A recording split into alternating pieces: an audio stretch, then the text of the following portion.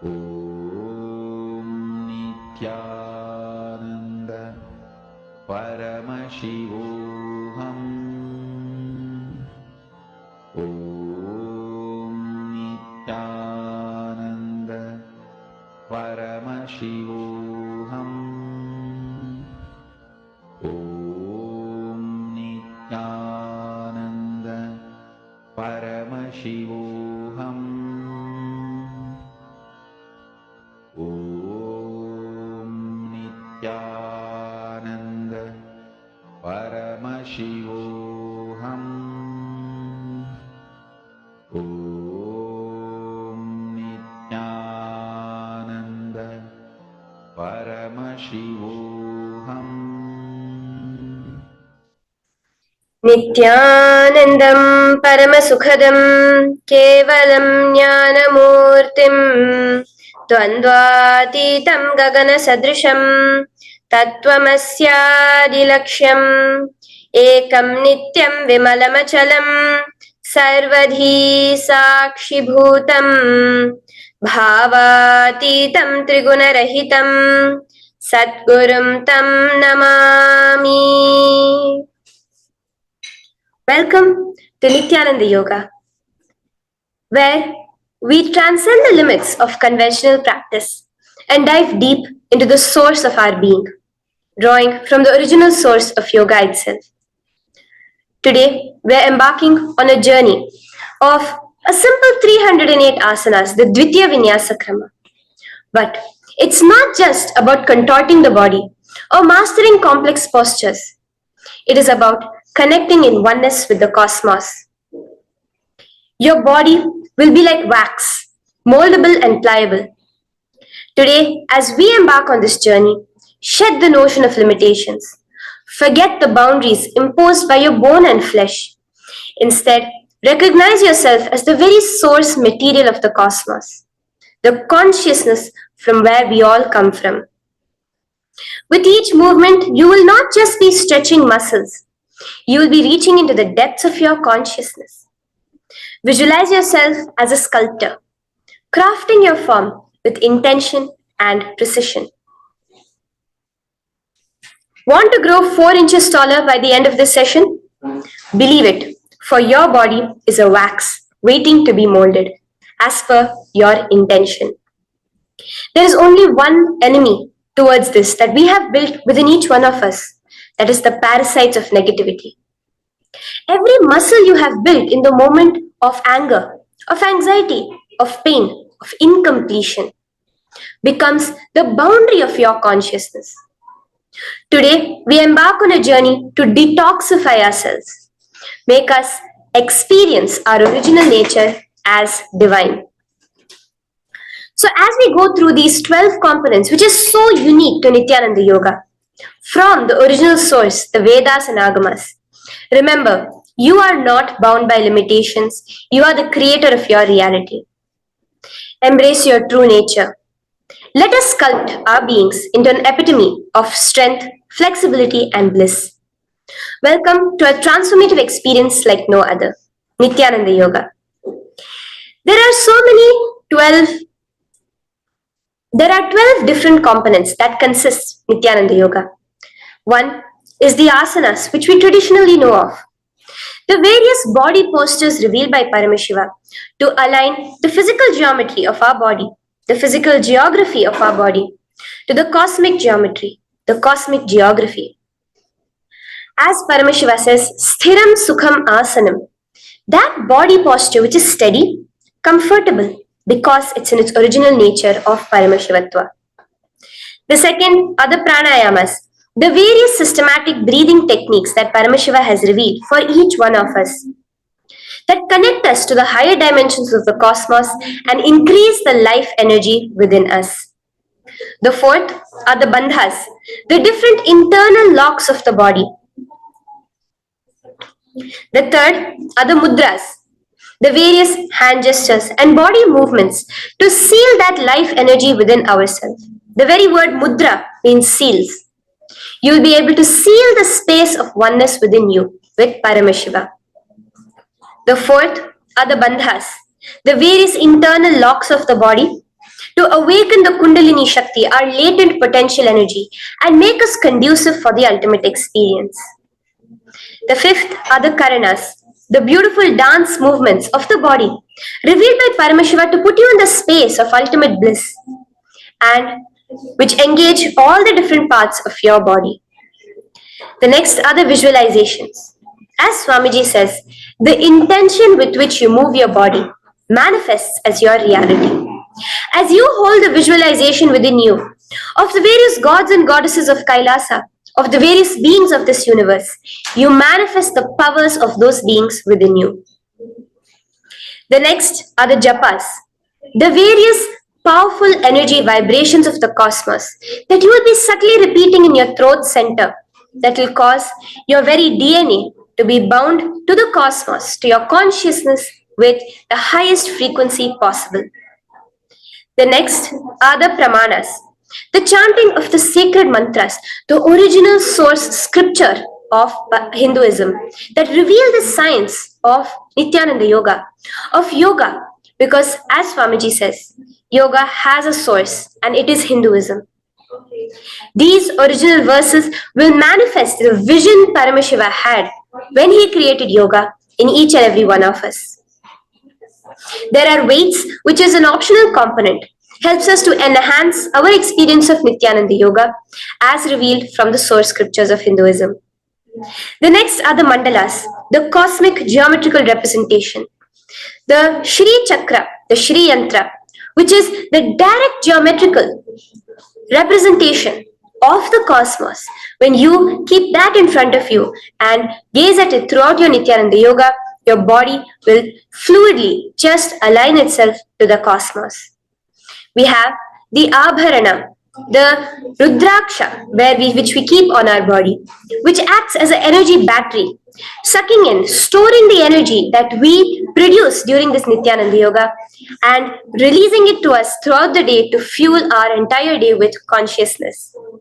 The last but not the least are the Aushadas, the various sacred herbs that you can apply to, which can be infused with the thought current of Paramashvatva to manifest it within you.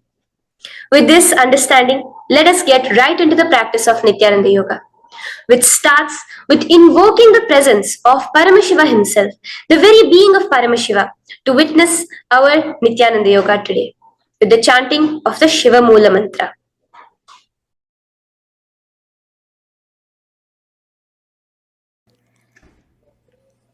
Let us now chant the Shiva Mula Mantra 11 times internally. Om Ham Hom Shivaya Namaha. Om Ham Hom Shivaya Namaha. Om Ham Hom Shivaya Namaha. Om Ham Hom Shivaya Namaha. Om Ham Hom Shivaya Namaha. Om Ham Hom Shivaya Namaha. Om Ham Hom Shivaya Namaha. Om Ham Hom Shivaya Namaha. Om Ham Hom Shivaya Namaha. Om Ham Hom Shivaya Namaha. Om Ham Hom Shivaya Namaha. The next step of this ritual of yoga, as Swamiji reveals, yoga is a ritual, a methodology to connect yourself with the divine. As every ritual in Hinduism goes, we cleanse the three elements of our body, of the world, and of the ultimate with the Tattvachamanam.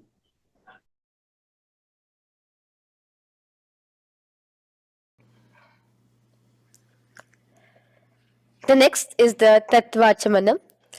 So now I request all the participants to have the Panchapatram and the Uddharani, the traditional cup and the spoon filled with some fresh water. Now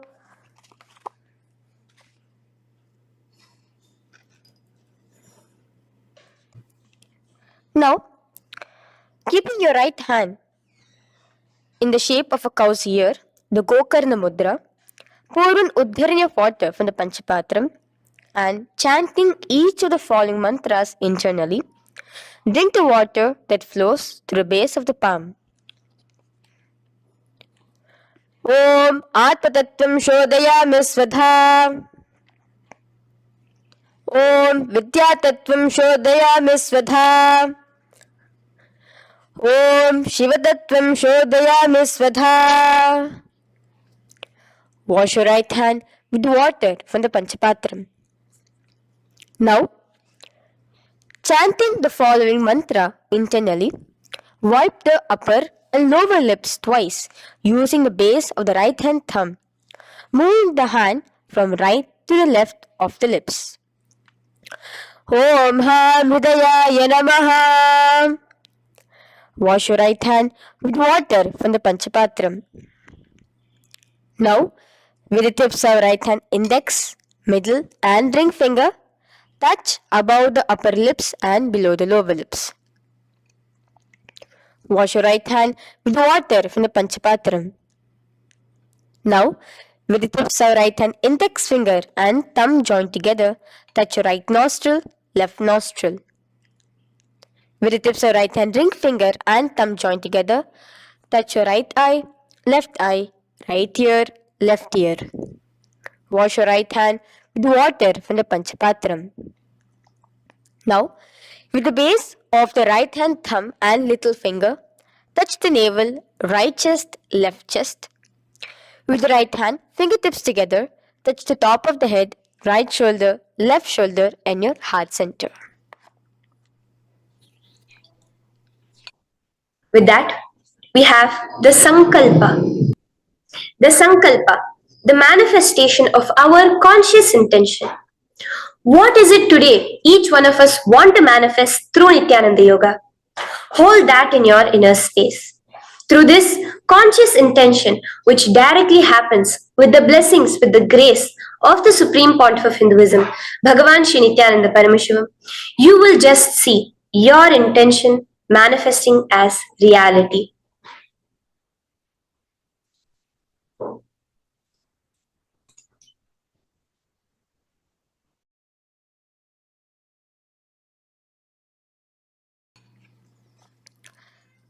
The next is the Sankalpa, the conscious resolution. So now I request all participants now to, with your right hand, cover your left palm, which is the Sankalpa Mudra, and keep both the hands on the right thigh. Continue to keep this mudra till the end of the Sankalpa. Om Mamopata Samasta Durita Kshayadvara Bhagavat Shri Nityananda Paramashiva Prityartham Shri Nityanandeshwari Paramashiva Shakti Sameta Shri Nityanandeshwara Paramashiva Prityartham Cha शुभे शोभने मुहूर्ते अद्य ब्रह्मणः द्वितीय पराध्ये श्री श्वेतवराह कल्पे वैवस्वतमन्वन्तरे अष्टाविंशतितमे नित्ययुगे प्रथमे पादे जम्बूद्वीपे भारतवर्षे भरतखण्डे मेरोः दक्षिणे पार्श्वे शखाब्दे अस्मिन् वर्तमाने व्यवहारिके प्रभवादीनां षष्ट्याः संवत्सराणां मध्ये शुभनाम संवत्सरे शुभायने शुभऋतौ शुभमासे शुभपक्षे शुभतिथौ शुभवासरयुक्तायां शुभनक्षत्र शुभयोग शुभकरण एवं गुणविशेषण विशिष्टायाम् अस्यां शुभदितौ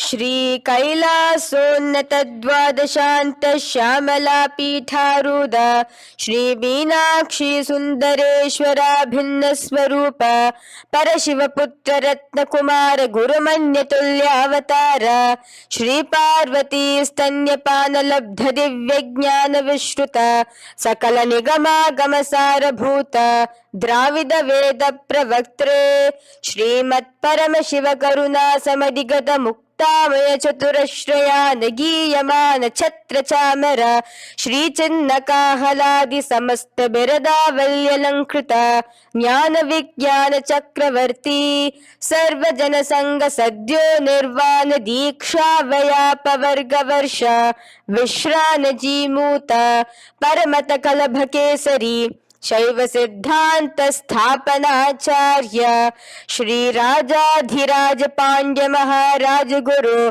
क्षपन शाक्यादि महांधकार निवारण ज्ञान भानु वीक्षणा नरहार ध्वजोच्छेदन पूर्वक श्रीमद वृषभध्वज स्थापक शैव समय कर्त्रे सर्वज्ञ पीठारूढ श्री जगद्गुरु श्री ज्ञान संबंध देशिक स्वामी वागीश सुंदर माणिक्य वाचक स्वामिनाम अवतार भूत श्री ज्ञान संबंध स्वामी पुनरुद्धृत श्यामला पीत सर्वज्ञ पीत त्रिनवद्युत्तर द्विशततम गुरु महासन्निधान अरुणगिरि योगीश्वर परंपरागत अरुणाचल सर्वज्ञ पीठ गुरु महासन्निधान कैलास परंपरागत कांची कैलास सर्वज्ञ पीठ त्रयस्त्रिंशदुत्तर द्विशततम गुरु महासन्निधान नित्योत्सव नित्य मंगल नित्य कल्याण नित्य रजित कैलास परंपरागत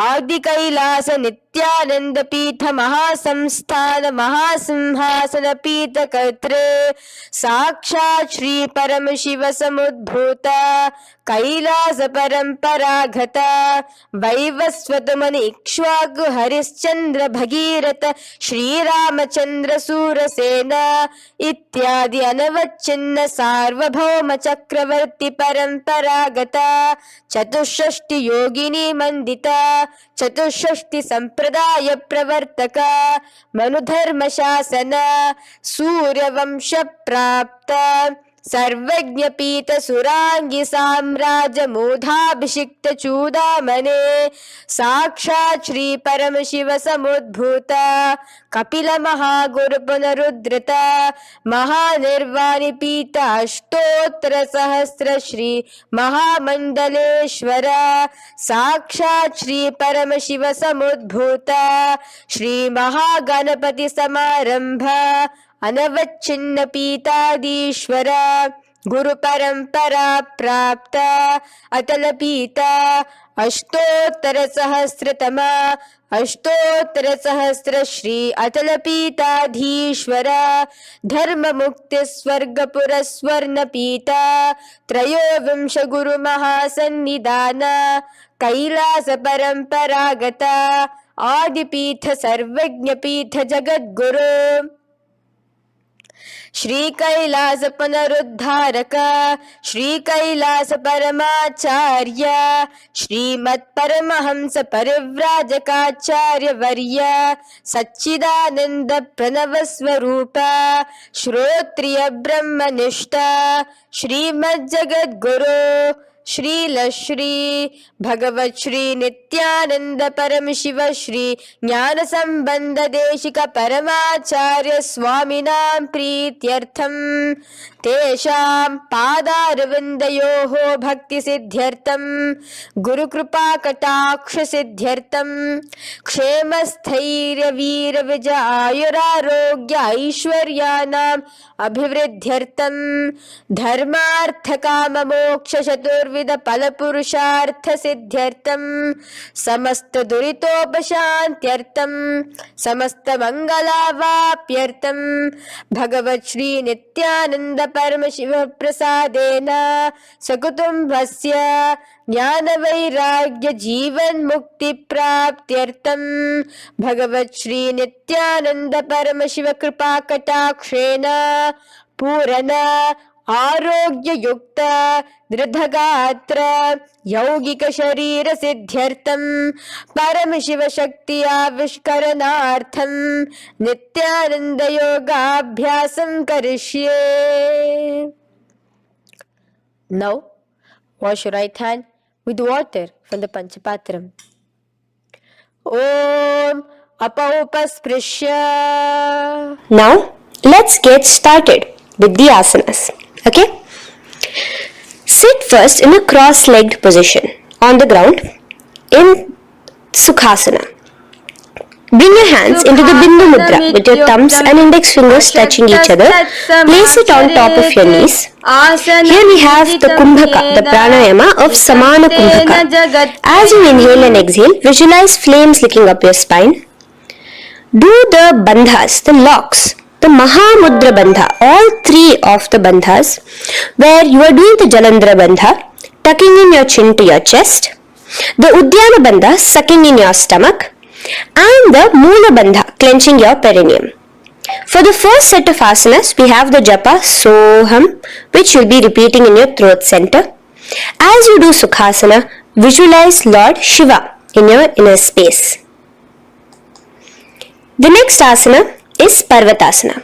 Now, from the seated position, bring both your feet to the opposite thighs. Clasp your hands together in front of your heart center in the Anjali Mudra and raise it above your head. Keep your hands as straight as you can. Continue the Samana Kumbhaka and the Japa of Soham.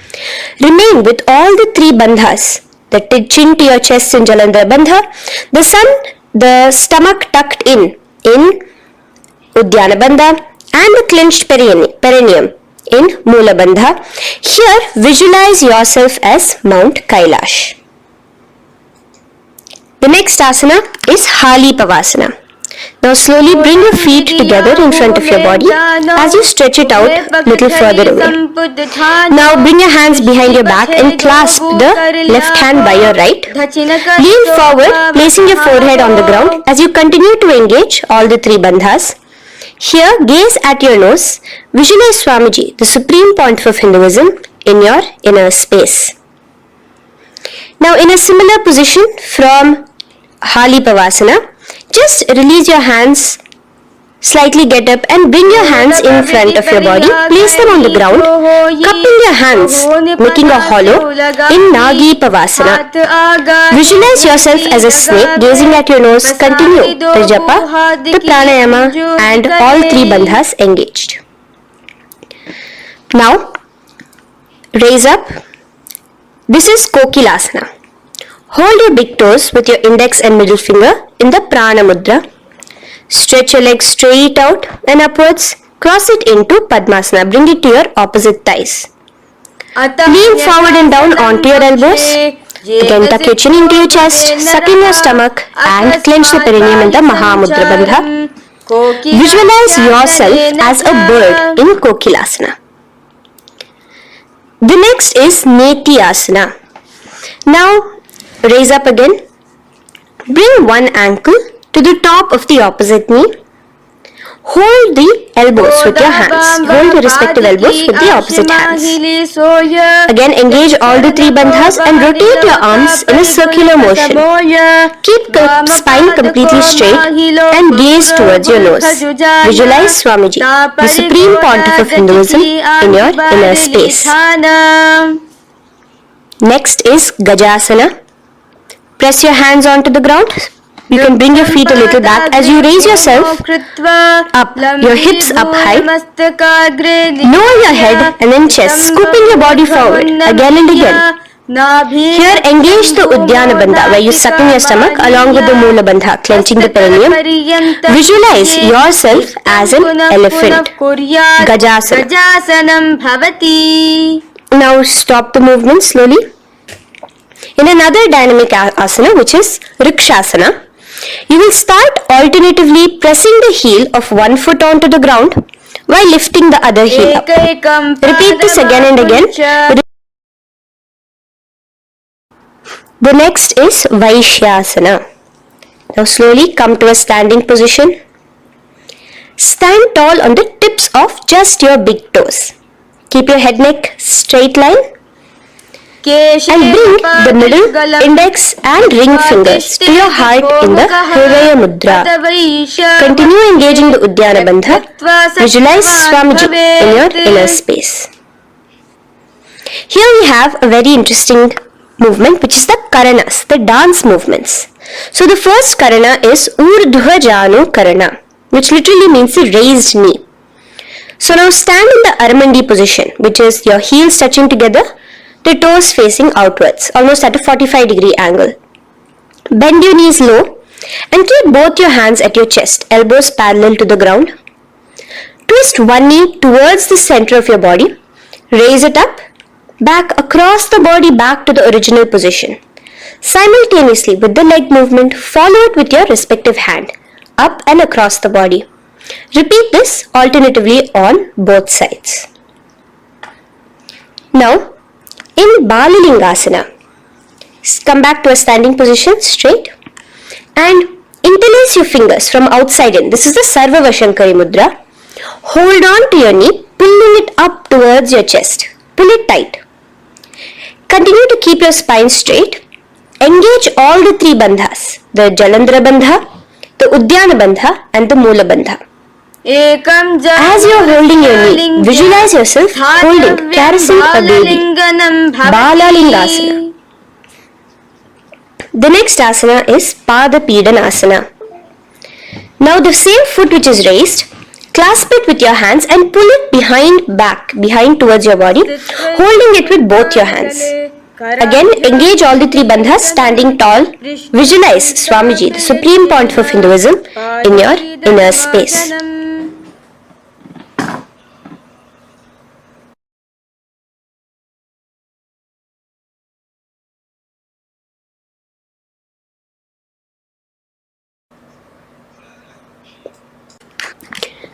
From here, let's enter into Natarajasana. Now, the same foot you're already holding behind your back, twist the same hand of that leg inwards and pull the leg back. Extend the opposite hand forward with the index and thumbs together, again in the Bindu Mudra. Now, pull the foot back and up while leaning forward in Natarajasana. Hold your balance here. Here you will be engaging only the Moola Bandha, visualizing yourself as Lord Nataraja, the Lord of Dance.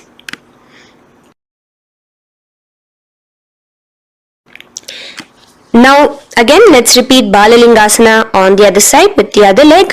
Pull it up towards your chest. With the hands in the Sarva Vashankari Mudra, engage all the three bandhas as you visualize yourself holding and caressing a baby. Now pull your foot back into Pada Pidanasana on the other side. Remain with all the three bandhas engaged. Visualize Swamiji in your inner space. And lean forward. Now, hands stretched in the Bindu Mudra into Natarajasana. Balance there as you visualize yourself as Lord Nataraja. Now, come back to a standing position. Release your leg. Gain your balance. As we enter into the Ardharechita Karana. Now again bring yourself to the Aramandi position, heels together, toes pointed outwards and knees bent. Now from this position, bring your right foot onto the tips of the toes behind the left heel. The heel should be up. Bring your left hand towards your chest, parallel to the ground again, and extend the right arm out and wide like a pendulum. Bring it back towards your chest. Now while your arm is swinging, remember to move your fingers one by one inwards towards the palm and then outwards. Now place the right hand over the nose. Uncross your ankles. Let's do this on the other side also. Cross the left ankle behind and stretch the left hand out like a pendulum.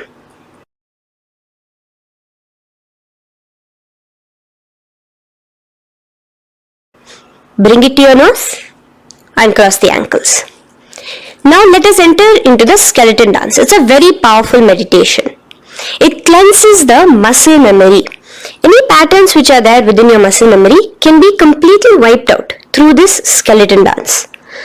Just two simple steps. Now stand straight. Visualize yourself as a skeleton. You can close your eyes.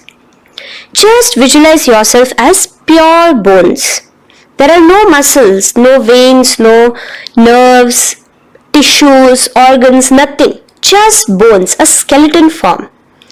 And shake your body intensely. As a skeleton, you are moving yourself wildly, intensely. Just shake it all out. Move your hands, move your legs, your head. Let there be no bone in your body untouched. Just move it. Move wildly, shake.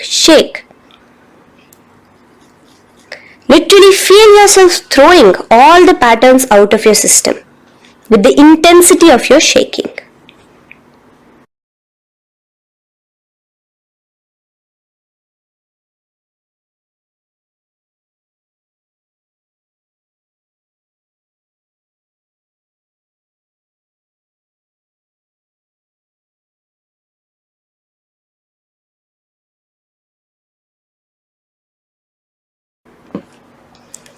Now slowly calm down. Take a few steps, gain your breath back. That's a powerful meditation we did. Let us do the next Karana. Again, come back to a standing position.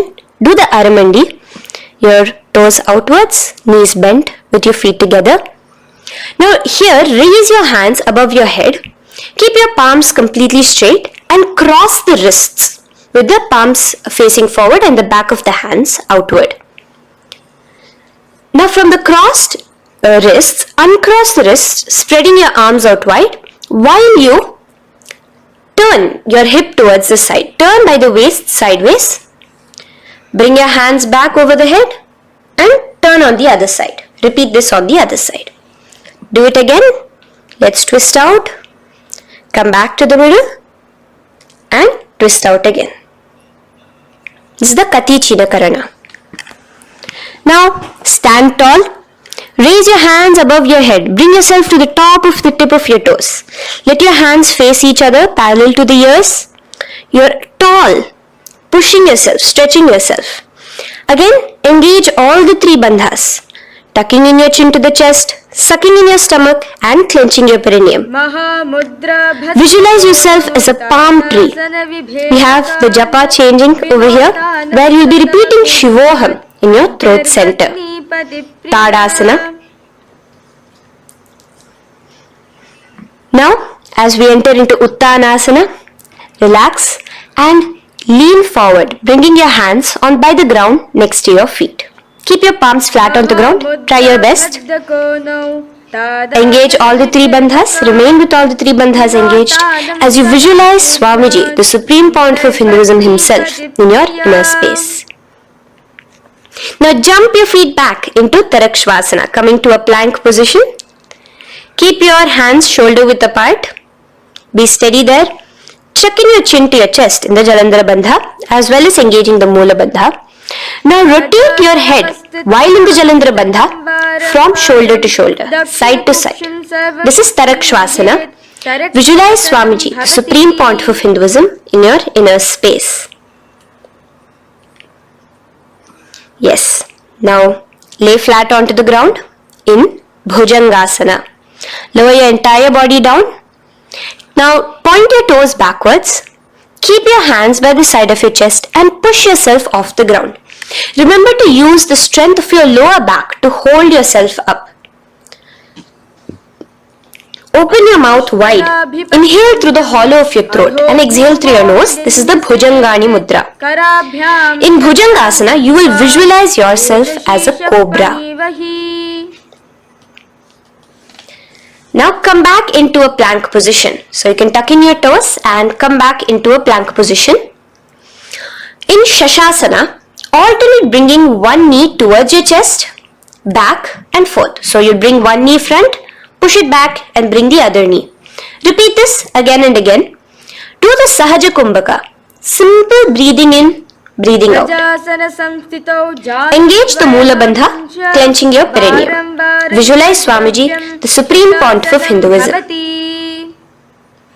Okay. Now place your legs back into the plank position as we enter into Rathasana. Again, bring one foot between your hands and alternate jumping one foot back and bringing the other foot forward simultaneously. Again and again. Continue the Sahaja Kumbhaka and the Mula Bandha engaged as you visualize yourself as a chariot, a Ratha, in Rathasana. Now, into Veerabhadrasana. Remain one leg in between your hands. So as you jump, one leg comes between your hands, stop in that position, one leg stretched back, and raise yourself up into a standing position. So the front foot will be pointing forwards and bent at a 90-degree angle. The knee will be bent at a 90-degree angle. The other leg, which is extended back, the foot will be pointed sideways at a 45-degree angle. Now raise your palms, hands up, parallel beside your ears. Do the Uddiyana Bandha along with the Mula Bandha, pulling in your stomach in. Gaze towards your third eye as you visualize yourself as Lord Veerabhadra. Now relax down, switch your legs around and let us do Veerabhadrasana on the other side. Stretch your hands up, gaze towards your third eye, suck in your stomach in the Uddiyana Bandha and visualize yourself as Lord Veerabhadra. Okay, bring your feet together now. Let us move into Vrikshasana. Now stand tall, gain your balance here slowly. Bring one foot towards the inner thigh. Bring your palms together, raise them up above your head in the Anjali Mudra. Keep your elbows as straight as you can. Again, continue the Uddiyana Bandha, sucking in your stomach. Gaze forward, hold your balance, visualize yourself as a tree, the stability of a tree in Vrikshasana. Now, slowly bring your hands down. Now the foot which is in your inner thigh, bring it towards the opposite, to the root of the opposite thigh. Bring your hands in the Namaskar Mudra in front of your heart center together and visualize yourself here as Lord Garuda, just engaging the Mula Bandha alone here. This is Garudasana. Now let us repeat Vrikshasana on the other side. Slowly put your foot down, bring the other foot to the inner thigh, raise your hands above your head, suck in your stomach in the Uddiyana Bandha and visualize yourself as a tree. Let's repeat Garudasana on the other side. Slowly bring the foot to the opposite thigh and lower your hands to be in front of your heart center. Release the Uddiyana Bandha, just engaging the Mula Bandha, clenching your perineum. Visualize yourself as Lord Garuda, the eagle vehicle of Lord Mahavishnu. Okay, bring both your feet to the ground now and spread them far apart from each other. Now keep one leg toes pointing forward and the other set of toes pointing sideways. Straighten your arms out parallel towards the ground. Bring your front arm down towards the front foot, beside your foot, while the other arm extends towards the sky. Visualize yourself as a triangle in Trikonasana. Now raise up and let's repeat Trikonasana on the other side. Switch the position of your legs around and go forward. The other arm raised towards the sky. Visualize yourself as a triangle. Now come back to a standing position. Bring your feet together. We are having another Karana, the Nikuttaka Karana. Bring yourself to the Aramandi position. Feet together, knees out wide. Here now bring your hands towards your chest, but keep both your palms parallel towards each other. Bring your right foot onto the toes with the heels up and simultaneously bringing the right hand towards the top. Now drop the right foot, simultaneously lifting the left foot onto the toes and switch the hands position. Now the left hand is on the top and the right hand is on the bottom. Repeat and let us do this repeatedly. Okay, relax now, come back to a straight position and sit down onto your toes. Sit on your heels with your toes on the ground, knees raised up off the ground, together in front of you in Angushtasana. Bring your hands together in the Namaskara Mudra in front of your heart center. We have a very interesting pranayama over here, which is the Bhramari Kumbhaka, where you will be subtly buzzing like a bee as you do this asana. The japa will be entering into is Sadashivoham. In Angushtasana, engage the Mula Bandha as you visualize Swamiji, the Supreme Pontiff of Hinduism, in your inner space. Now in the same position, slowly bring your hands to the ground. Balance yourself as you stretch one foot forward, sitting on the heel of one foot and the other foot stretched forward, toes pointed upwards. Bring your hands to the Vara Mudra, just the tips of the finger on the ground while the palm faces forward, both your hands. Continue to engage the Mula Bandha, clenching the perineum as you visualize Swamiji, the Supreme Pontiff of Hinduism, in your inner space. Now, stretch, the leg is stretched forward, right? Stretch the same hand, the respective hand forward and clasp onto the big toe of that foot in the Prana Mudra with your index and middle fingers. The other hand, bring it to the back of the respective heel in Vidhunanasana as you visualize Swamiji in your inner space. Okay, bring your 2 feet back together as we repeat Saurasana on the other side. Stretch your left leg forward now. Palms in the Vara Mudra on the ground. Visualize Swamiji in your inner space. And lean forward into Vidhunanasana on the other leg. Clasp your toes. Bring the other hand to the back heel. Continue to visualize Swamiji.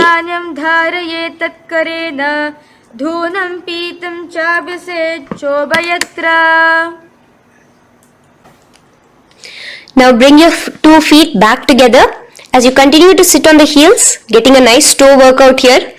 Balance on your toes, bring your knees together in front of you. Now place your palms on top of the respective knees with the hands facing upwards, the palms facing upwards. Leave a slight gap between your palms and knees. As you gaze forward, engage the Jalandhara Bandha, tucking in your chin to your chest, and look between the gap between your hands. Brahma Jurankushasana. The next is Kapilasana.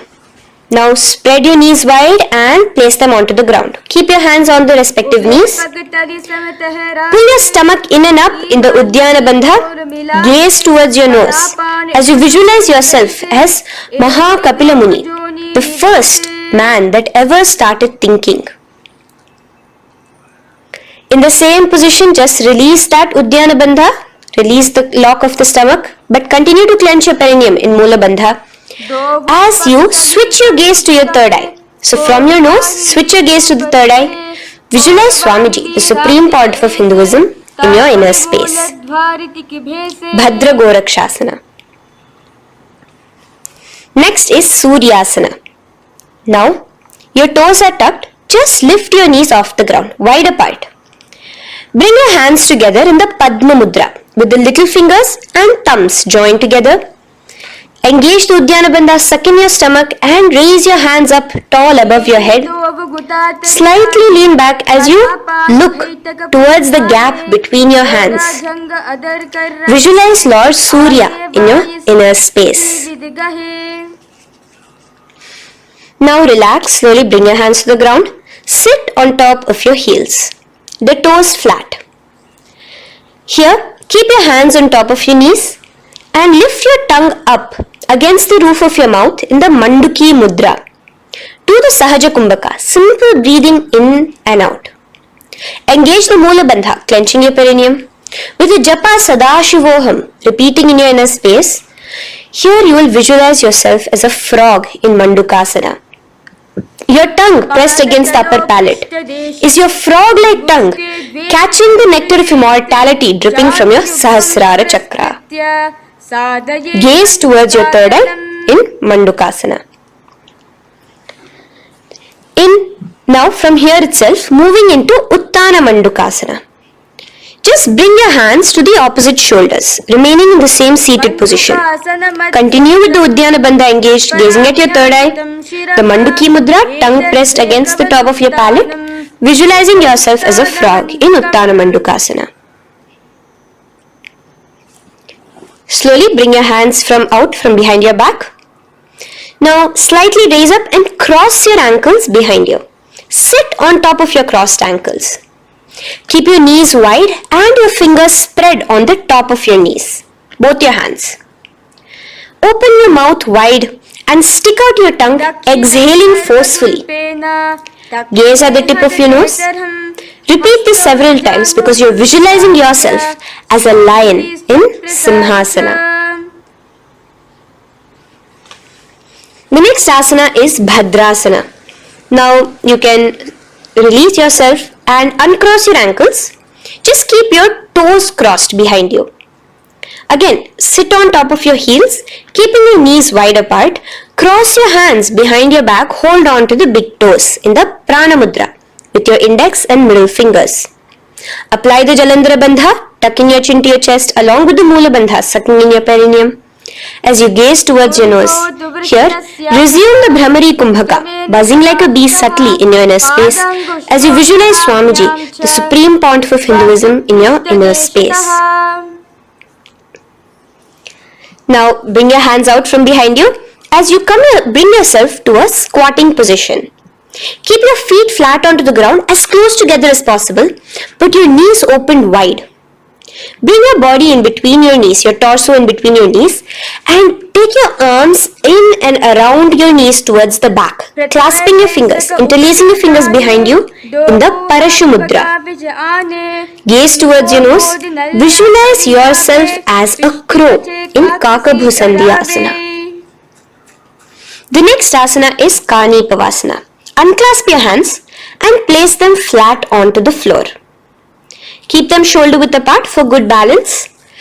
Now, slowly bring your knees to the back of your arms, above the elbows. Lean your chin forward and down. Keep your gaze steady as you lift your feet off the ground. In Kani Pavasana, visualize Swamiji, the supreme pontiff of Hinduism, in your inner space. Now in the same position, slowly lower your head to the ground and stretch your legs up high, forming a tripod between your two hands and your head in Kapali Asana. Gaze at your nose, continue the Brahmari Kumbhaka, continue engaging the Mula Bandha and the Japa of Sadashivoham. Visualize Swamiji in your inner space. The next asana is Parshva Mayurasana. Slowly bring your feet down. Yes, relax. And now squat on your toes with your knees together and twist your body. Place both the hands to one side of your knees. Now bring one of your elbows to the knee and the other of your elbows towards the hip. Lean onto your arms, balance, extending your legs out to the side. Gaze towards your third eye, visualizing yourself as a peacock in Parshva Mayurasana. As you do the pranayama, the Rechaka Kumbhaka, let your exhalations be prolonged and your inhalations be slightly shorter. Now relax, bring your feet to the ground and bring your body to the other side of your knees. As you repeat Parshva Mayurasana on the other side, lean forward, stretch your legs, gaze at your third eye, visualize yourself as a peacock. Now let's do Bhairaganathasana. Now come again to a plank position, place your hands down, stretch your legs back and bring one foot around your shoulder to be placed in between both your palms. Gaze at your third eye, just engage the Mula Bandha, clenching your perineum. Here, this is Bhairaganathasana. Visualize yourself as Lord Kala Bhairava. Slowly bring your foot out and bring the other foot in between your palms, remaining in the plank position. Continue to visualize yourself as Lord Kala Bhairava in Bhairaganathasana on the other side. The next asana is Unmukha Pithasana. Now from the same plank position, bring your forearms onto the ground. Be steady as you walk your feet closer towards yourself, forming like a slight mountain. In Unmukha Pithasana, gaze at your third eye. Continue the Rechaka Kumbhaka. Visualize Swamiji in your inner space. The next asana is Vashishtasana. Now, just raise yourself onto one of your hands. So release your forearms off the ground and raise yourself onto your right arm. And keep your body completely parallel to the ground. As you raise your left arm straight above your head, visualize yourself as Rishi Vashishta as you do the Vashishtasana. Gaze towards the hand on the top. Now slowly bring that hand down. As you switch the hands, bringing your right hand up towards the sky. Balance there, completely straight on your toes. As you visualize yourself as Rishi Vashishta, the Guru of Bhagavan Sri Rama. Now, bring your feet forward into Anjaneyasana. So here you will be sitting on your hips with your legs pointed forward and sit on top of your hands. So keep your palms facing upwards and sit on both your palms as you tuck your elbows into your body. Do the Rechaka Kumbhaka, continue the Rechaka Kumbhaka. Engage the Jalandhara Bandha, tucking in your chin to your chest, gaze at your nose, visualize yourself as Lord Hanuman in Anjaneyasana. Now, slowly release your hands from under your body as you lean forward into Paschimottanasana. Clasp your respective toes with your index and middle finger. Lean forward and down, bring your elbows to the ground, your forehead towards your knees. Engage all the three bandhas, the Mahamudra Bandha. As you visualize Swamiji, the supreme point of Hinduism in your inner space, with a new japa, Mahasadashivoham, starting here.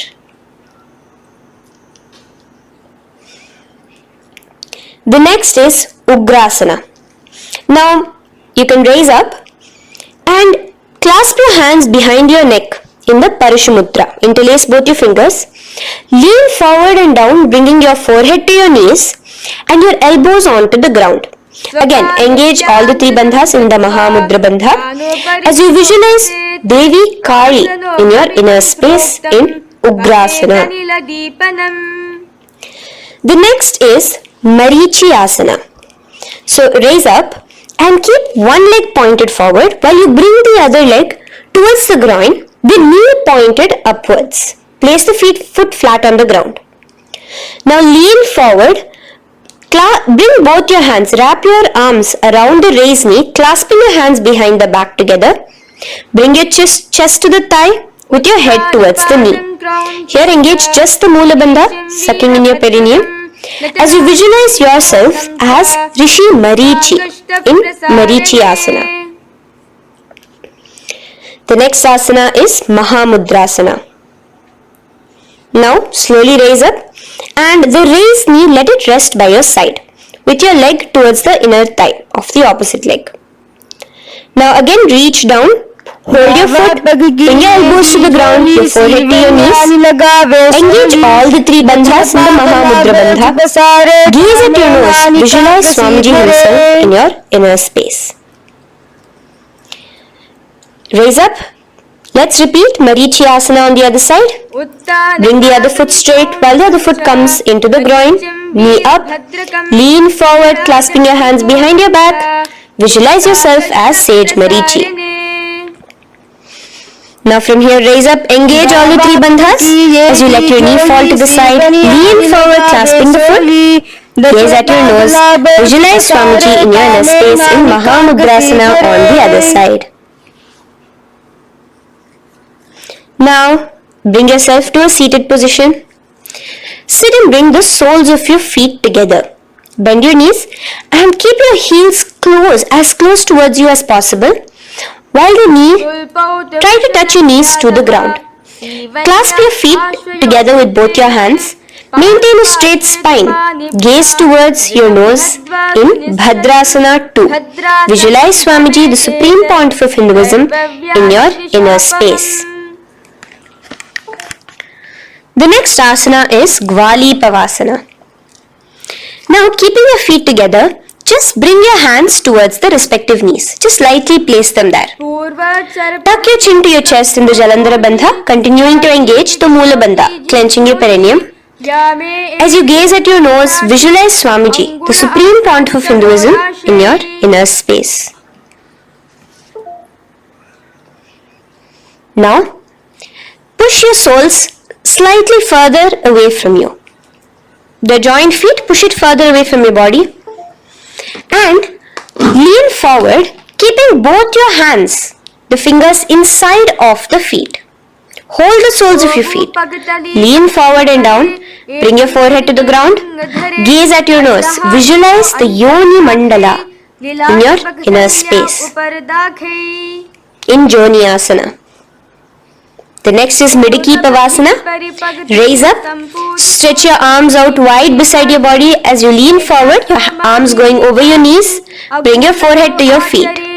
Continue to gaze at your nose. Visualize Swamiji, the supreme point of Hinduism, in your inner space. Now, in Siddha Samadhi Asana, raise yourself up. Now, put your hands, your forearms underneath the calves of the respective legs. Let your palms face up towards the sky as you bring your head down to your feet. Gaze at your nose as you visualize Lord Surya in your inner space in Siddha Samadhi Asana.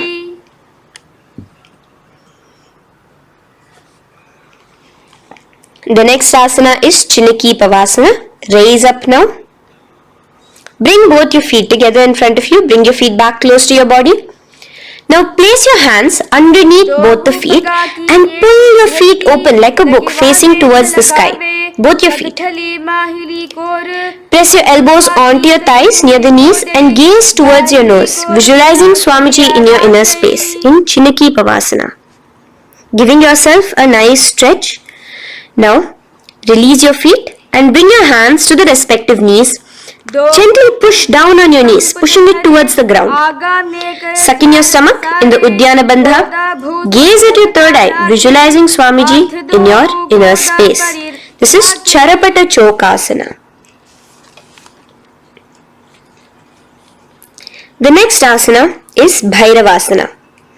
Now continuing to remain with your feet together, you can use the help of your hands to bring your toes onto the ground with your heels pointed upwards. Just push yourself and try to do it. Continue to remain with the Uddiyana Bandha engaged, your stomach sucked in. Bring your hands to the Bindu Mudra with the index and thumbs together on top of the knees. Gaze at your third eye. Visualize yourself as Lord Kala Bhairava in Bhairavasana. The next asana is Samanasana. So slowly you can bring your feet out from underneath. Take now one foot towards your chest, holding with both your hands as the other foot rests by the perineum. Pull the sole onto your chest. Gaze at your third eye. Visualize yourself holding the breath in the Mooladhara Chakra, the Chaturdala, the four-petal lotus of your body. Gaze at your third eye. Visualize Swamiji, the supreme point of Hinduism, in your inner space in Samanasana. From here, let's move into Apanasana. Now, the foot that you have towards your chest, just bring it over your shoulder and place both your palms onto the ground beside you. As you lift the leg by your perineum, stretch it out and lift it up high into the sky in Apanasana. Gaze at your third eye, visualizing Swamiji in your inner space. Let's repeat Samanasana on the other side. Bring your foot down. Clasp the other foot towards your chest. Gaze at your third eye, visualizing Swamiji in your inner space. And bring the foot onto your shoulder as we repeat Apanasana on the other side. Stretch your leg out straight in front of you, up high towards the sky, gazing at the third eye, visualizing Swamiji in your inner space. Okay, relax slowly. Let's move into Gomukhasana. Now, sitting in a seated position, cross one leg over the other, like over, and align the knees together at the center of your body and the feet by the opposite hips. Place both your hands on top of the stacked knees. Gaze at your nose. Here we have a beautiful pranayama, very cooling pranayama, which is the Sheetkari pranayama, where you will be inhaling through your clenched teeth with your tongue pressed against behind your teeth and exhaling through your nose, creating a hissing sound. The japa will be for the next sequence of asanas. Om Nityanandoham. Visualize the face of a cow in Gomukhasana. Now keep your knees crossed. From the knees, bring your hands towards the respective toes on the side of the body. Clasp the big toe in Pranamudra. Suck in your stomach in the Uddiyana Bandha. Visualize yourself as Rishika Anasuya in Anusuyasana. Now in Anusuyasana 2, just bring your hands behind your back, clasped together, interlaced fingers in the Paramashivoham. Lean forward and down. Try to bring your nose to touch the ground in front of you. Just visualize yourself as Rishika Anasuya and gaze at your nose. Anusuyasana 2. Raise yourself up now. Now bring one foot towards the perineum, knee resting on the ground. Raise your other foot with the foot in front of the lying down foot, knees pointed upwards towards your chest. Place your hands on the respective knees. Keep your spine tall, chest out. Gaze at your nose. Visualize yourself as Lord Garuda, the eagle vehicle of Bhagavan Mahavishnu. Garudasana 2. From here moving into Naradasana. Now, keep both your hands, bring both your hands behind your neck and clasp them in the Paramashivoham. Interlace your fingers behind your neck. Twist outward of the raised knee. Just keep your whole body outside of the raised knee. Gaze towards your third eye, visualizing yourself as Devarishi Narada in your inner space. From Naradasana, let's enter into Matsya Pithakasana. Place one foot on the top of the opposite thigh. Wrap your respective arm across the knee, holding on to the opposite shin. Extend the opposite hand straight. Hold on to the respective toe with the index and middle fingers in Prana Mudra. Gaze towards your nose. Visualize Matsyavatara, the fish form of Bhagavan Mahavishnu in your inner space. In Matsya Pithakasana. From that, let's repeat the Gomukhasana and the rest of the asanas on the other side too. So slowly you can cross your knees over to the other side in Gomukhasana. Keep your hands on the top of your knees. Gaze at your nose as you visualize the face of a cow in Gomukhasana. Continuing into Anusuyasana on the other side, bring your hands to your toes. Suck in your stomach in the Uddiyana Bandha. Gaze at your nose, visualize yourself as Rishika Anasuya. And lean forward, bringing your hands behind your back in Anusuyasana 2. Interlace your fingers in the Paramashivoham. Continue to gaze at your nose, visualizing yourself as Rishika Anasuya. As you relax the Uddiyana Bandha, just clenching the Mula Bandha alone. Raise up, bring your feet together in front of you as we enter into Garudasana 2. Place your hands on the respective knees. Stay straight. Visualize yourself as Lord Garuda as you gaze towards your nose. And twist your body out of the raised knee. Hands clasped in the Paramashivoham behind your neck. Gaze at the third eye, visualizing yourself as Devarishi Narada. And bring the foot to the opposite thigh as we enter into Matsya Pithakasana on the other side. Clasp your toe in Prana Mudra. Gaze at your nose, visualizing Matsyavatara, the fish avatar of Lord Vishnu in your inner space. Now let's enter into Matsyendrasana. Remaining in the same position with one foot on the opposite thigh, place the other foot on the ground on the far side of the other thigh. Twist. Bring your elbow outside the raised knee. Keep the raised arm by your neck. Turn backwards. Gaze towards your third eye. The other hand straight out. Visualize Matsyendranatha, the great Rishi and master of Hatha Yoga in your inner space. Just switch your hands around.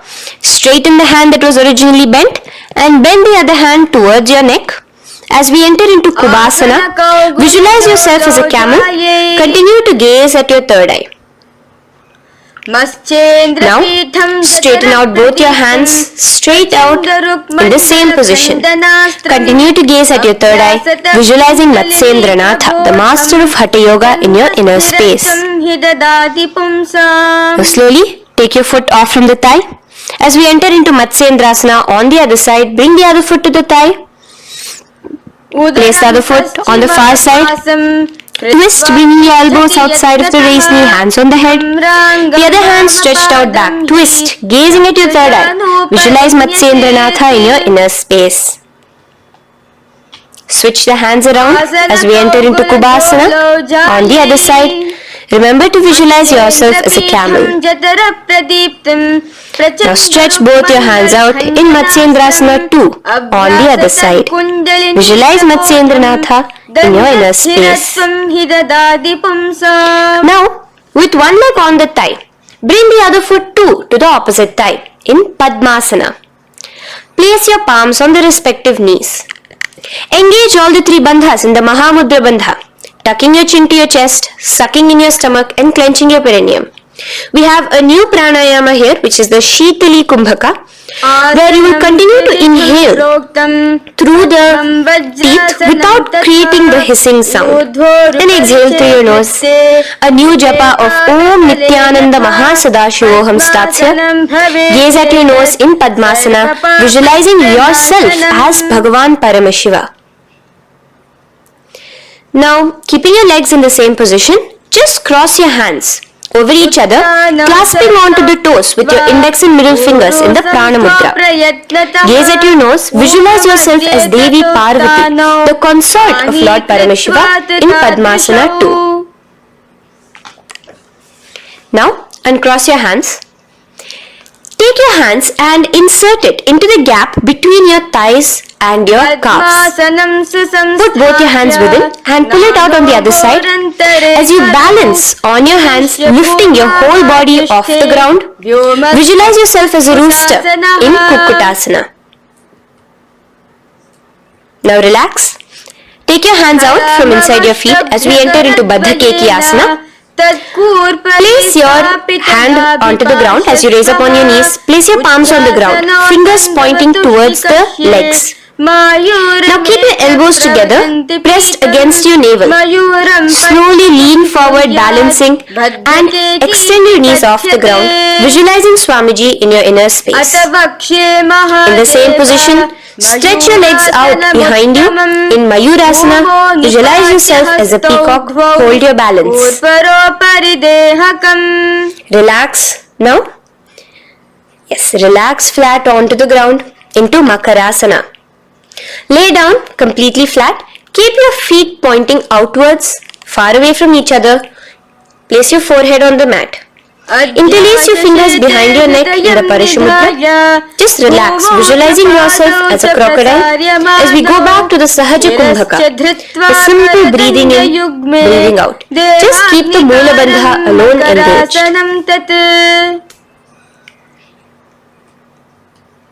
The next asana is Shalabhasana. Now lay on your stomach and place your hands on the ground beside the chest. From the laying position, raise your legs up. Use your core strength to bring your thighs off the ground. Visualizing yourself as a locust in Shalabhasana. Relax your feet down and bring your hands to your feet, pulling your feet down towards the ground beside your hips. In Ushtrasana, visualize yourself as a camel. Now slowly kick your legs back. Rise your hand is clasping your feet. Pull your feet towards the sky, lifting your chest and thighs off the ground. In Dhanurasana, gaze at your third eye. Visualize yourself as Paramashiva's bow. Relax slowly and come up to a sitting position. In Bhagasana, sit on both your knees with your head, neck and spine straight. Clench your perineum in the Moola Bandha. Place your hands on top of your knees. Gaze towards your third eye, visualizing Swamiji, the Supreme Pontiff of Hinduism, in your inner space. From here we enter into Gohyasana. We have a couple of headstand postures here, so get yourself ready. Now place your forearms on the ground with your fingers interlocked. Ensure your elbows are at shoulder width for the best balance. Place the top of your head on the ground, holding your head with your hands. Slowly walk your toes forward until your hips are in a straight line with your shoulders, and just kick your feet up slightly. Make sure not to lose your balance. Keep your knees bent together at your chest. Toes pointed upwards. Gaze to your nose, visualizing Swamiji in your inner space. From here, stretch your legs out into Shirasasana, continuing to hold the balance there as you continue to gaze at your nose, visualizing Swamiji in your inner space. Bring your feet to the ground, relax slowly. The next asana is Phodhyasana. So come to a seated position. Bring your hands behind your calves, stretching your legs up and your forehead to your knees. Visualize Swamiji in your inner space. Here we have a new Kumbhaka, which is the Bhastrika Kumbhaka, where you will be exhaling forcefully, making the sound of a bellows. Phodhyasana. The japa for this next series is Om Nityananda Paramashivoham, the Mahavakya. Relax yourself. Continuing to remain balanced with your legs up, just bring your hands to the opposite shoulders. In Parighasana, visualize yourself as a mace as you gaze towards your third eye. Now relax.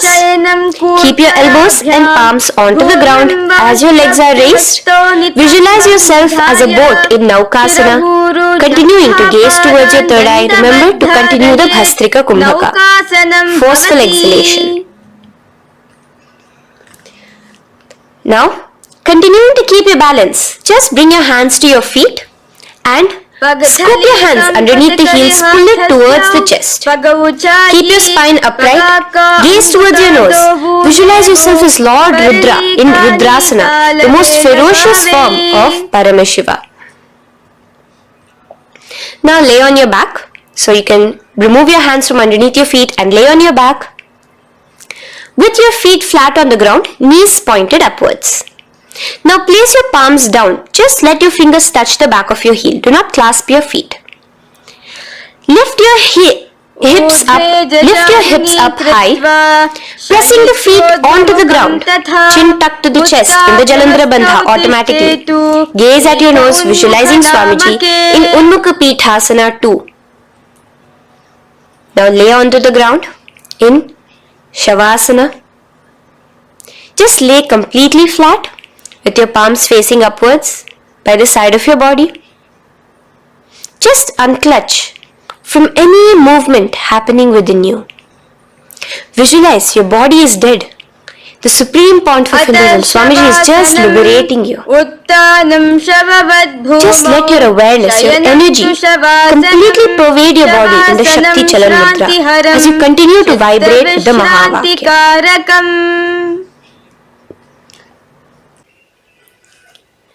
Roll over to one side and come to a seated position. Feel the life entering your body back. In a seated position, let us get continued with the sequence. We have 200 asanas more to go, starting with Yatha Sanishtasana. In Yatha Sanishtasana, sit in any posture you are completely comfortable in. Bringing your hands into the Bindu Mudra with the thumbs and index touching. Start off with the Samana Kumbhaka. As you're inhaling and exhaling, feel flames licking up your spine. Clench your perineum in the Mula Bandha with the japa Om Nityananda Paramashivoham for the remaining of the sequence. Visualize Swamiji in your inner space. From here, moving into Samasana, where you bring your feet to a cross-legged position. Keep your hands on your knees with the thumbs and index touching in the Bindu Mudra. Just inhale and exhale as you visualize Swamiji in your inner space. The next is Muktasana. Press your left foot against your genital region. Place the right foot on top of your left. Keep your hands facing downwards on top of your knees. Sit straight, gazing towards your nose. Visualize yourself as a sage liberated by Swamiji himself.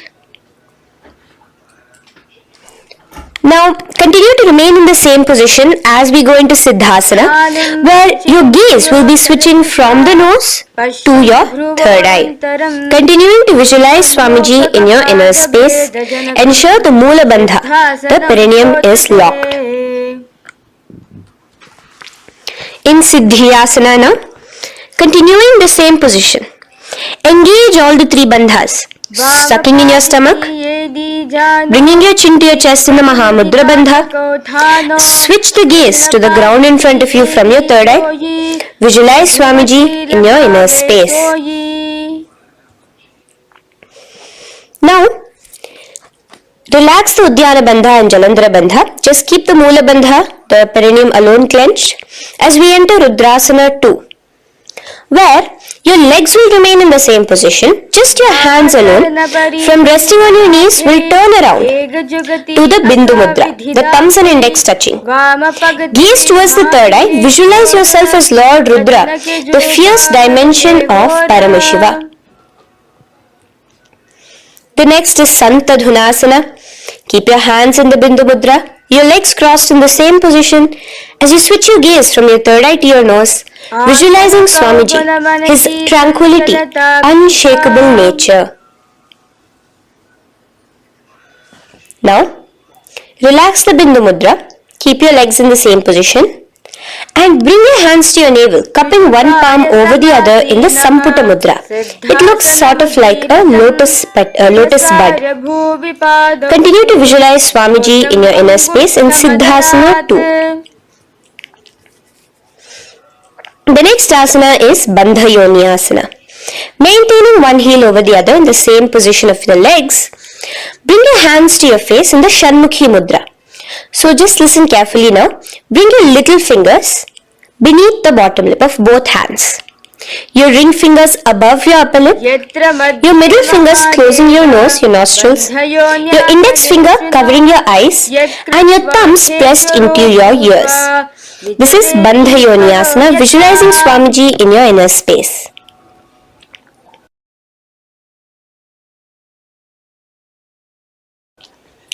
The next asana is Virasana. Now, you can remove your hands from your face and bring one foot onto the thigh, onto the opposite thigh, and the other foot underneath the thigh. Keep your hands in the Bindu Mudra, thumb and index fingers together on the top of your knees as you embody the space and state of bravery, Veera, in Virasana.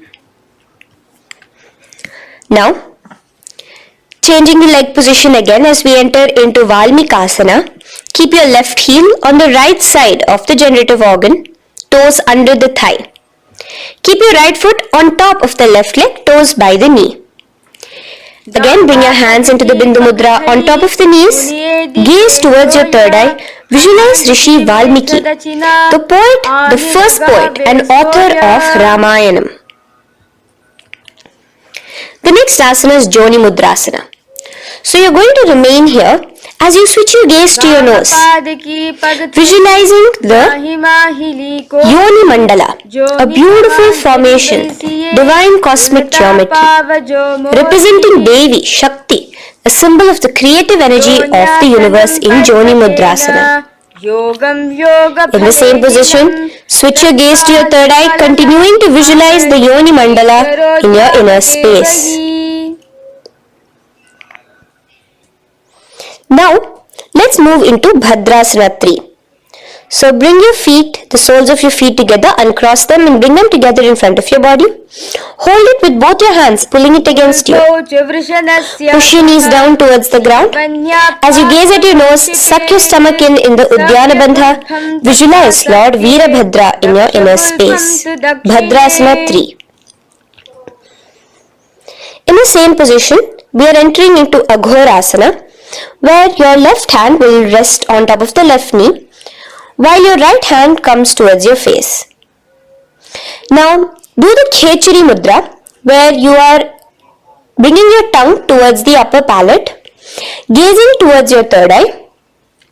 Now, with your right hand, cover your mouth, close the left nostril with your index finger, inhale through the right nostril. Close both the nostrils, hold your breath and exhale through the left nostril in the Abhyantara Kumbhaka. Repeat this on the other side. Visualize yourself as an Aghori, completely dedicated to Paramashiva in Aghorasana. The next asana is Kaneri Pavasana. So you can distance your feet a little away from your body. As you lean forward, place your elbows onto the soles of your feet and rest your chin on your palms. Gaze at your nose, suck your stomach in Uddiyana Bandha. Here, continuing with the Rechaka Kumbhaka, where your exhalations are prolonged than your inhalations, visualizing yourself as a female elephant drinking water in Kaneri Pavasana. The next asana is Parasana.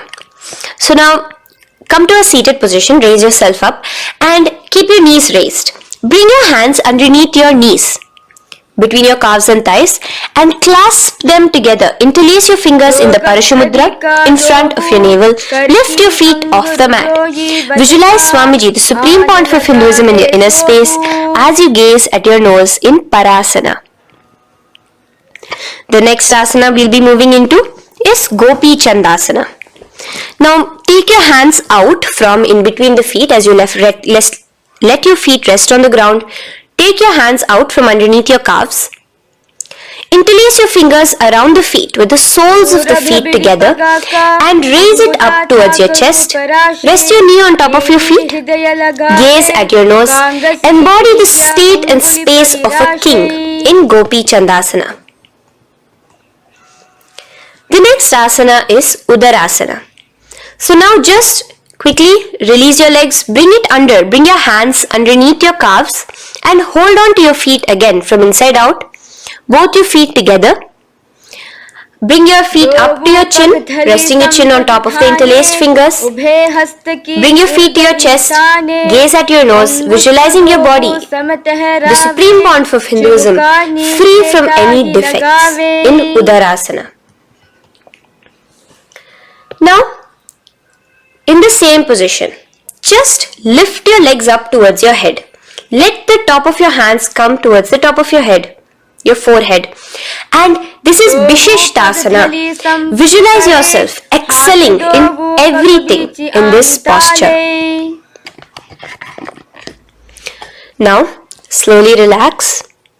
Keep your hands underneath your shins as you take your hands up to the shoulder, pulling your hand and interlacing your fingers behind your neck. In Bhujasana, visualize yourself as a cobra. The next asana is Kalyanasana. So in the same seated posture, bring your hands around from behind your neck, remove them and put them around your back, interlacing the fingers behind you. Gaze at your nose. Visualize yourself as a beautiful, auspicious goddess in Kalyanasana.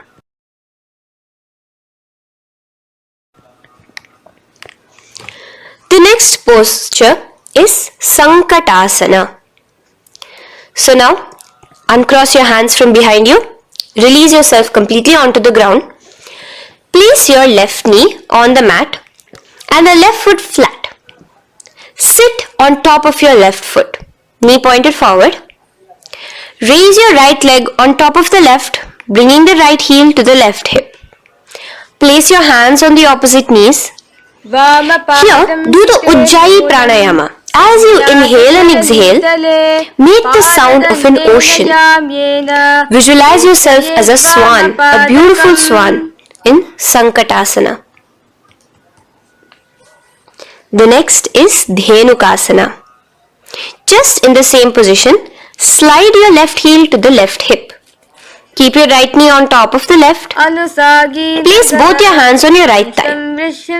Visualize a cow in your inner space as you suck your stomach in the Uddiyana Bandha, Dhenukasana. Now slowly uncross your legs as we move into Matsyendrasana. Place the right foot on the left thigh, the left foot on the right knee. Bring your left hand behind your back, hold the right thigh. Twist a little bit. Place your right hand on your left thigh. Twist your body, gaze towards your third eye, visualizing Swamiji in your inner space. The next asana, Machandrasana 2, just untwist your body. As you clasp the respective toes of both your feet with your hands, lean forward and down, bringing your forehead to the ground in front of your feet. Visualize Swamiji, the supreme pontiff of Hinduism, in your inner space. Raise up now. Keep your legs in the same position. We have the Guru Asana. Interlace your fingers together and place it over the topmost knee. Suck in your stomach in the Uddiyana Bandha. Clench your perineum in the Moola Bandha. Tuck your chin to your chest in the Jalandhara Bandha. As you engage all three bandhas, visualize Swamiji in your inner space. Let us now repeat Sankatasana on the other side. So, you can release your hands, your legs as you cross the other leg over. Visualizing yourself as a swan, remember to put your hands on the opposite knees. The next asana, Dhenukasana, repeating it on the other side. Slide your leg out, bring both your hands to the topmost knee. Suck your stomach in the Uddiyana Bandha. Visualize a cow in your inner space. Matsyendrasana again, repeating it on the other side. Bring your legs to the cross-leg position.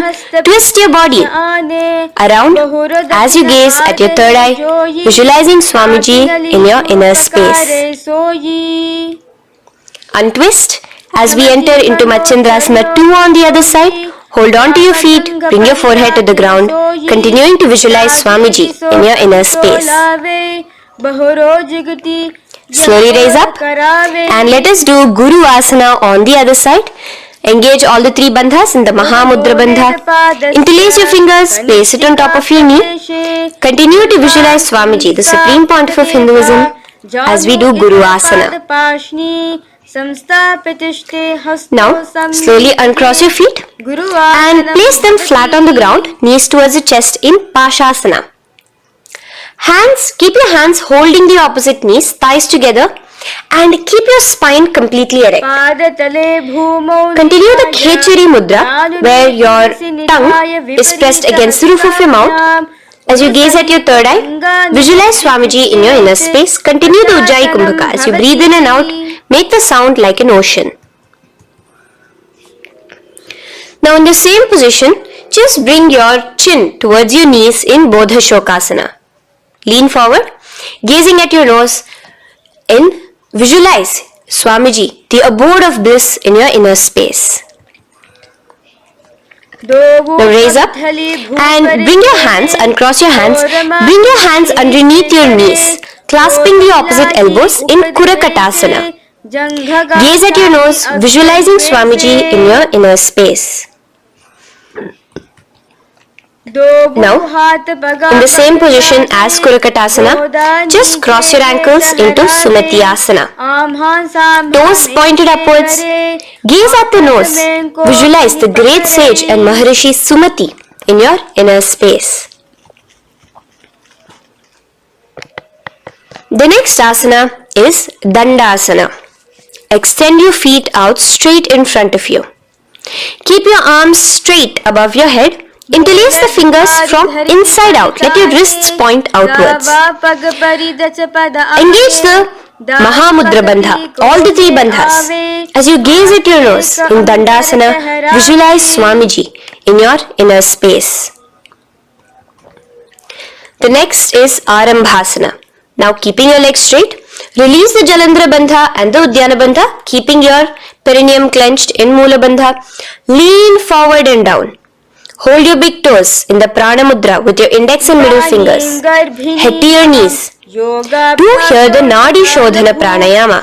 Inhale through the left nostril, hold and exhale through the right. Visualize Swamiji in your inner space. The next is Bhidokasana. So, slightly raise your body up And bring your hands underneath your knees, extending your knees slightly up. Keep your heels a bit apart from each other and clasp your feet. Bring your shoulders down, wrapping your hands around your legs. Gaze towards your third eye, visualizing Swamiji in your inner space. So from here, let's enter into Jalandhari Pavasana. So you can actually remain in the same position with your hands underneath your calves and just bring the soles of your feet together. You might want to bring your body closer. Place your head on top of your feet with the palms facing upwards on the ground. Gaze at your nose.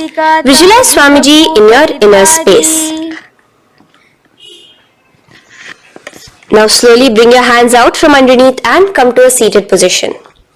Stretch your legs out as we enter into Urdhva Paschimottanasana. Here we have a new Kumbhaka, the Pratyahara Kumbhaka, where you will feel your breath coming from your Mooladhara Chakra up to the Brahmarandra above the Sahasrara. This is the Pratyahara Kumbhaka. In Urdhva Paschimottanasana, extend your legs out, lift one foot behind your neck and lean forward and down towards your foot, visualizing Swamiji in your inner space. Now, slowly, keeping your leg behind your neck, lay onto your back as we enter into Anantasana. Hold the foot from the top with the opposite hand. Visualize yourself as infinite, endless, eternal. Gaze at your nose in Anantasana. Just now, in the same position, roll onto your elbow of the hand holding the foot.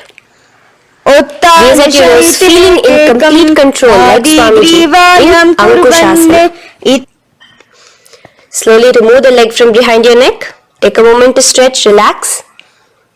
Lay on your back. Bring your knees towards your chest. Bring your hands around, encircling the thighs and the calves with your arms. Roll to the left and right in Drishasana, visualizing Swamiji in your inner space. The next asana is Urdhva Paschimottanasana. On the other side, let us repeat it. Raise up to a sitting position and bring the other foot behind your neck. Lean forward and down, clasping your foot. Repeating Anantasana on the other side, lay on your back, bring the opposite hand to the foot, gaze at your nose, and continuing to gaze at your nose, roll onto the elbow as we repeat Ankushasana on the other side. Now, you can release your foot and try to remain in the same position without removing the leg from behind your neck as you bring the other leg too to cross behind your neck with both your legs behind your head. Laying on your back, bring both your hands to clasp behind your back. Gaze to your nose, visualizing Swamiji in your inner space in Yoga Nidrasana.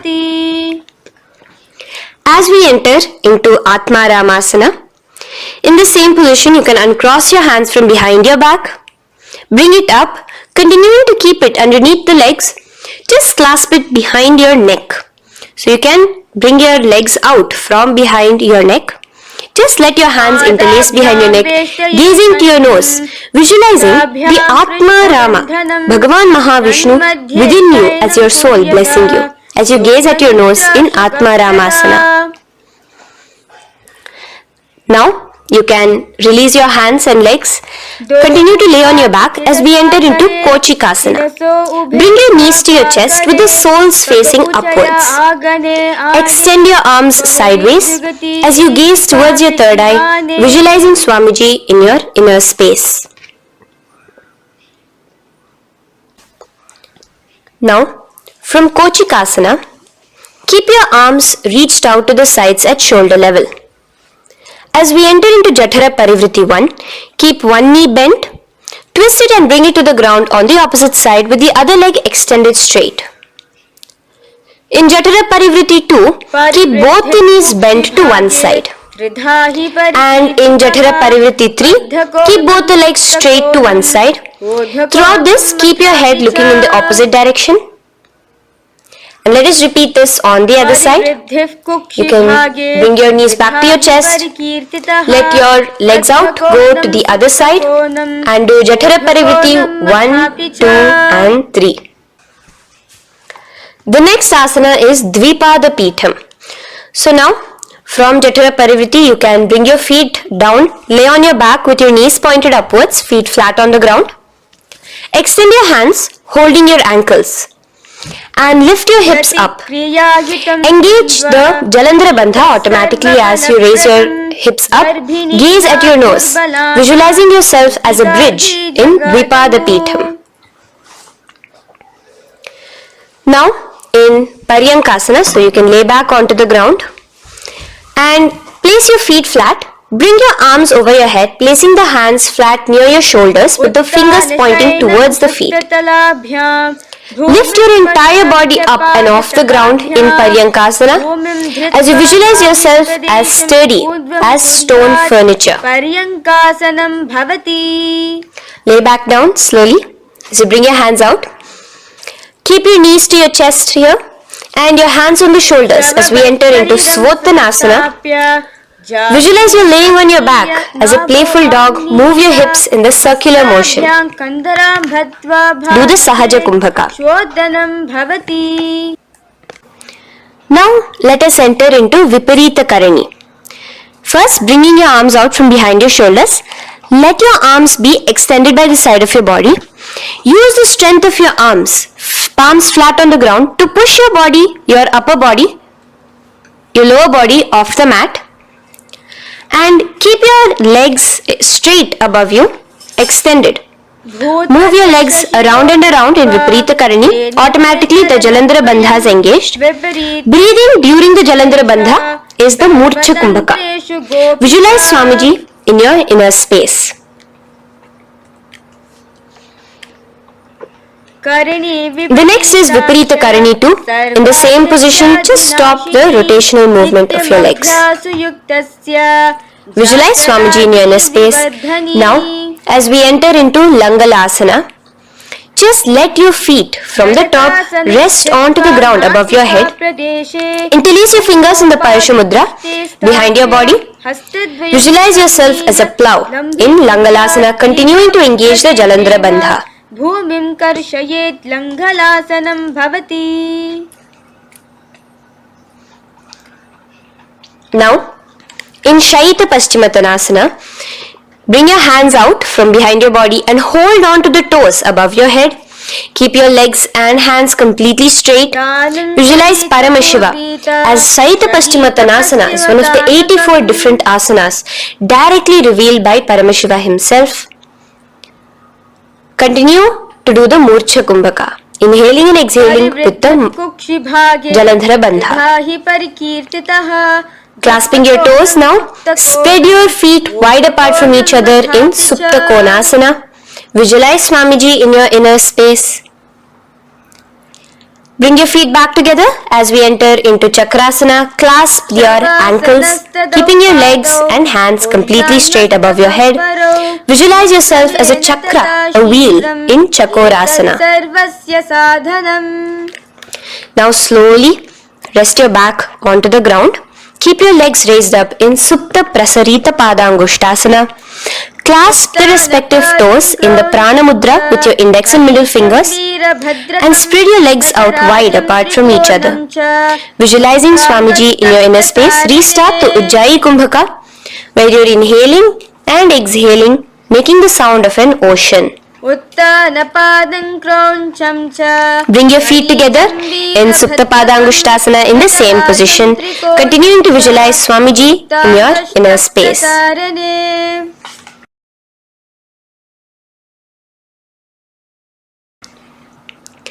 Now, bring your feet, release your feet and bring them into Padmasana. As you lay flat on your back in Matsyasana, hold the opposite elbows over your head, gazing at your nose. Visualize Matsyavatara, the fish form of Bhagavan Mahavishnu. Now in the same position, put one hand over the other, extended straight above your head. As you visualize Lord Rama in your inner space, continue to gaze at your nose. Now, slowly bring your hands to your hips as we enter into Sarvangasana. Lift your hips and legs up into the sky, crossing your legs in Padmasana. Let your hands support you, your elbows on the floor.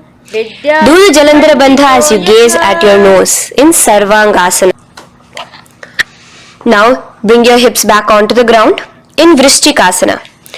So in the Padmasana, just remove one foot alone. Keep one foot on the opposite knee as you pull the knee towards your face. Let your hands stretch out above your head, hooking forward as you raise your upper back off the ground, visualizing yourself as a scorpion in Vrishchikasana, gazing at your third eye. Do the Jalandhara Bandha, tucking in your chin to the chest. Now just switch your legs around as we repeat Vrishchikasana on the other side. Continuing to visualize yourself as a scorpion, gaze at your third eye. The next asana is Vrishapadakshepasana. So come now to a complete flat position on your mat. Come down to a complete lying down position and interlace your fingers around your neck. Now raise both your feet off the ground. Extend one leg straight and the other knee to the chest in a bicycle motion. Alternate between extending and raising the knee again and again, bringing your opposite elbows to the respective knees. Visualize Swamiji in your inner space. Breathe in and out in the Sahaja. From Vrishapadakshepasana, now lay flat onto the ground with your hands by your side as we enter into Marottanasana, where you will be lifting your legs one by one, touching the ears with your knees. Visualize Swamiji in your inner space. The next asana is Vrikasana. Now what you'll be doing is laying on your back. Bring the soles of your feet flat onto the ground. Stand up completely and lay back down. Visualize yourself as a wolf in Vrikasana.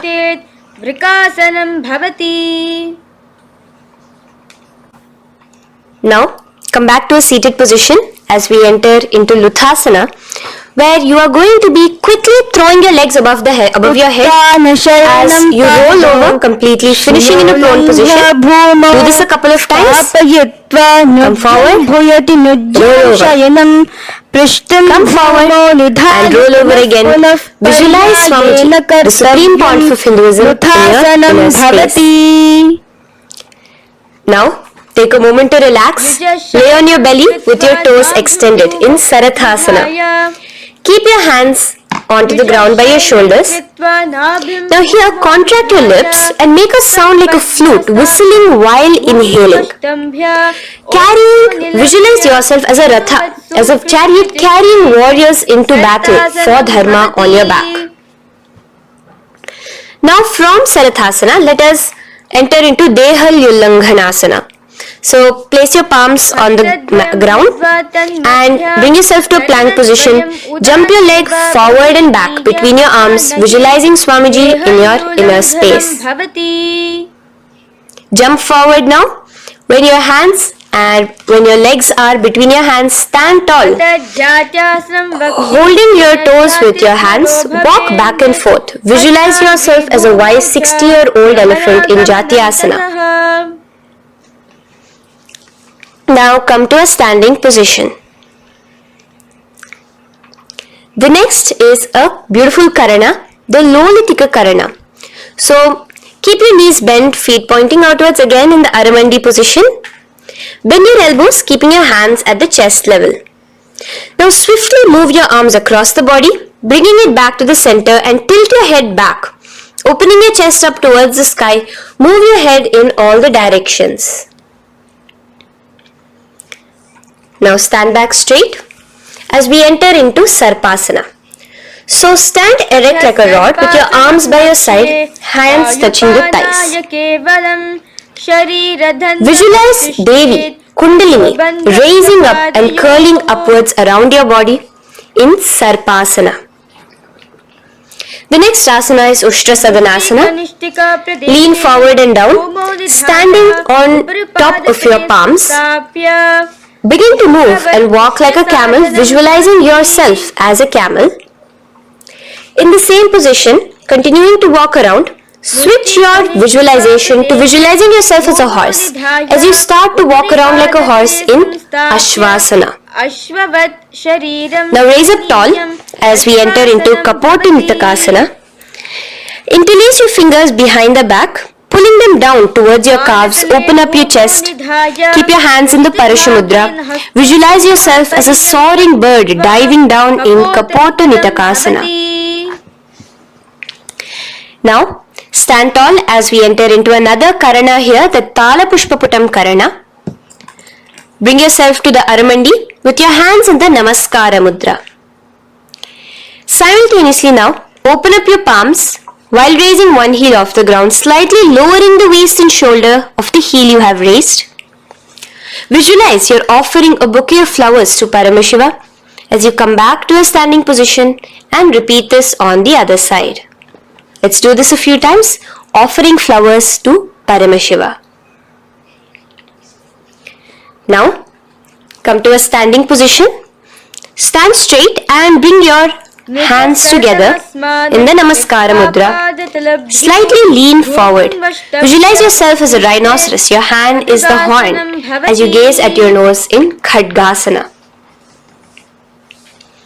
The next asana is Utthanotthanam. So come to a standing position and sit down all the way as low as you can to the ground and stand up. Do this again. Sit down, stand up, and again. Sit down, stand up.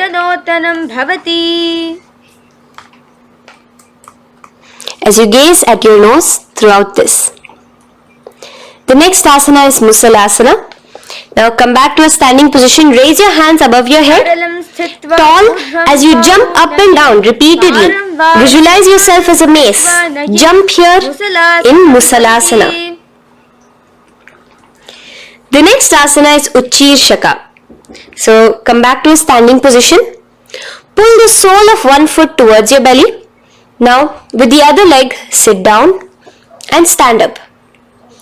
Release the leg. Pick the other leg up, pull it towards your belly, sit down and stand up in Uchirshaka as you visualize Swamiji in your inner space gazing at your nose. The next is a Karana which we will be entering into, the Parshvajanu Karana. So again, bringing yourself to the Aramandi position, bend and lift one knee towards your chest, pointing the toes downwards. Keep your arm around the knee, holding it with the hand in a fist.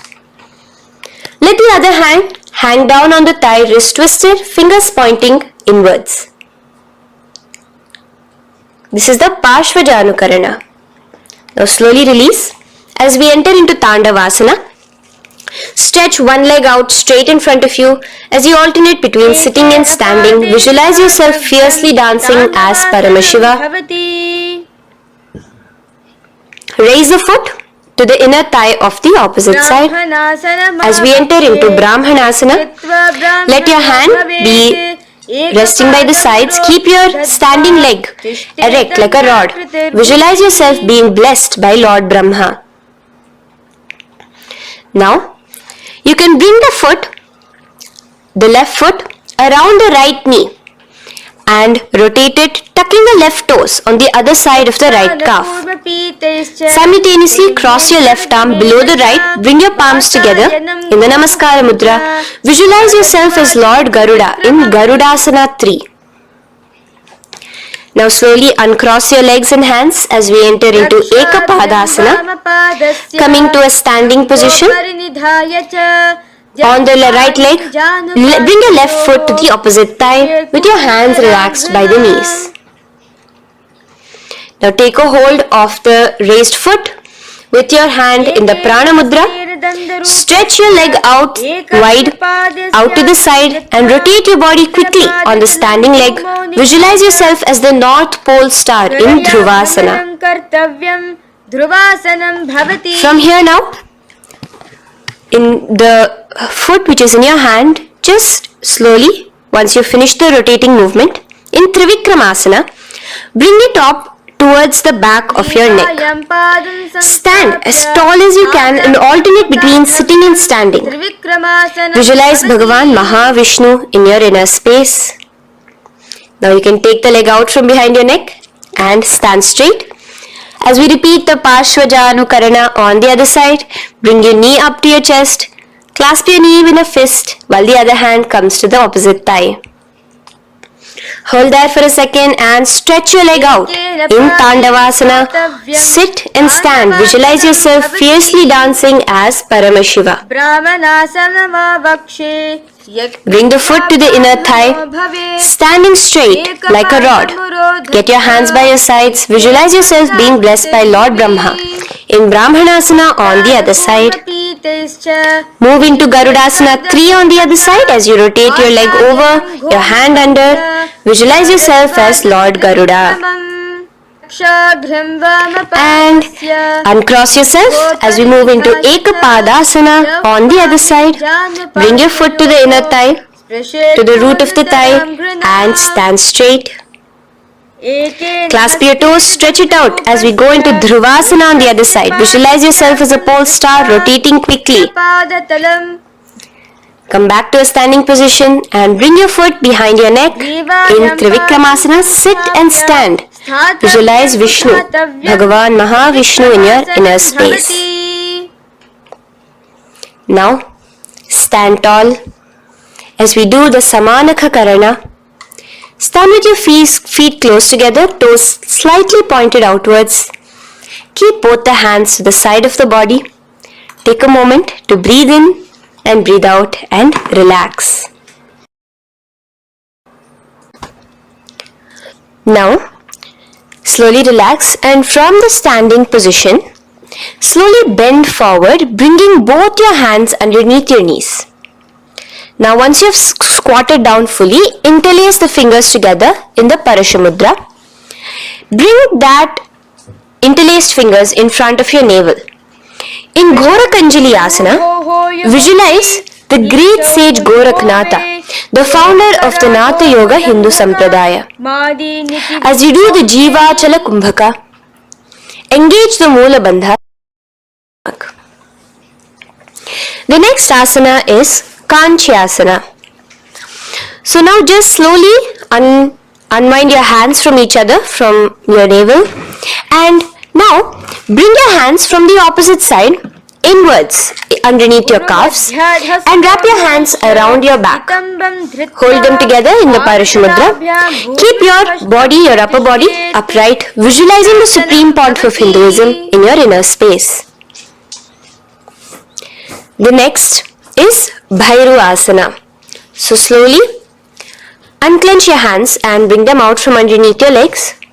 Keep your feet and knees together and in a squatting position, bring your hands behind your back, clasping them together, remaining in the Parashamudra.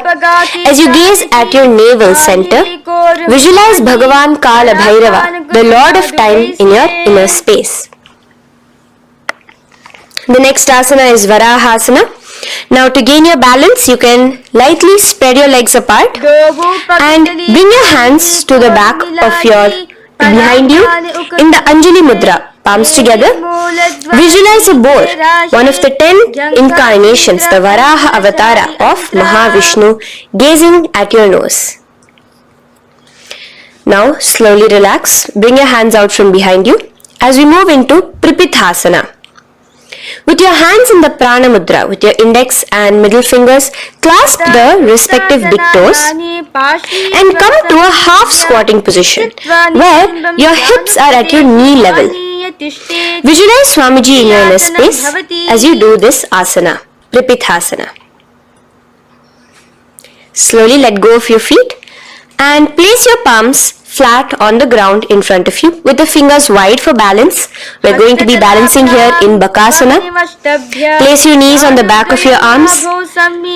Focus your eyes on one spot as you raise your feet off the ground, balancing here. Visualize yourself as a crow. The next asana is Shushtanga Kapali Asana. So now come to a kneeling position. So from there itself you can directly put your head onto the ground or else come to a kneeling position and place your head onto the ground. Palms spread for support. Raise your body onto your head, bringing your legs into the Padmasana. Gaze at your nose. Visualize Swamiji himself in your inner space. Come down now, uncrossing your legs as you come down. Sit onto your knees, keeping the toes flat. Now, let your heels come outside of the hips. Keep your hands on your knees in Guptasana, sit straight.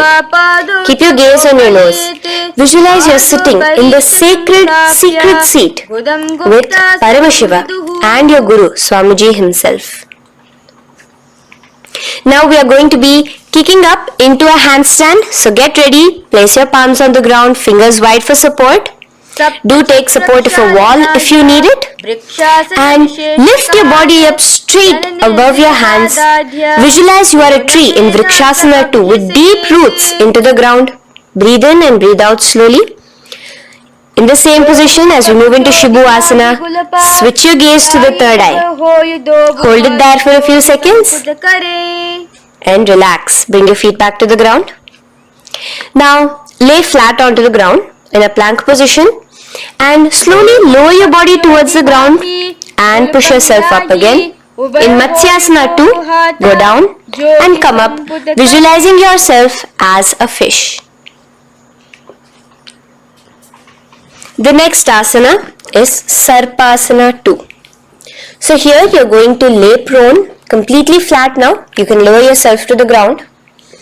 Bring your hands to the hips. Extend your legs together and point your toes backwards. Lift your chest up and move left to right. You are moving like a snake while visualizing yourself as a snake in Sarpasana 2. Relax slowly, bringing your chest back to the ground. Now, keep your feet together, pointing backwards. As you bring your elbows onto the ground, rest your upper body on your elbows. Bring your hands together in the Padma Mudra with your little fingers and thumbs together and rest your chin on your hands. Niralambanasana, where feeling yourself completely supported, knowing that Swamiji is there in your life. Now, slowly relax, place your palms on the ground beside your chest and push yourself up, your hands straight up completely. As you bend your knees, bringing your feet to touch the top of your head. Lean your neck back, touching your head with your tip of your toes. See yourself, visualize yourself as an umbrella, protecting your Guru from the sun's rays in Chhatrasana. Slowly relax, you can bring your feet down. As we move into Vajrasana, just push your body back and sit on top of your knees with the heels flat on the ground. Now stretch your arms in front of you with the palms facing downwards. Place your forehead on the mat. Visualize you are the weapon of Indra, the Vajra, symbolizing indestructibility as you gaze at your nose. As we enter into Meshasana, raise yourself into the same Gajasana position on your hands and legs with your hips pointed upwards and alternate striking the ground with the opposite hands. Experience yourself, visualize yourself as a powerful ram as you alternate striking the ground in Meshasana. Now stop striking the ground, bring your palms down again. As we move into Ajasana, kick your legs off the ground and lower your forehead to the mat. Let's do it again. Kick your legs off the mat. Lower your forehead to the ground. You are unborn, existing for all of eternity in Ajasana. Now, come to a seated position as we move into Dhanantara Asana. Sit on your heel with your legs together. Pull your toes underneath you as you bring your hands top of the knees. Gaze at your nose, visualize Swamiji in your inner space. Here, do the Ujjayi Pranayama, inhaling and exhaling like an ocean. Dhanantara Asana. From Dhanantara Asana, now interlace your fingers in front of you and then behind you. Stretch your arms towards all the sides, backwards, forwards. giving a massage to the various different joints and muscles in your body. Lean forward, get up again, continuing to visualize Swamiji in your inner space. Relax your hands and now take your respective heels and point them outwards outside the side of your hips. Keep your hands on your knees with your thighs and knees resting on the ground, spine straight. Visualize yourself as Lord Garuda in Garudasana 4. You have Mahavishnu and Mahalakshmi on your back as you are flying. The next asana is Ananda Mandirasana.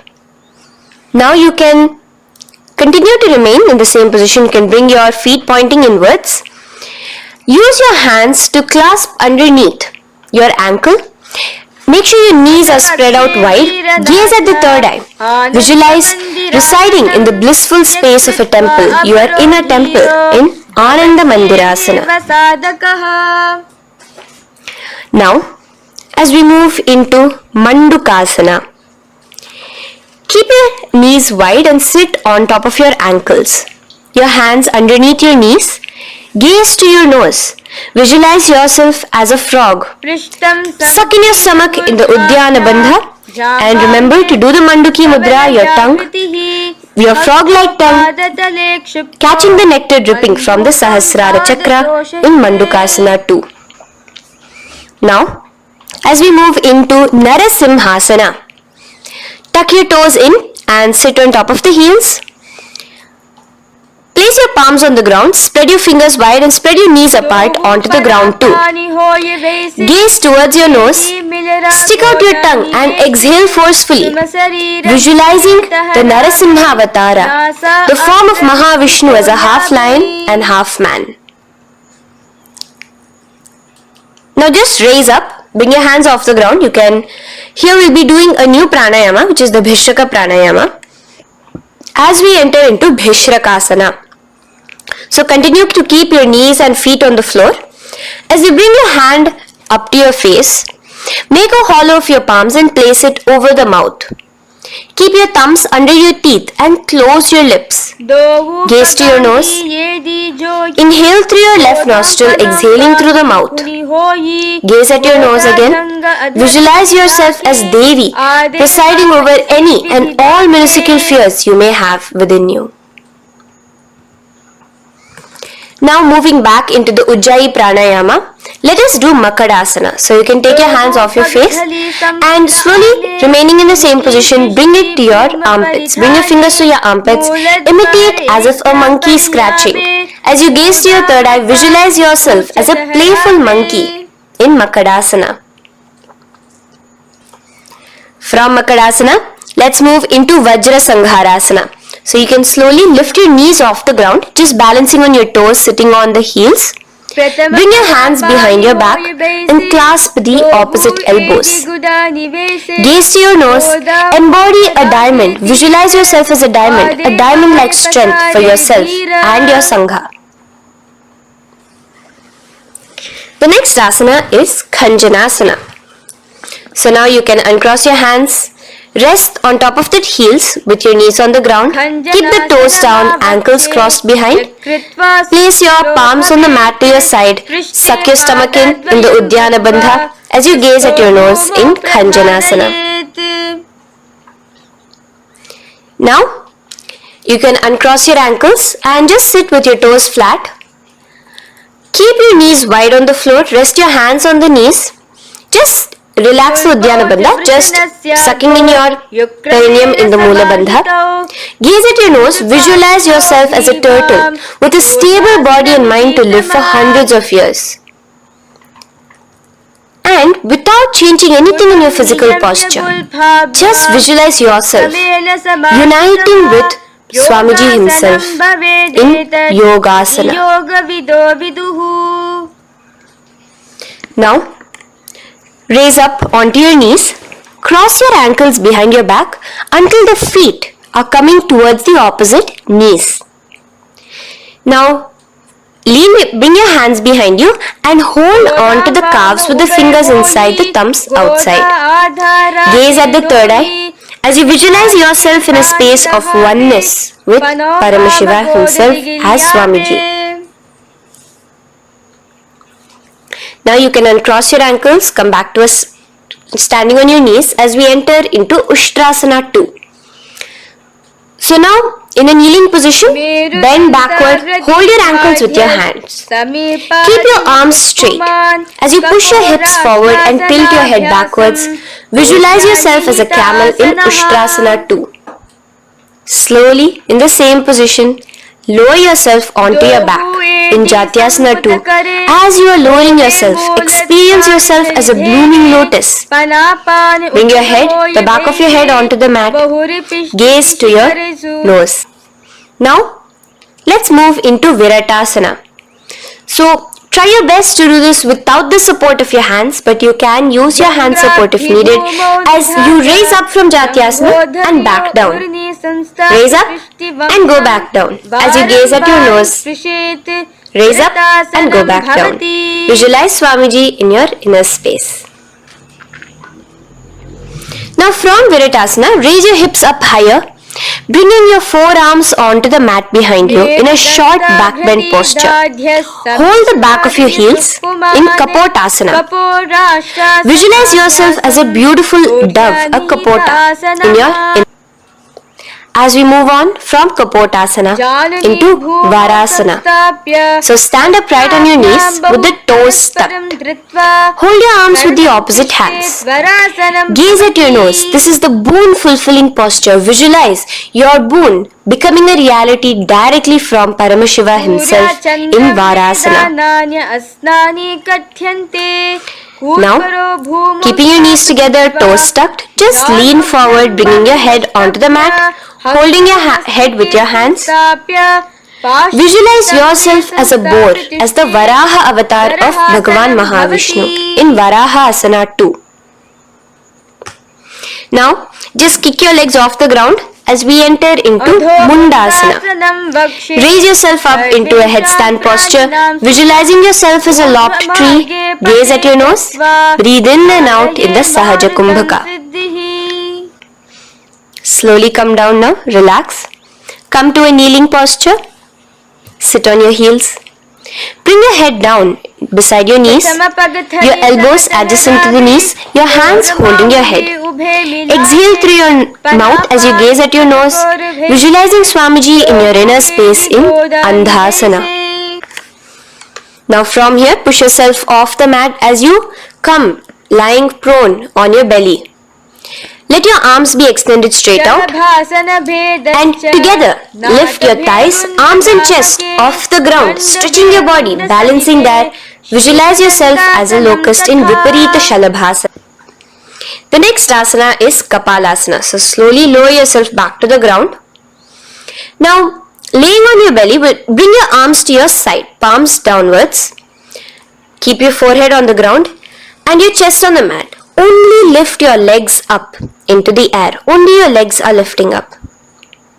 Visualize yourself as a skull. You are a mind with purified thoughts, a strong will to attain enlightenment in Kapalasana. The next asana is Akasha Kapotasana. So now, in the same position as you are, let your arms be straight out behind you. As you kick your legs up and over your head, bring your feet slowly to the mat in front of you. Push yourself, balance there. Visualize yourself as a free and open flying dove in Akasha Kapotasana. Bring your legs back out as you lay flat on the mat. Now push yourself onto your knees. Place your forearms on the ground and your chest down such that your navel is touching your knees. Be sturdy, visualizing yourself as a sparrow in Chatakasana. The next asana is Vrishchikasana 2. So your forearms are on the ground. Now slowly raise to your toes and kick your legs off the mat. Slowly lowering your legs to your head. Visualize yourself as a scorpion as you balance in Vrishchikasana 2. Slowly release yourself, coming back to the ground. as we enter into Vrishasana. Sit down on top of your right heel and let your left foot remain outside of the hip, the ankle to the side. Place your hands on the mat, visualizing yourself as a bull in Vrishasana. Now, bring both your knees underneath you, sit on both your heels, cross your left leg over top of the right lightly, and in Lolasana, push yourself off the ground. Your knees are off the ground, you're just balancing on your hand above the mat. Visualize Swamiji in your inner space. Lower down now. Bring the left foot now outside. Bring the right foot out and sit on your left heel now. As we do Vrishasana on the other side, visualize yourself as a bull. From here, let us get into a very powerful asana, Balagunasana. So, place your left toes on the ground, sit on the heel of your left foot. Place the right foot flat with the knees raised towards your chest. Maintain your palms on the respective knees. Be upright. Visualize Balagunahai, one of the 84 siddhas in your inner space in Balagunasana. Now come to a squatting position. Let your feet be flat as you bring your elbows under your thighs and calves, wrapping it around your shins. Hold on to your ankles from the outside in Grahasana, visualizing yourself as an entire planet. Now, you can unwrap yourself as you sit on top of the opposite heel in Balagunasana on the other side.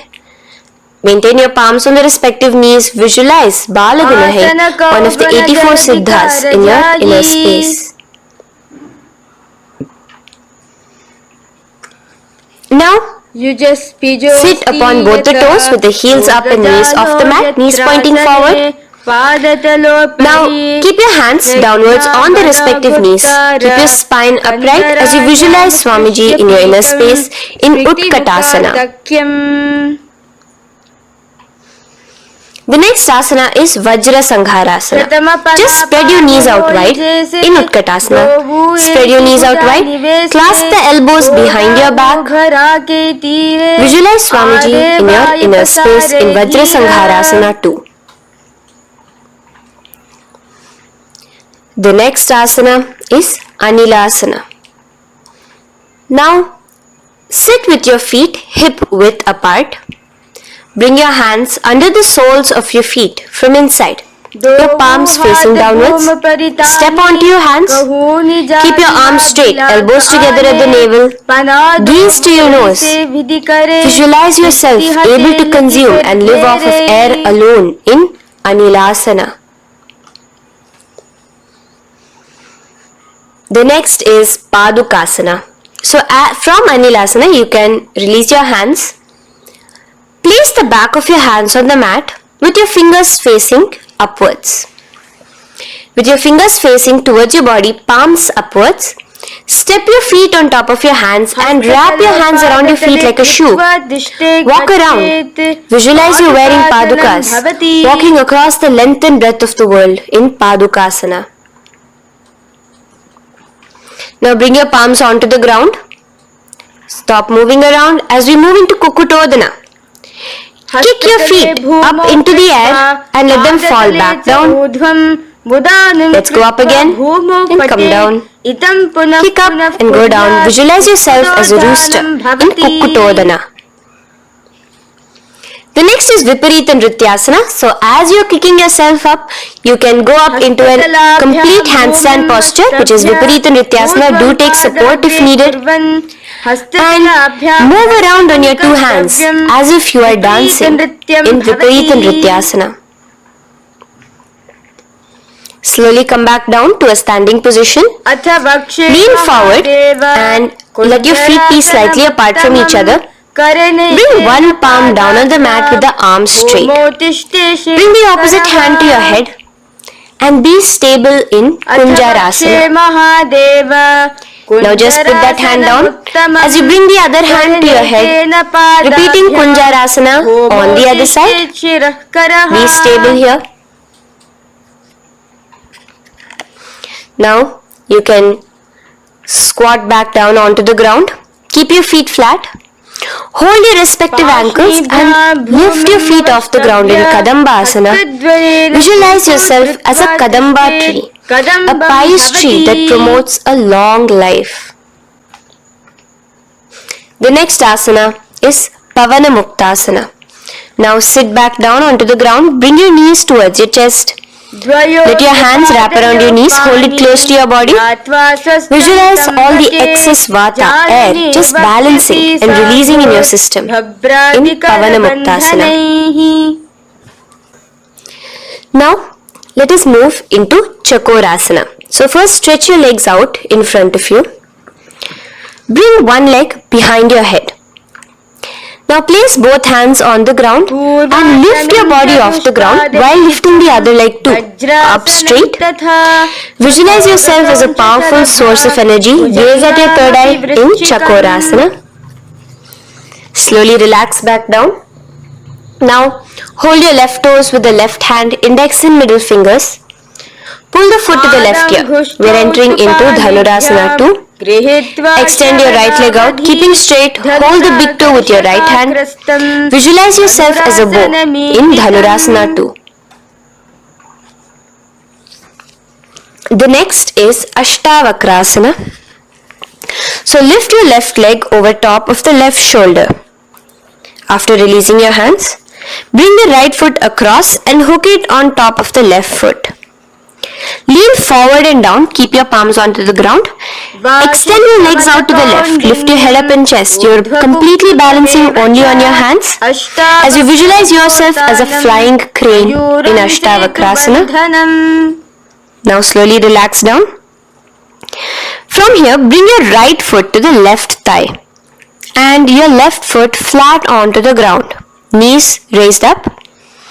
Have your left shoulder underneath the respective leg and place your hands flat on the ground. Gaze towards your third eye. Visualize you are immortal, able to exist solely from prana alone in Pranasana. From here, moving into Parshva Matsyendrasana. Place your right foot at the root of the left thigh. Then the left leg by the side of the right knee. Hold the left leg by the right hand. Twist your body out. Remain steady here, gazing at the third eye. Visualize Matsyendranatha, the great Rishi Yogi, master of Hatha Yoga, in your inner space. Now slowly unwind yourselves. As we repeat Chakorasana on the other side, lift the other leg behind your head. Place both your hands on the ground and keep your entire body off the ground straight up. Gaze at your third eye, visualizing yourself as a powerful source of energy.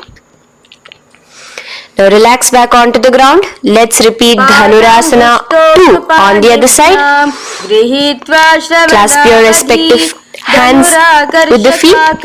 Pull one foot back, the other foot extended forward. Visualizing yourself as a bow. Release your feet as you cross them over each other, over top the shoulder in Ashtavakrasana on the other side. Raise off the ground. Visualize yourself as a flying crane. The next asana, we'll be repeating Pranasana on the other side. Bring the right foot to the left thigh. Bring your hands onto the ground with the knee raised. Gaze at your third eye, visualizing yourself able to live off just prana, just air alone. And relax as we do Parshva Matsyendrasana on the other side. Twist yourself, visualizing Matsyendranatha, gaze towards your third eye. And from there, let us enter into Ardha Paschimottanasana. Keep one leg straight and press your perineum with the other heel. Bring your chest forward and down. Hold your toes and feet and bring your head towards your knees. Here in Ardha Paschimottanasana, visualize Swamiji in your inner space. Now raise up And the foot which was at the inner thigh, now rotate it outside of the hip. Now hold the sole of your other foot and lift your leg up towards your forehead. Try to bring your knee to your forehead as you keep your knee straight. Gaze to the nose in Crouchasana. Visualize yourself as a crane. Now slowly relax around your leg. Now the leg which is now straight, you can bring it to the inner thigh as you straighten out the other leg. As you repeat, Ardha Paschimottanasana on the other side. Lean forward and down, clasping your foot. Bring your forehead to your knee. Visualize Swamiji in your inner space. Slowly raise up. Place your right ankle outside of the hip now. Hold the sole of the left foot, lifting the leg up towards your forehead. Stretch yourself there. Gaze at the tip of your nose. Visualize yourself as a crane in Crouchasana on the other side. Now from here, bring the soles between the thighs and calves. So once you have relaxed yourself, bring your soles between the thighs and calves. Keep your spine straight, palms resting on your knees.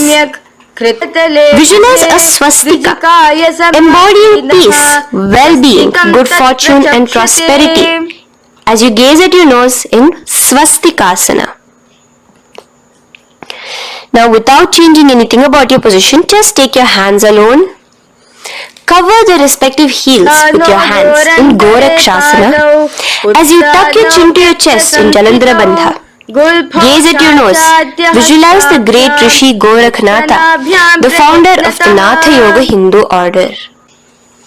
Now release the Jalandhara Bandha.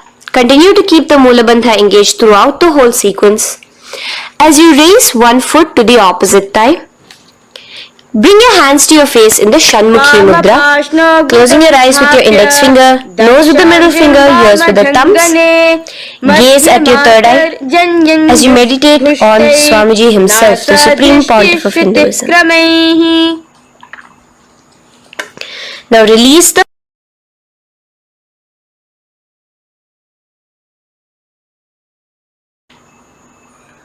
Shanmukhi Mudra. And in Yogasana 2, bring your legs into the Padmasana position over the opposite thighs. Keep your hands flat onto the ground beside your knees with the palms facing upwards. Sit straight, gaze at your nose. Here we'll be starting the Kakachancha Kumbhaka, where your inhalation will be through your tongue wrapped like a pipe, and your exhalation will be through your nose. From Yogasana 2, now keeping your palms beside your body, just switch them around to be flat on the ground and push your entire body off the ground, balancing. Visualize yourself as a rooster in Urdhva Kukkutasana. Now relax down, come back to a seated position on the floor, keeping your legs in Padmasana. Insert your hands through your knees and place them on the mat. Remember, do not lift your body up, just stay seated down there. In Siddha Harituliyasana, gaze to your nose, visualize Swamiji himself in your inner space. From there, let's enter into Hamsasana, where you will actually be pushing yourself off the ground. Lift your thighs up high above your shoulder, above your elbows as much as possible. Gaze to your nose, visualizing yourself as an elegant swan in Hamsasana. Now release yourself. Now, do not take your hands out from between your thighs and calves. Just go onto your knees and reach your hands behind your body with your fingers interlaced in the Parashamudra. Bring your forehead to the floor as you gaze at your nose. Visualize yourself as Lord Paramashiva's bow in Karmukasana. Now, slowly come back to the seated position as we move into Kurmasana 2. Keeping your hands in between your thighs and calves, bend your elbows and hold your respective shoulders with your hands. Visualize yourself as a turtle, a stable body and mind to live for hundreds of years. Now in the same position, just engage the Jalandhara Bandha, tucking your chin to your chest as we move into Granthi Bhedasana, gazing at your nose. Rejoice, knowing you are in Paramashiva's secret knot posture. And from there, release the Jalandhara Bandha as you roll onto your back. Keep your hands on the shoulders, laying flat on your back. As you visualize yourself as a turtle on its back, playful, gaze at your nose in Uttana Kurmasana. Now rock yourself back to a seated position as we do Pangu Kukkutasana. Now it's the same as your hands between your thighs and the calves, except you will be placing one hand flat on the mat. Hold the wrist with the other hand. Lift your body up and holding only on one hand. Visualize yourself as a rooster in Pangu Kukkutasana. Now release back to the ground. Hold. Let's do Pangu Kukkutasana on the other side. Place the other palm flat and bring the other hand holding the wrist. Push yourself off the ground. Visualize yourself as a rooster. Continue the Kakachanchu Kumbhaka, sucking in your breath through your curled tongue and exhaling through your nose. As you slowly extricate your hands from between your thighs and calves, let's do Girdhrasana here. So now, interlace your fingers in the Parashamudra as you place your elbows on the feet, remaining your legs in Padmasana. Lean forward and down, resting your chin on your knuckles. Place your thumbs to your throat in Girdhrasana. Visualize Swamiji in your inner space. From there now, sit straight into Padmasana 3.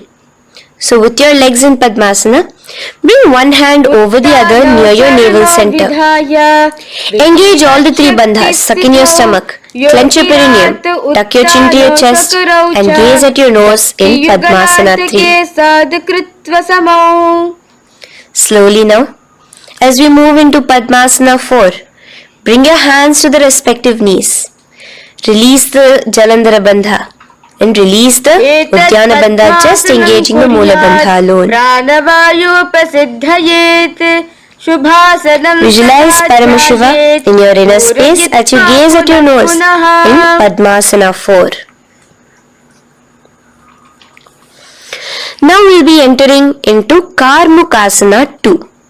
So in the Padmasana position, hook your right hand index and middle finger in the Prana Mudra around the toe. Pull it back while your left hand rests on the knee.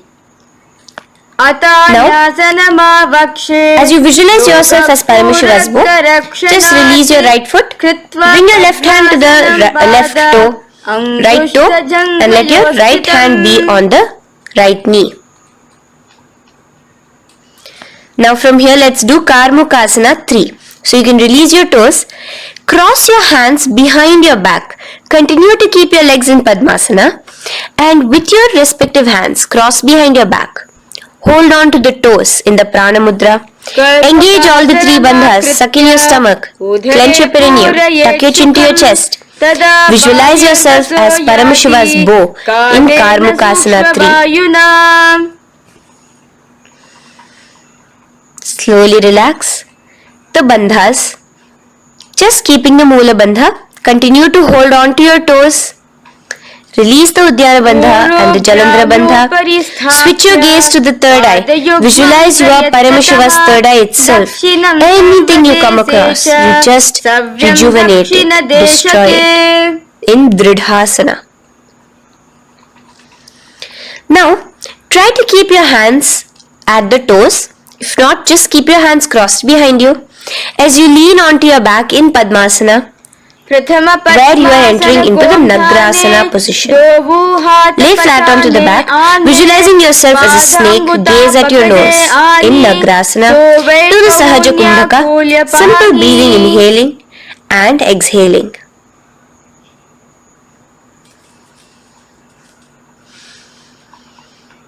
Now bring your knees to your chest.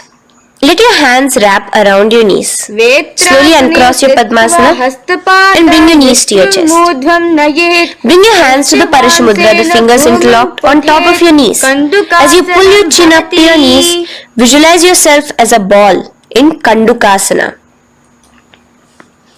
Now relax. Bring your feet onto the ground, the knees pointed upwards in Urdhva Pavanasana. As you interlace your fingers, bring the interlaced fingers behind your head. Laying down, gaze at your nose in Urdhva Pavanasana. The next asana is Marakata Pithasana. Now, from behind your head, take your hands out and clasp onto your feet. Just step lightly onto your palms. As you push your hips up into the sky, automatically engaging the Jalandhara Bandha. Visualize yourself as a powerful alpha ape in Marakata Pithasana. In the same position now, bring your hands to your hips as we enter into Uttanashikapittakasana. Let your weight rest on your elbows as you stretch your legs out straight. Gaze at the nose. Visualize Swamiji in your inner space. From there, continuing to rest on your elbows, kick your feet up high into the sky in Narakasana. Stretch your palms out behind you, flat on the ground. Balance there. Visualize yourself blissfully traveling through hell unscathed in Narakasana. Bring your hands to your hips now as we move into Tiryanavakasana. Angling your legs down at an angle, visualize yourself as a boat crossing the ocean of samsara in Tiryanavakasana. Now from there, come back straight as we enter into Dhwajasana. Keep your legs up high above your body, your hands stretched out down behind you. As you push yourself up, visualize where Kailasa's flag respected across all nations in Dhwajasana. Hold there for a few seconds and relax now. Flat onto the ground, palms slightly away from your body. Do not move at all in Mritasana. Your body is dead. Visualize that. Visualize the Supreme Pontiff of Hinduism liberating you. Let your awareness travel to all the parts of your body in the Shakti Chalan Mudra as we do Mritasana.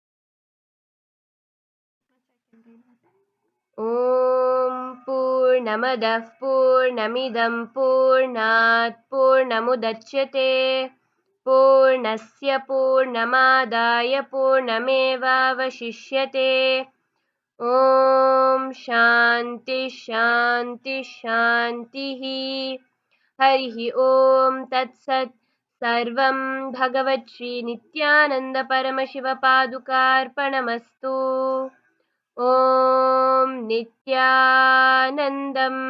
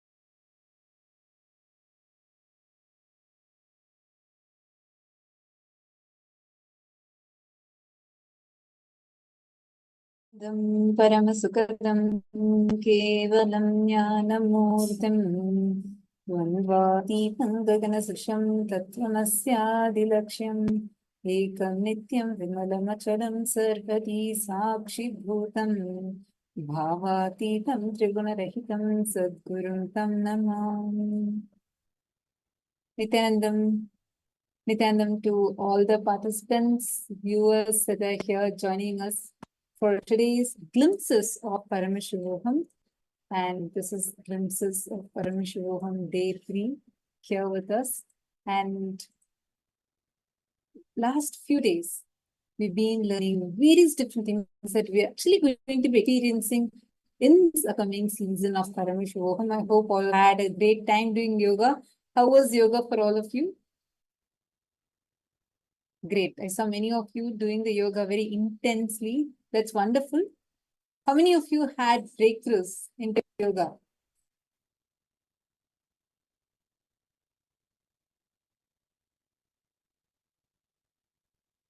How many of you had breakthroughs? Take a few minutes and please post it here.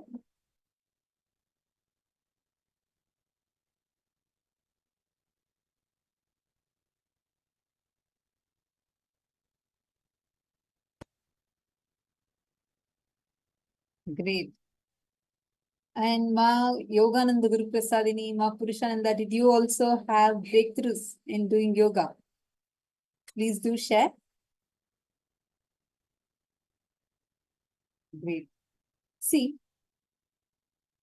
this yoga that we are doing is called as the Nityananda Yoga, the Dvitiya Vinyasa Krama.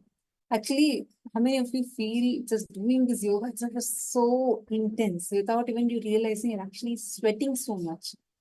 This is specially designed by Swamiji such that all 12 components of yoga are included in it. This is only form of yoga where you'll actually see all 12 different components that you were supposed to actually be originally having are there in this. And it's a very, very, very powerful yoga.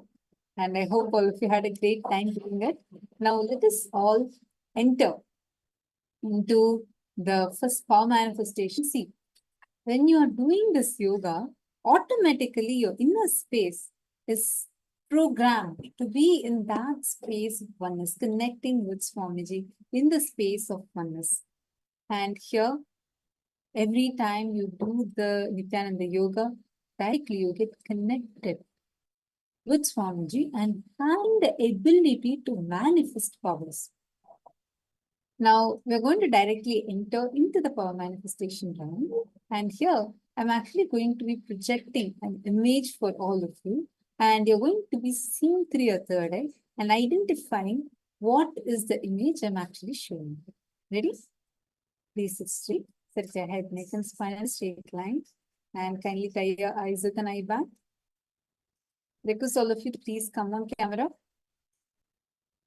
Now, what I'm actually going to do is I'm going to be projecting an image for all of you. And you're going to, with your eyes tied, of course, you're going to be seeing through your third eye. Whatever is coming to you, appearing to you in your third eye, you're going to start verbalizing. All right, let's get started. Ready? 3, 2, 1. Paramashivoham.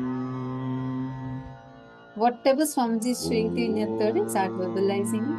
Nityananda Paramashivoham. Om Nityananda Paramashivoham. Om Nityananda Paramashivoham. Om Nityananda Paramashivoham. Om Nityananda Paramashivoham. Om Nityananda Paramashivoham. Om Nityananda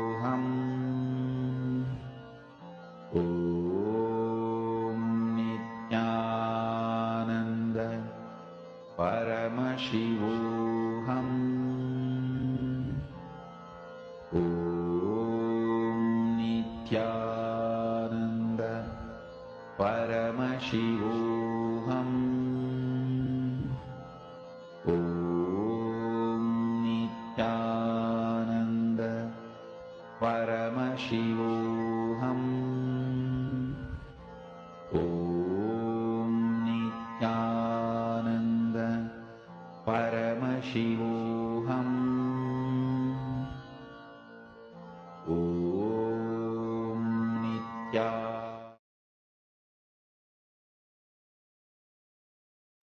Please relax. You can now open your eyes.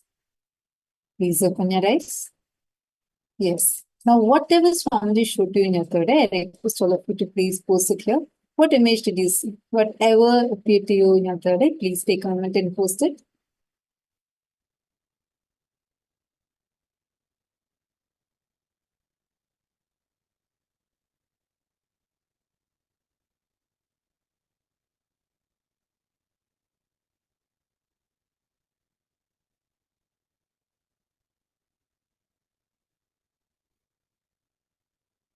Whatever, whether the color, the image, whatever you saw.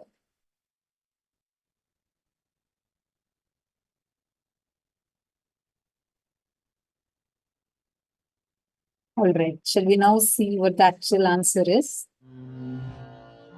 So this was the image that showed all of you. It was an image of a boat.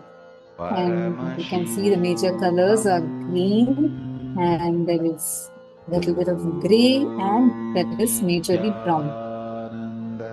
Even if you got words like nature, river, all these are also related, and that is also the manifestation. See, each time, anything you're getting, even related words, if you're able to see, don't immediately doubt saying, oh God, what if it's my logic?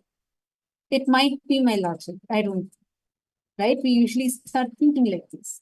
But instead of thinking like that, just whatever Swamiji is showing, it is Swamiji who's showing you, right? Go on surrendering, surrendering, surrendering. Offer your gratitude more and more to Swamiji. You'll actually see when you actually cherish all the results you're getting and offering your gratitude to Swamiji, suddenly you will see you yourself will become more grounded in that space of oneness, and you will start manifesting the powers more. Now, shall we all do one more round? All right. Please tie your eyes at the mini band. Let's do one more round.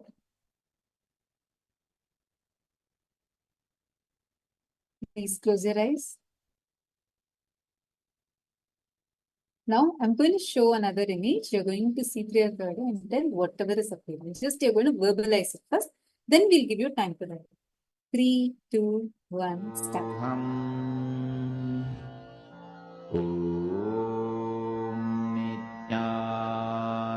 Nityananda Paramashivoham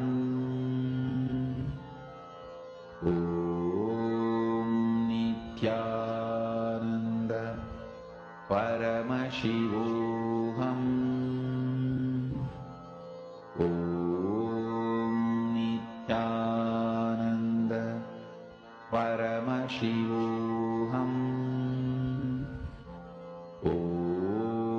Nityananda Paramashivoham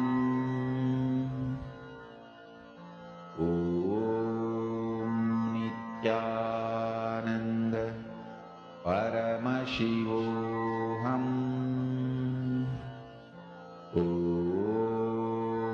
Nityananda Paramashivoham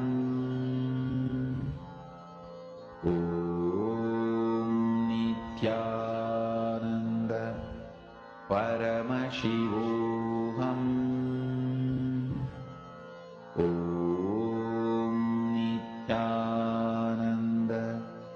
Paramashivoham Nityananda Paramashivoham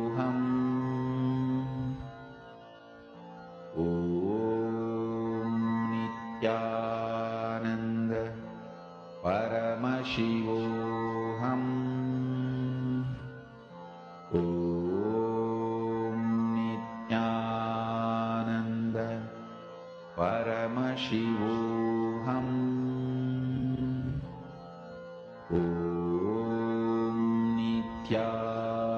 Nityananda Paramashivoham Nityananda Paramashivoham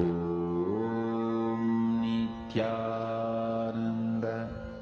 Paramashivoham. Om Nityananda Paramashivoham. Om Nityananda Paramashivoham. Please relax. You can now open your eyes. Now, whatever Swamiji showed to you in your third eye, start posting it here. We'll give you a few minutes and you can post here whatever image, whatever colors, or some words, some letters, whatever Swamiji showed to you in your third eye, start posting it here.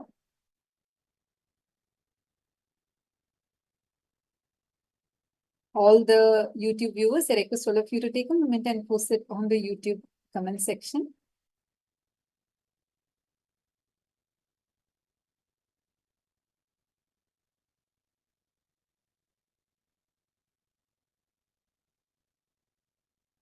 All right, shall we now see what exactly was the answer? See some of you posting. Post it in detail. All right, now let's see what the actual answer is. 3, 2, 1. So this was the exact image that was shown to all of you. This is an image of a cosmos, an AI-generated image. So you can see blue color and stars and one planet or two planets or few planets. So this was the image that is exactly shown to you. How many of you saw related visuals? Take a moment and please do comment, post here in the comment section. What is the exact visualization you actually saw? Now, let's enter into our very first session, the session on Kailasa Loka.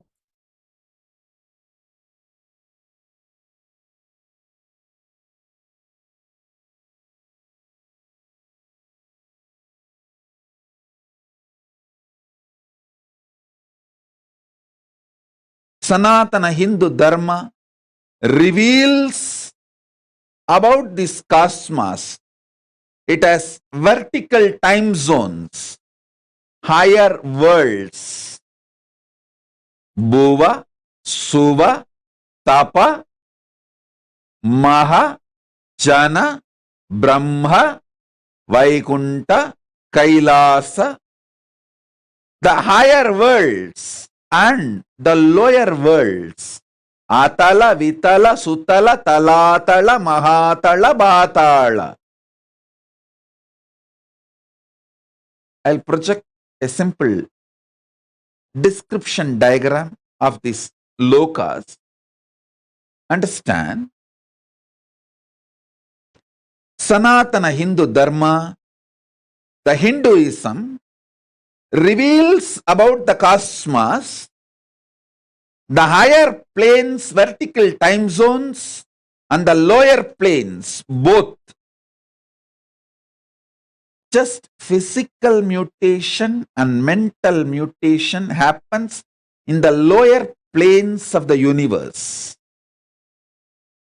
But conscious mutation, superconscious mutation happens in the higher planes of the universe, vertical time zones of the universe. Here I am projecting a simple description diagram of the vertical time zone. So understand, this is the rough description of cosmos revealed by Hinduism.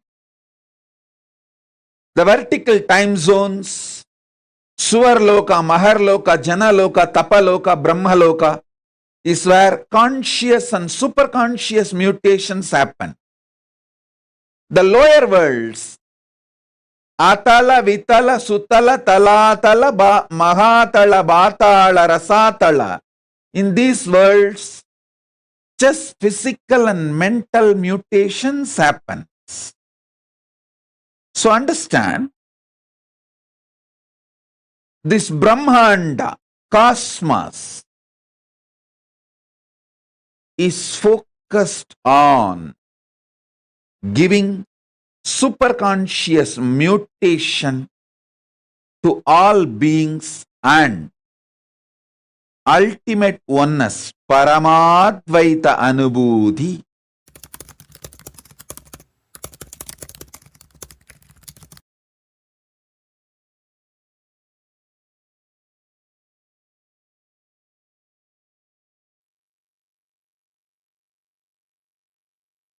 Vaikuntha, Kailasa exists in oneness, same time zone, and all the Trinity, Brahma, Vishnu, Rudra, are all in oneness with me, Paramashiva.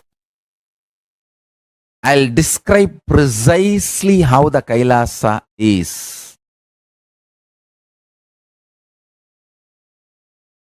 Listen to this description and contemplate on it, connect with it, you will experience it.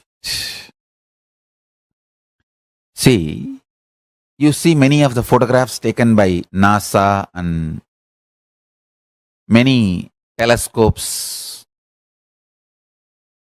from the space station and the science fiction movies and all that. Whole background is dark and the suns, stars, all of it look like a light, flickering light. How you get the pictures, videos of the cosmos? It's like a black, dark background. In darkness, the stars and suns and moons are like a light point. Understand? Kailasa is just the other way. Full of light. Extreme light. All the stars, everything looks like a dark spot. Small, small, small flies. First, visualize how this Bhu Mandala looks. This Bhu Mandala is already portrayed and photographed, videographed by NASA and other space organizations, and it's available to you all. It is just the opposite. The whole thing is extreme.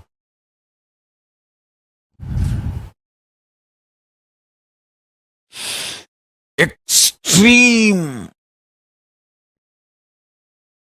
light. Understand? Even if you try to visualize this, your third eye will open. It will start just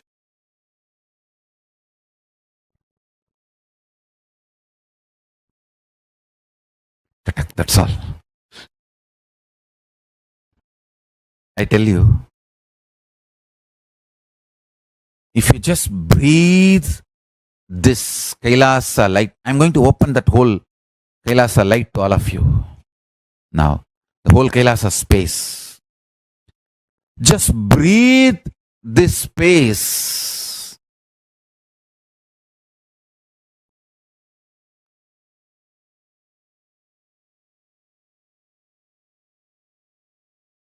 First, the Parama is the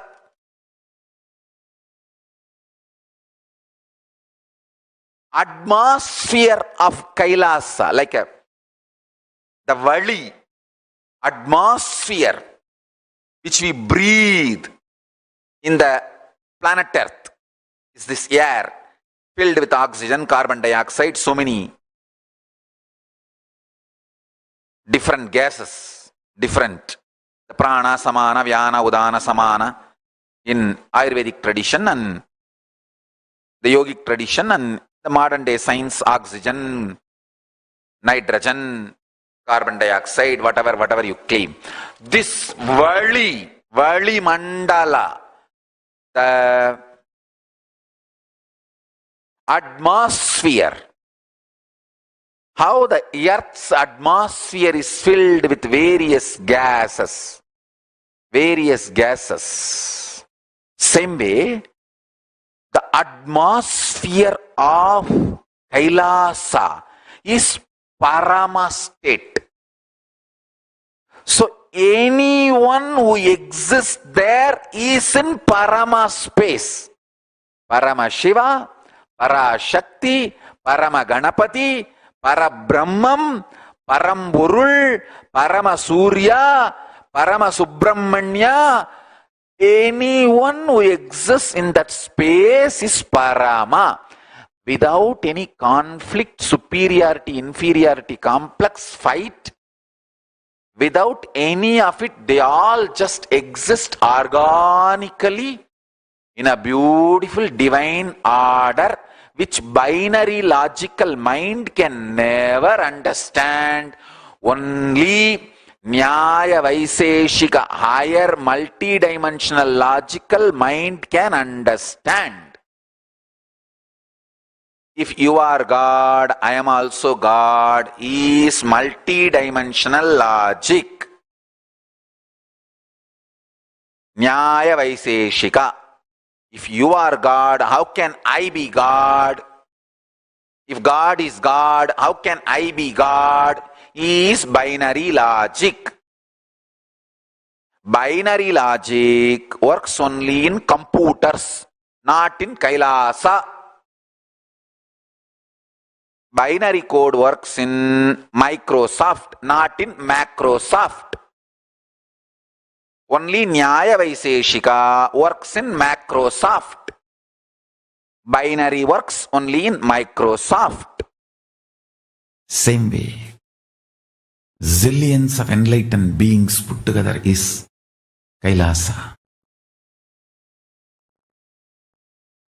All the greatest knowledge, possibility, powers, everything put together is Kailasa. Paramashiva really loved, loving, showering himself on all of us. That is why he is still keeping that civilization alive, alive.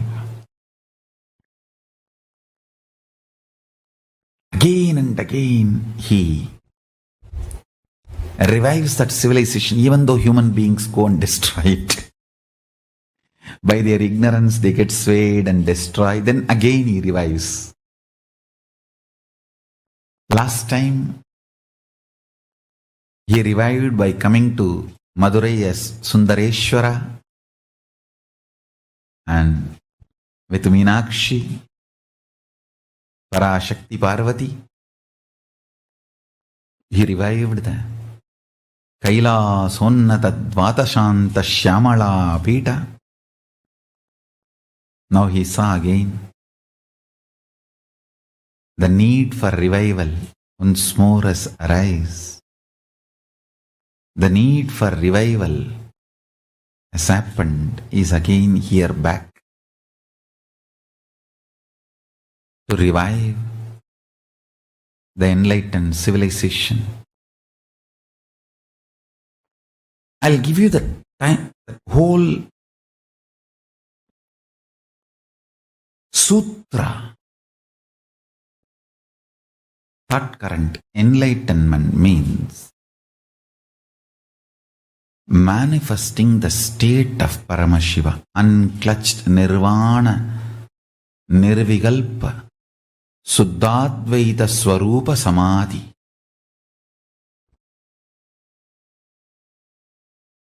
It is not thoughtless state, it is patternless state. Thoughts are different, patterns are different. Thoughts may come from patterns, but thoughts themselves are not patterns. The patternless state of Nirvikalpa Samadhi. Fools are those who fight with thoughts and they fail and they declare that thoughtlessness is not possible. Thoughts are different, patterns are different. The Paramananda Swarupa, Paramaswarupa, Nityananda Swarupa unclutched state, Nirvikalpa Samadhi. That is the state of Paramashiva. I have spoken elaborately almost from 2000. I think my first recorded voice is available from 2000, I think. I don't want to say voice was not recorded. I remember still at the age of 3, my voice getting recorded, but unfortunately we don't have a copy of it. But whatever our archives could collect from 2000, we have my voice recording. From 2000 to 2009, 9 years, I was speaking only on this subject because fundamentally people need to experience the state of Paramashiva, like through Kalpataru, Ananda Spurana, Nityananda Spurana, Bhava Spurana, Bhakti Spurana, Yoga Spurana, Jnana Spurana, Shakti Spurana, Atma Spurana, Aham Spurana. Almost all the Spurana courses and programs. Around 21 Spurana courses I have done. Shakti Spurana. All of them. Including Ila's initiation. All of them. Ila's initiation is fundamentally initiating you into the Nirvikalpa Samadhi. Unclutched space. Almost 9 years I spent initiating millions of people. Every nook and corner of the world. That 9 years, the way I traveled all over the world to reach out to people. Organization was started in 2001 in Tiruchengodu, but my public life started in 2000 itself in Tiruvannamalai, doing the Chandi Homa in Tiruvannamalai, Rajarajeshwari temple, which is just in front of our ashram. Those days it was in our devotees' hands. From 2000 till 2009, I can say, I was working, creating millions of people to experience the state of Nirvikalpa Samadhi, state of Paramashiva.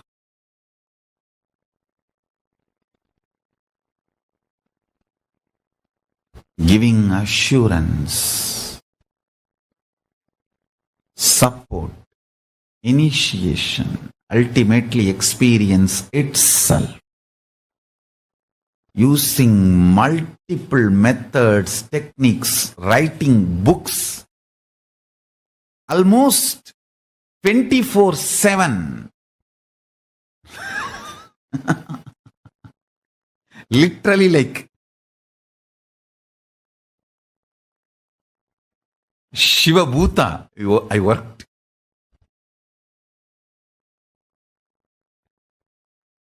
The valor with which I used to work in those days.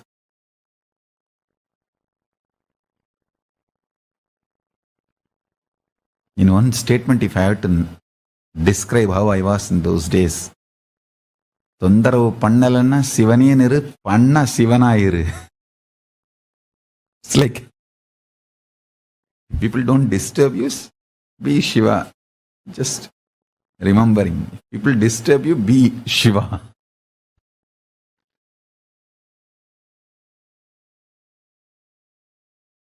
Just experience Kailasa because it is too beautiful. And one of the important point is Kailasa does not have a gate. It neither has a gate nor has a door. It is a open, free entry for all. There is no qualification, predetermined condition for Kailasa. Only in Indraloka, Brahmaloka, Vaikunta and all the qualifications, only Devatas can enter. Like that, many qualifications. But in Kailasa, Bhuta, Preta, Pichacha, all kinds of people are allowed, free. Some Bhutas make even Paramashiva run around.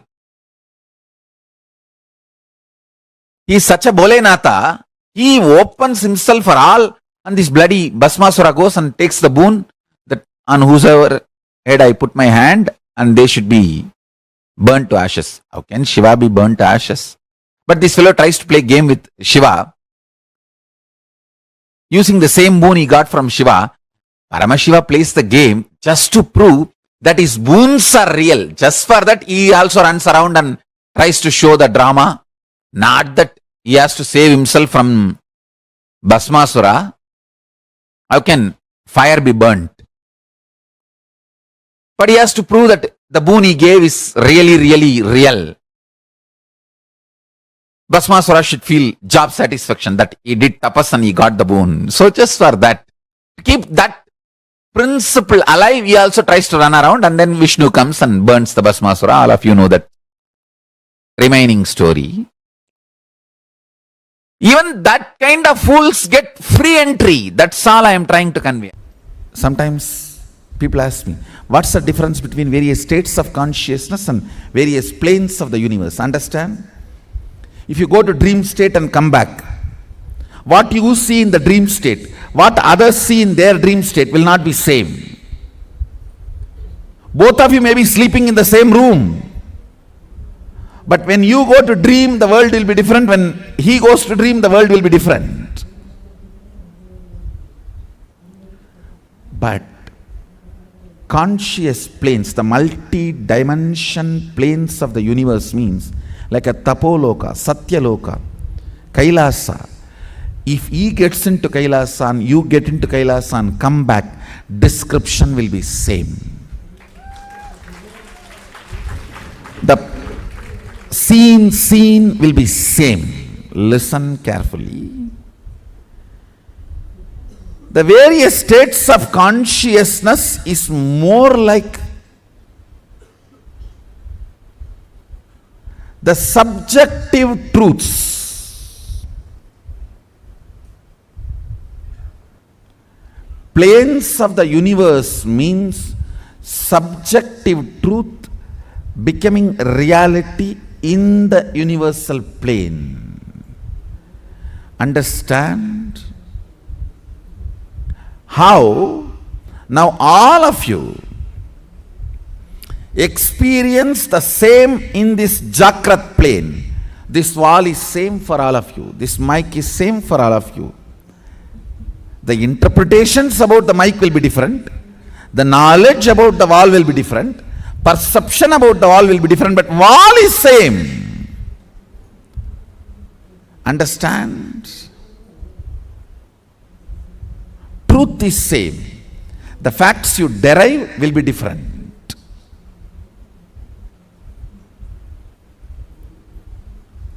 So this is the plane of Bhu. If you enter into the planes of Swa, Tapa, Satya, exploring those planes through the various states of consciousness, I should say, if we need to send a rocket to Mars, the fuel we need to fill is states of consciousness. If we need to reach Kailasa, we need to fill our being with Turyatita. The fuel is the states of consciousness.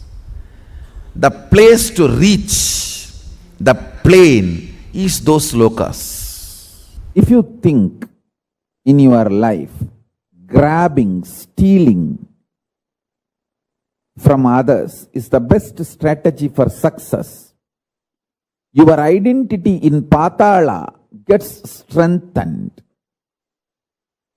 If you think the win-win is the best strategy in any deal, whether relationship or business, in every deal of your life, You also should win, other person also should win. The win-win is the most successful, long-term, peaceful, right strategy. Then, your identity in Swargaloka gets strengthened. If you feel no, giving up, Sarva Parityaga, Tyaga is the best strategy for all the auspiciousness in the life. Tyaga is the best strategy. The greatest powerfulness in the life. Then your identity in Tapoloka gets strengthened. If you feel integrity is the best strategy.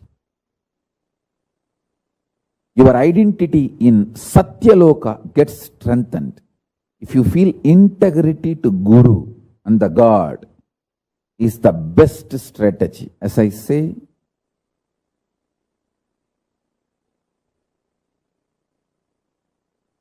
Paramashiva revealed many times. The manifest form of Paramashiva is Guru. Unmanifest existence of Guru is Paramashiva. State of Guru is Paramashiva. Statement of Paramashiva is Guru. Statement of Paramashiva is Guru. State of Guru is Paramashiva. Avyakta of Guru is Paramashiva. Paramashiva's Vyakta is Guru. Manifest component of Paramashiva is Guru. Unmanifest existence of Guru is Paramashiva. Understand? The extraordinary powerful existence,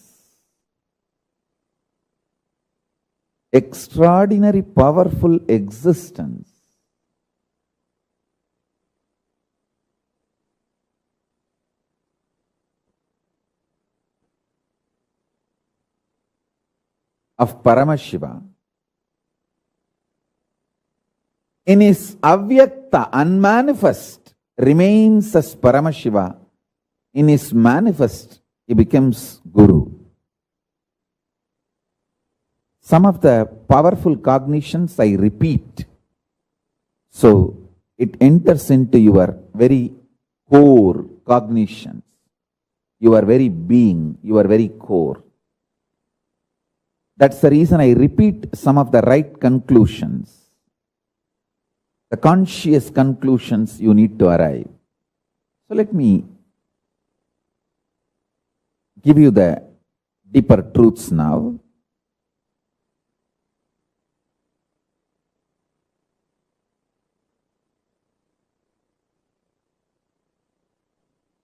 Level by level, understand. About your body.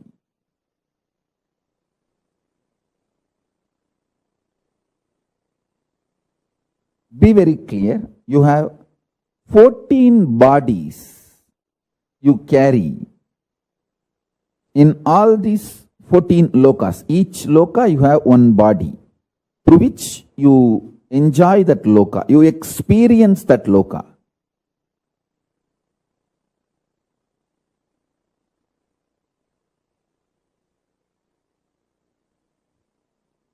Actually, the body you carry is the base from which you enjoy that loka. So the body you are carrying now in this bhuloka, where you are sitting and listening to me, this body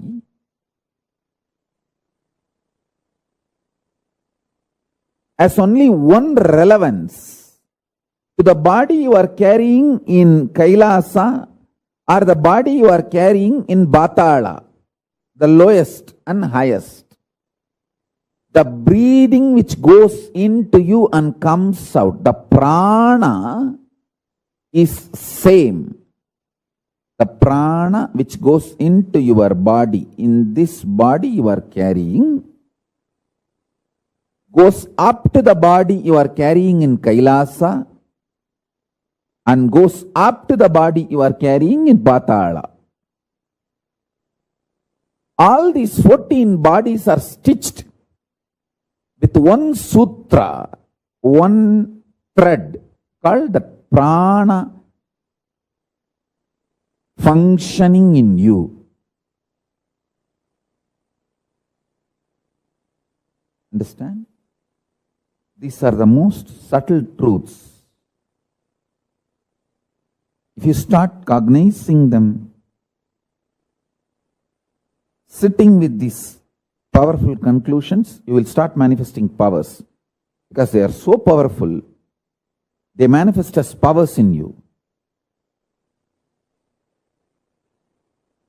If you understand, the breathing you are doing now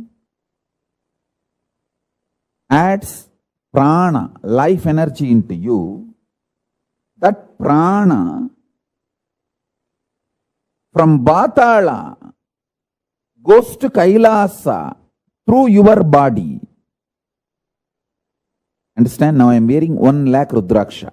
Little more than 1 lakh, because this 3 Gauri Shankar Mala which I am wearing is each one of them 108.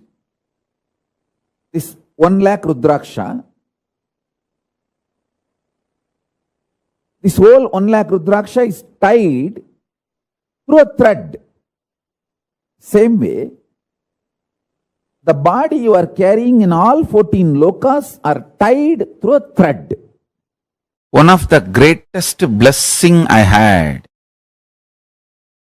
in my life was, I was literally, really in love with Arunagiri Yogeshwara, my guru, when I was listening to him.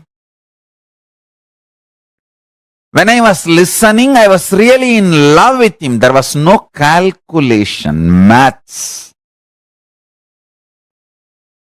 All I know is I am blessed even to get this space with him. Over.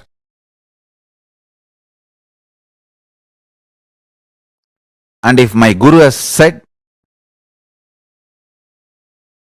after the end of this satsang, your life is going to end, everything is over, even then I would have decided to be with him. I would have said, that is absolutely okay for me. Take the life, let me be here with you. I was ready to pay my life to have that one sitting with him. I was very clear. My life is too small to pay for his presence. I was absolutely clear. If he demands my life, I will, without even having second thought or any maths, I'll just give him. Because I know the logic with which he was functioning is worthy of paying millions of lives. Understand?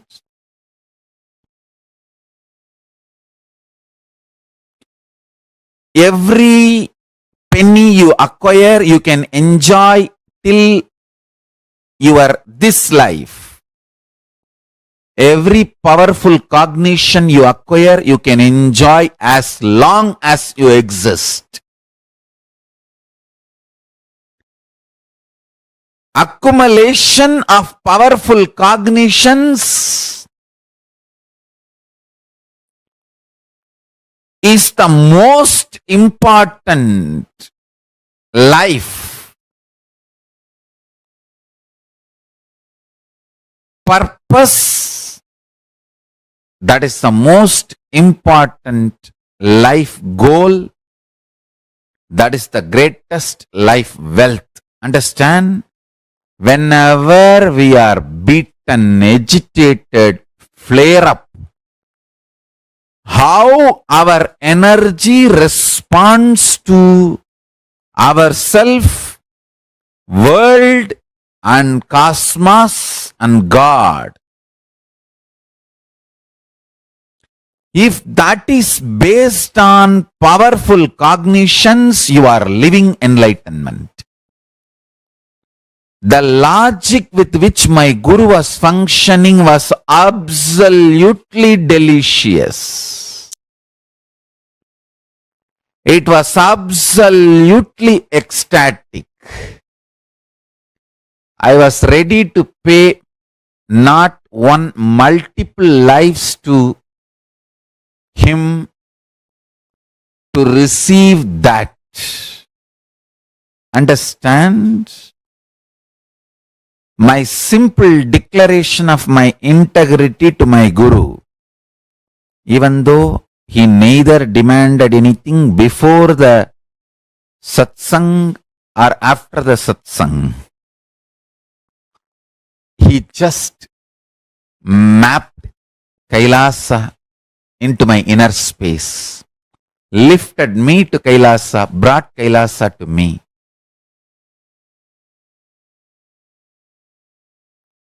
I literally do that to all of you now. I lift you all to Kailasa and bring Kailasa to you. Listen. Listen intensely. You can have 1,000 reasons why you should be integrated. You can have 1,000 reasons why you should not be integrated.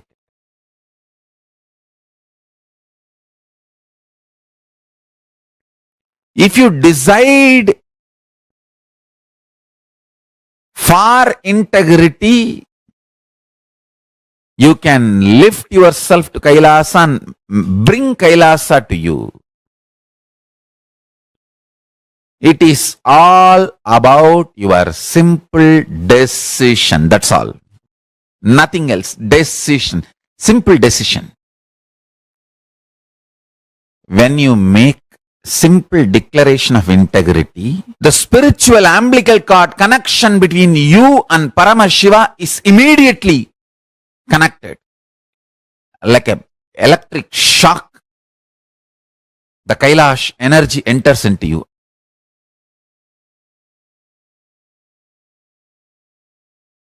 Please understand, like how Mahadeva's Kailasha, he has instructed when people are sincere, give way, give darshan wherever they are.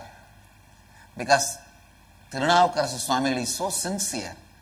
Just in Thiruvayaru, he had the darshan of Kailasa. Ravana may be powerful, devotee, because he is not sincere. He could not carry Kailasha to wherever he wants. Power does not move Kailasa.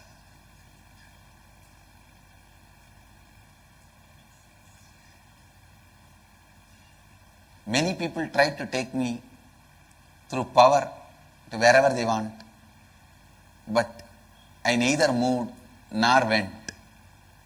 It can't move. But for many people, wherever they are, I went and gave them darshan.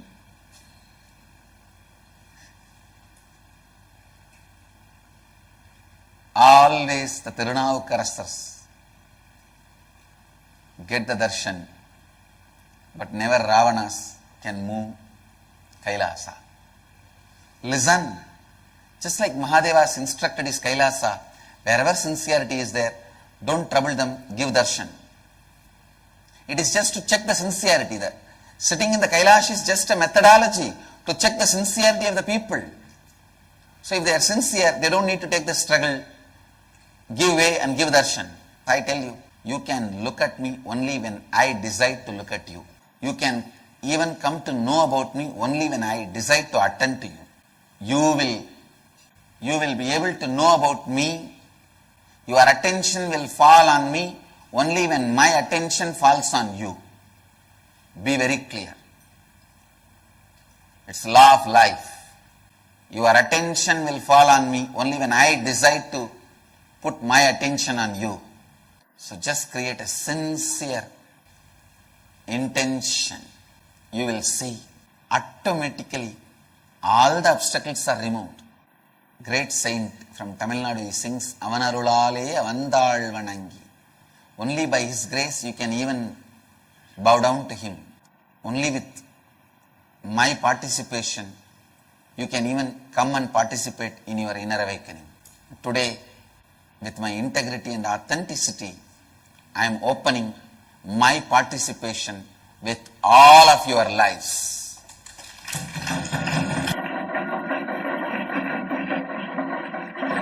With integrity, authenticity, responsibility, I commit with you all. Make the sincere intention, I'll make it into reality. Listen intensely. First truth.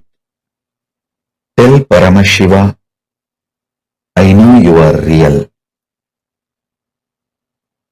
Second truth. Not only Paramashiva is my first priority, he is the only priority. Third truth.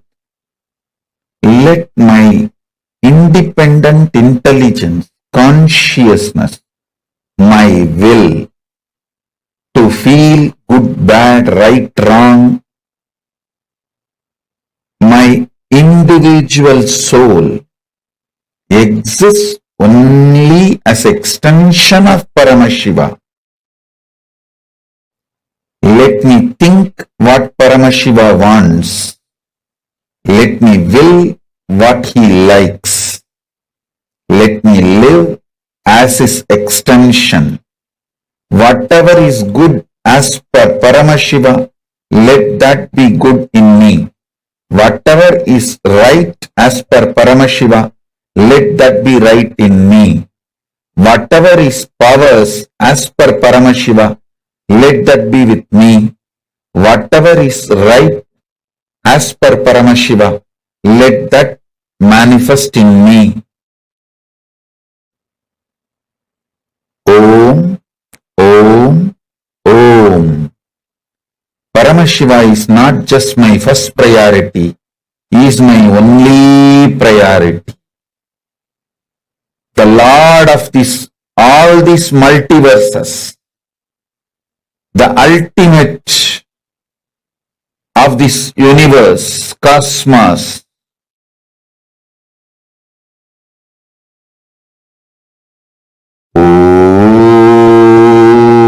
Om. Let Paramashiva's activism manifest in me. Let me breathe only the way he wants. Let me think only the way he wants. Let me live only the way he wants. Let me desire only the things he wants. Let me enjoy only the things Paramashiva wants. Let me live only the way Paramashiva wants. Let me manifest only what Paramashiva wants. Let me attract only what Paramashiva wants. Let the activism as defined by Paramashiva manifest in me. Let intelligence as Paramashiva wants happen in me. Let wealth as Paramashiva defined happen in me. Let life as Paramashiva defined happen in me. Let health as per Paramashiva happen in me. Let breathing happen as per Paramashiva in me. Paramashiva is the only priority. Let Paramashiva be the only priority. Oh, let the inhaling happen as Paramashiva inhales. Let exhaling happens as Paramashiva exhales. Let my heart beat as Paramashiva's heart beats. Let my stomach digest as Paramashiva digests. Let my brain flow, visualize as Paramashiva visualizes. Let my will cognize as Paramashiva cognizes. Let my existence manifest as Paramashiva manifests. Let Paramashiva's existence be my existence. Let Paramashiva's intelligence be my intelligence. Let Paramashiva's energy be my energy. Let Paramashiva's inner space be my inner space. Let Paramashiva's life be my life.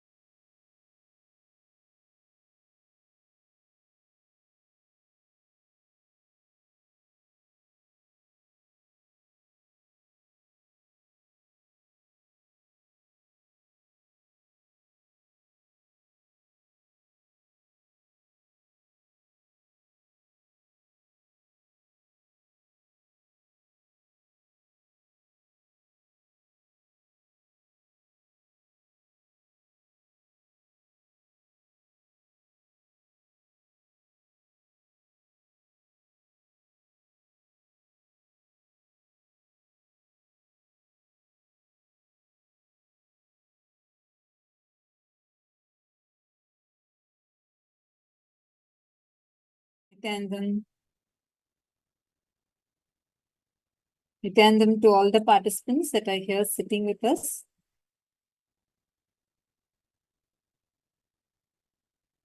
Return them. Ma Virupaksha, Ma Yogananda Guru Prasadini. Can I request all of you to please come on camera? Ma Istak, Ma Sharmeen Muse. Please kindly come on camera. Ma Jingguo. I request each of the participants to please turn on your cameras.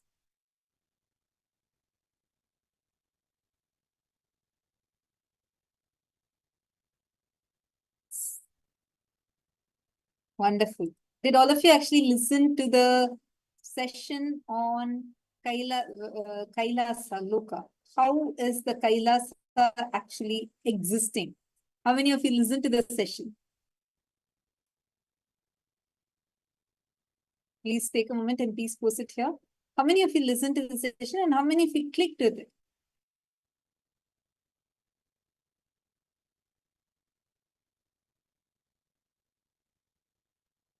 See, Kailasa, this abode of Kailasa is where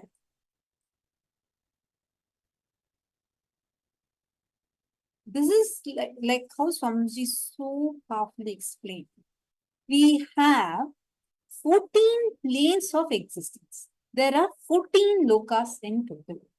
Beyond these 14 lokas, we have the Kailasa and we have Shripuram, we have Vaikunta, Shripuram, Kailasa and Mahakailasa. All these four exist beyond this 14 lokas. And these are like ultimate abodes where you exist. You have a lot more, like it's the moment you break free from the 14 lokas, you live in a very high frequency, the highest frequencies. If you are deeply connected to Parandama, Mahavishnu, and you have the Prema Shakti, the Prema Bhakti and Prema Shakti flowing through you, you directly reach the abode of Vaikuntha. Like that, Kailasa Loka is where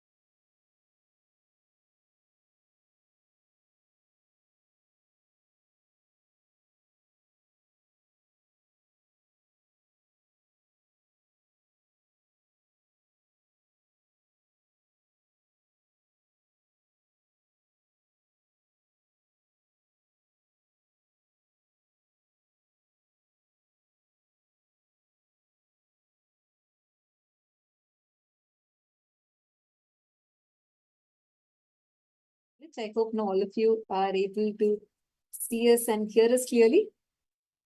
Wonderful. See, now understand, why do we need to understand about Kailasa? Why do we need, how this Kailasa Loka actually exists? See, only when you start cherishing these higher principles, the powerful cognitions inside of you more and more, those powerful cognitions will by itself raise you to that higher frequency and open up the higher lokas for understand, like how powerfully Swamiji says. The purpose of life is having the conscious access to your super conscious that you have inside of you. As the source, the first person in you, the super conscious happening that is there, which is running everything inside you and outside you. Having conscious access to that superconscious existence in you. That is what is the purpose of our life. Now, by knowing how the higher planes exist, how Kailasa, Mahakailasa, each of these lokas are actually existing through those cognitions, automatically what will happen? You will start having conscious access to the superconscious happening in you, because it is that same superconscious happening that is existing in each of those higher lanes.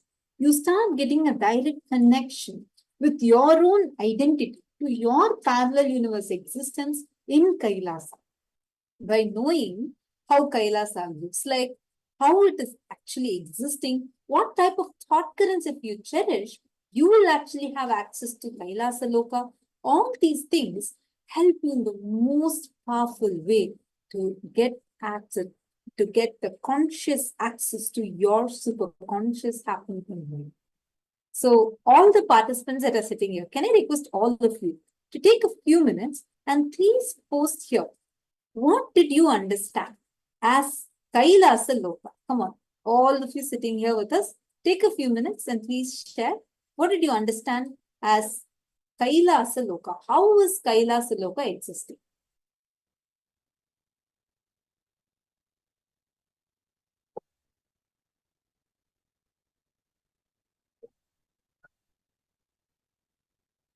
Take a few minutes and please post it here.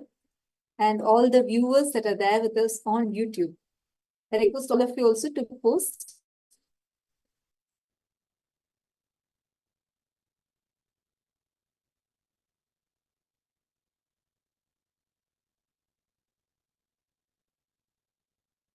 How does Kailasa? Come on, Ma Virupaksha, Ma Yogananda Guru Prasadini, all of you also please post here. What did you understand? Ma Jingwo, what did you understand?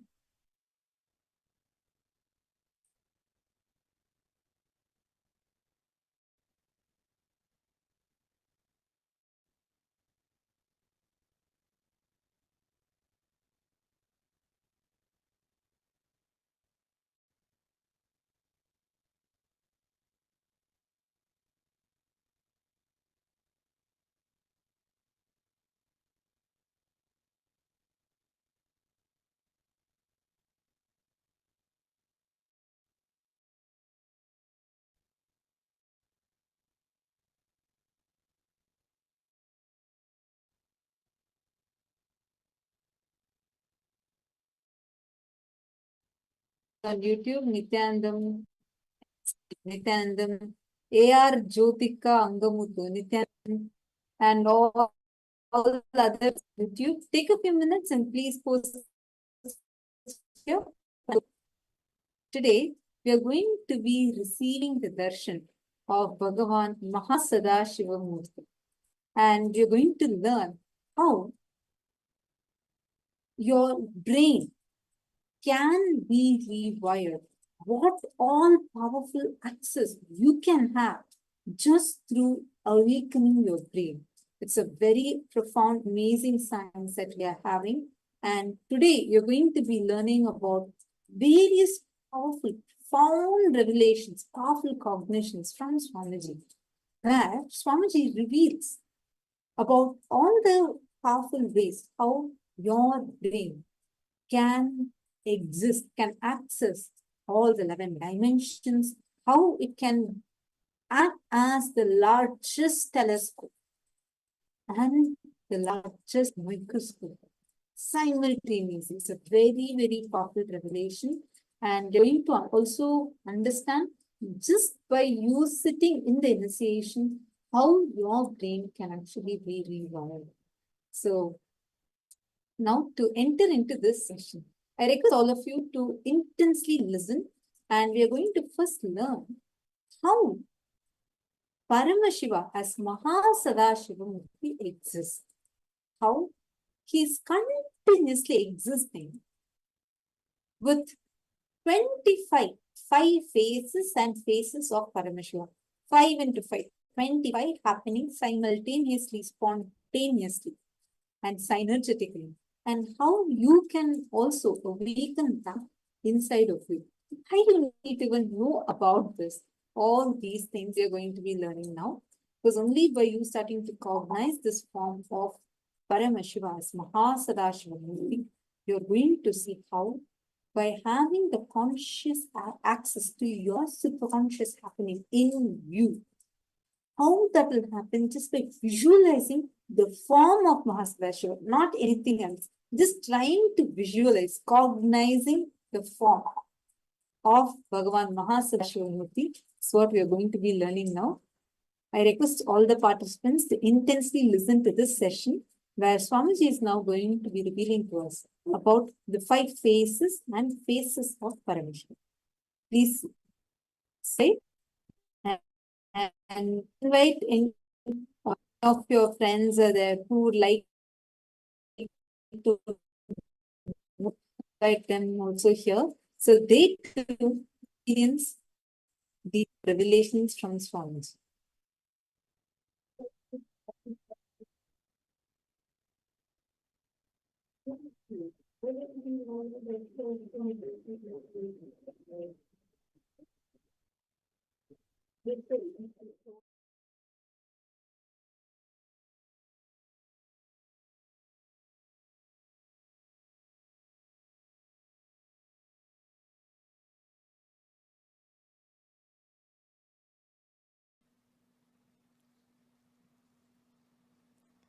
Paramashiva, in his Mahasadashiva Murti manifestation, who is the Lord of Maha Kailasa, with 25 heads, 75 eyes, 50 hands, Sarva Mangala, Sarva Atsarya, Sarva Swatantra, Sarvanyatva, Ananta Kalyana Gunaswarupa, Tejomaya, Swayam Prakasa, in his form is alive.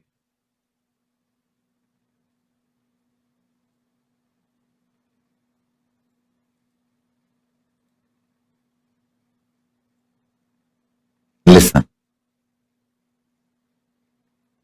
You are introduced by him about him now. He is introducing himself about himself to you right now. So, just sit and receive. Now, these 5 actions. Understand first this about these 5 actions. Srishti, manifestation. Sthiti, sustenance. Samhara, rejuvenation. Trobhava, getting out of delusion, pulling out of delusion. Anugraha, liberation. Manifestation, sustenance, rejuvenation, pulling out of delusion, enlightenment, liberation. These 5. Paramashiva does these 5 as Sadashiva with 5 faces. Satyojata, Vamadeva, Tatpurusha, Ahora, Ishana. Listen. Satyojata, Tatpurusha, Vamadeva, Ahora, Ishana. Let me repeat. Tatpurusha, Vamadeva, Agora, Ishana, and Satyojata. Listen intensely. Listen sincerely. Satyojata face of Paramashiva does creation, manifestation. It is the face facing western direction. It does manifestation, Satyojata. Then Vamadeva does sustenance. Agora does rejuvenation. Tatpurusha does pulling out of delusion. Ishana does liberation. The Ishana face is looking upper direction. Listen, I'll repeat. Satyojata does manifestation. It is facing western direction. Vamadeva does sustenance, faces north direction. Agora does rejuvenation, faces south direction. Tatpurusha does pulling out of delusion, faces east direction. Ishana faces upper direction, and that does the job of liberation. Now listen.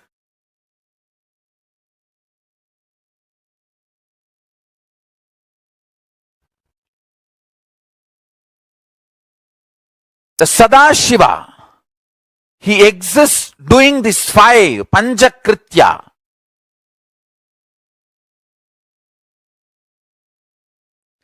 Each phase, PHASE of Sadashiva, for example, the Ishana, PHASC of Sadashiva, as Ishana Murti, he does separately 5. Tatpurusha Murti, he does separately 5 action. Agora Murti, he does separately 5 actions. Vamadeva Murti does separately 5 actions. Satyojata Murti does separately 5 actions.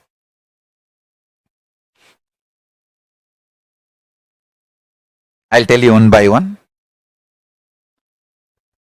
Sadashiva has 5 PHASES, paces, not faces alone, paces. Each pace has 5 faces. Listen, listen, please listen.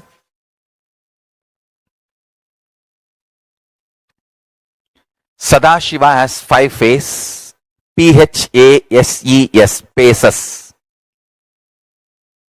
That 5 paces does creation, sustenance, rejuvenation, pulling out of delusion, and liberation.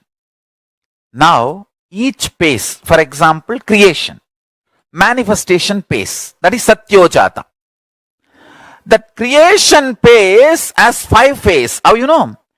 manifesting manifestation, manifesting sustenance, manifesting rejuvenation, destruction, manifesting pulling out of delusion, manifesting liberation.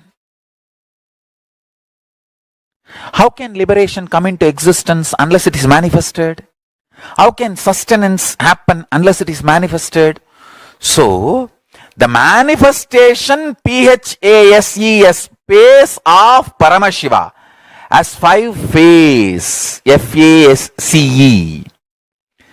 Manifestation phase of Sadashiva as 5 phases.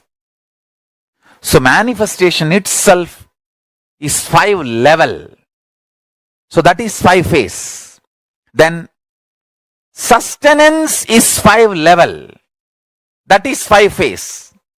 Then rejuvenation is 5 level. That is 5 phase. Pulling out of delusion is 5 level. That is 5 phase.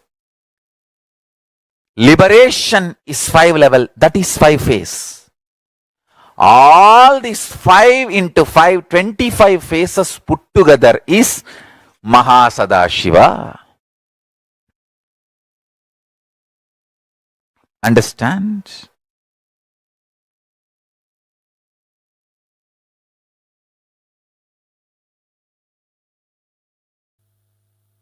I'll introduce this word, algebraic topology.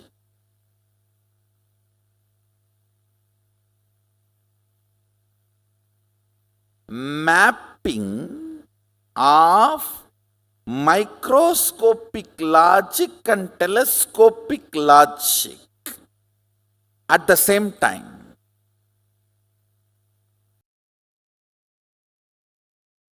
I'll reveal step by step. Internalize. It is very important for anybody who want to be my follower, because only if you know what is Paramashiva, you will understand the meaning of Paramashivoham. This whole thing is not just happening in Kailasa, it is happening inside you. It is happening inside your brain now. It is happening inside you now. Paramashiva is sitting inside you now.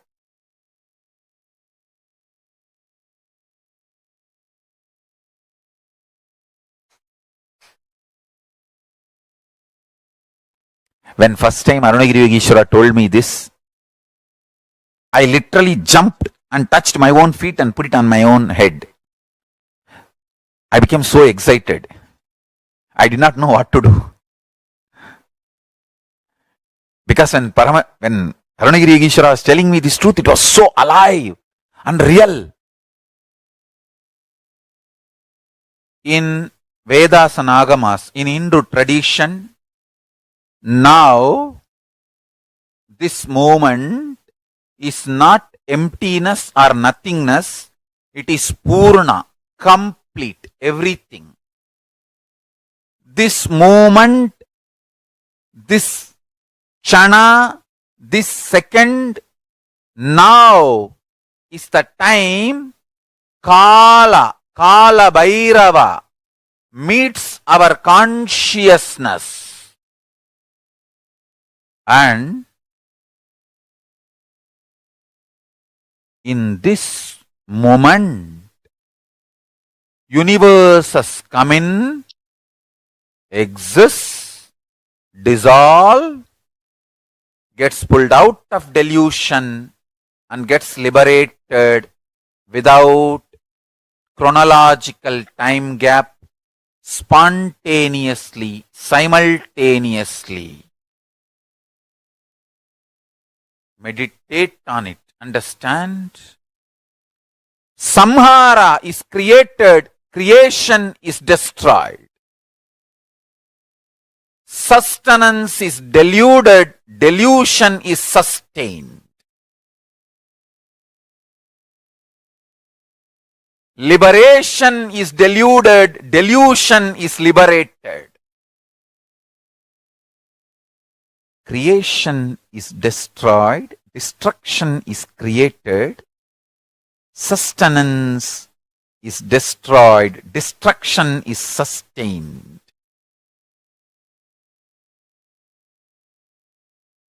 Delusion is liberated, liberation is deluded.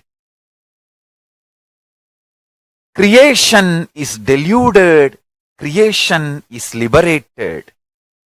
Creation is sustained, creation is destroyed. Sustenance is created, sustenance is destroyed. Sustenance is deluded, sustenance is liberated.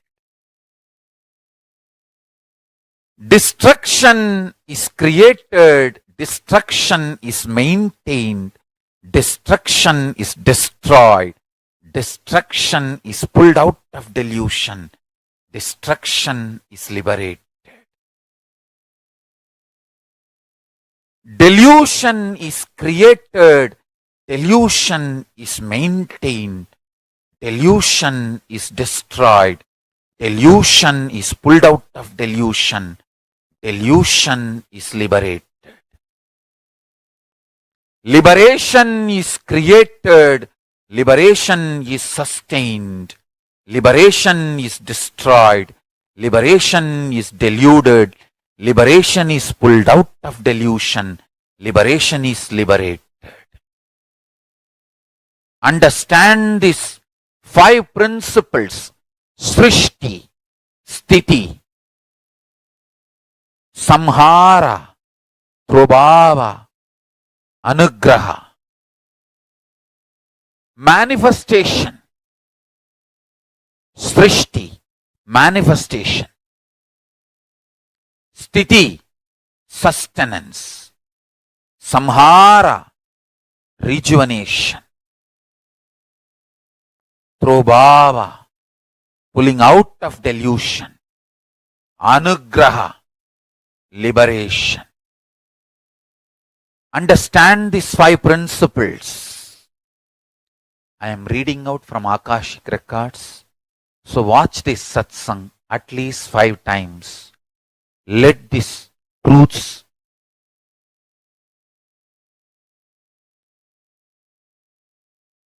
vibrate, reverberate in you. Creation is created. Creation is sustained. Listen carefully. Srishti. Manifestation is manifested. Manifestation is sustained. Manifestation is destroyed. Manifestation is pulled out of delusion. Manifestation is liberated. Sustenance is manifested. Sustenance is sthiti. Sustenance is manifested. Sustenance is sustained. Sustenance is rejuvenated. Sustenance is pulled out of delusion. Sustenance is liberated.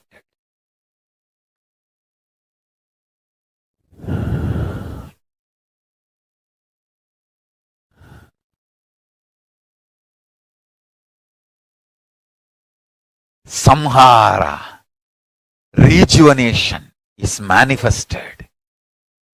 Rejuvenation is sustained. Rejuvenation is rejuvenated. Rejuvenation is pulled out of delusion. Rejuvenation is liberated. Delusion, Prabhava, delusion.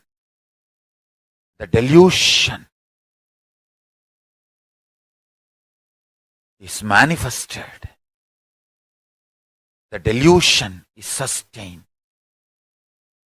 Delusion is destroyed. Delusion is pulled out of delusion. Delusion is liberated. Anugraha. Anugraha is manifested. Anugraha is sustained. Anugraha is rejuvenated. Anugraha is pulled out of delusion. Anugraha is liberated. Anugraha is liberation. Liberation is manifested. Liberation is maintained, sustained. Liberation is rejuvenated. Liberation is pulled out of delusion. Liberation is liberated. Understand these 5 principles of existence. Srishti, manifestation. Sthiti, maintenance. Samhara, rejuvenation. Delusion. Prabhava, pulling out of delusion. Anugraha, liberation. This 5 dimension of the universe merging with one another, crisscrossing with one another, permutation, combination of these 5 with one another makes 25 faces of Paramashiva. This 25 faces of Paramashiva is now happening simultaneously, spontaneously, without time gap. Do not be tired, do not be bored, do not be bored, do not be worried, do not be disturbed. Don't feel you are not able to grasp or understand. I am revealing the Akashic records as it is, manifesting the pure existence of Paramashiva.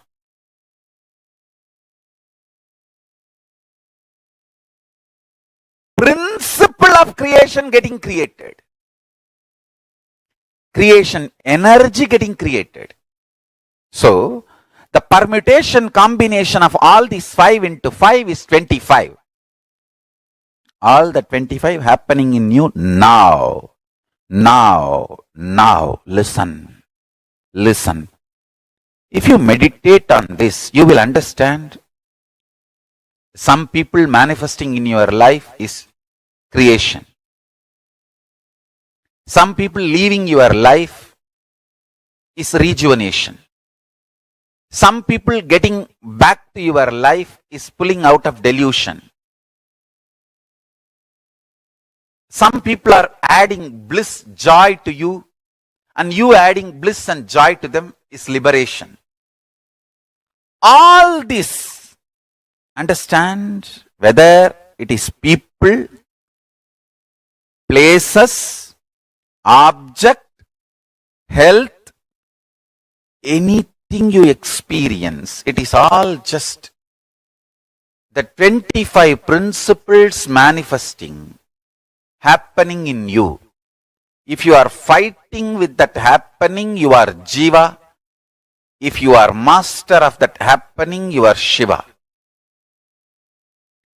If you sit now and complete with all these 25 happenings in your life, internally, externally, some good things getting created. Some things which you think as good getting destroyed, rejuvenated. Some things getting pulled out of delusion. Some things getting liberated. Listen carefully. 5 into 5, 25 happening now in you is the meaning of Om Nityananda Paramashivoham. This is the meaning of Mahavagya. Understand? This is the powerful cognition of Mahavagya. What is the powerful cognition of Mahavagya? all the 25 happening now in you.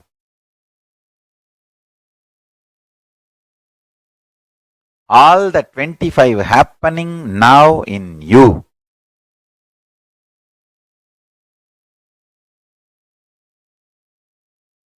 Satyojata Murti, Vamadeva Murti, Tatpurusha Murti, Aghora Murti, Ishana Murti, all the 5 put together as Sadashiva Murti, and all the 5 into 5 put together as Mahasadashiva Murti is happening in you now.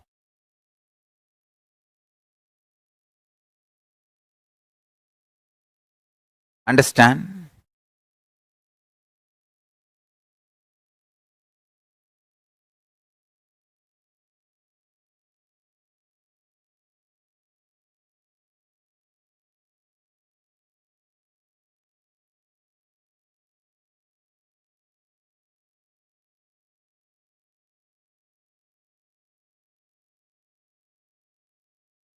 Listen carefully. I am teaching you the science Paramashiva Jnana, Paramashiva Vijnana, brought by Parashakti, given by Paramashiva himself to Parashakti and brought by Parashakti to planet Earth, Kanchi. And she started spreading it from Tiruvannamalai to the whole world. Understand? Few things you need to really understand.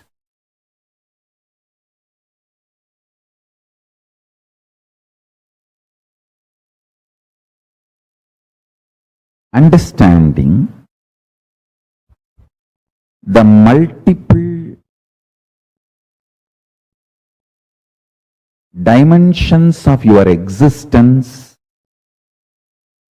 can coexist without chaos and prioritizing simultaneously, spontaneously in you makes you chaos free, stress free, tiredness free, incompletion free, worry free.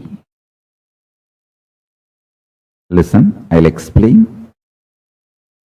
Very simple thing I can tell you. Visualize yourself with the 25 heads of Paramashiva, 75 eyes.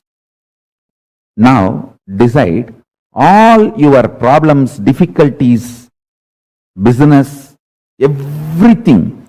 You will think through these 25 heads and find solution. Please listen.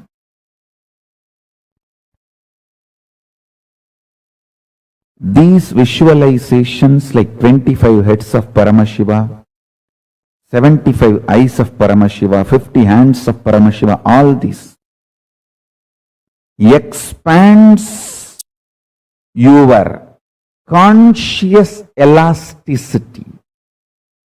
Something's getting liberated. Listen carefully. Everything happening in you is auspicious. If you understand that, you are Shiva. Inside you, outside you, everything happening is auspicious. I tell you, once you are initiated,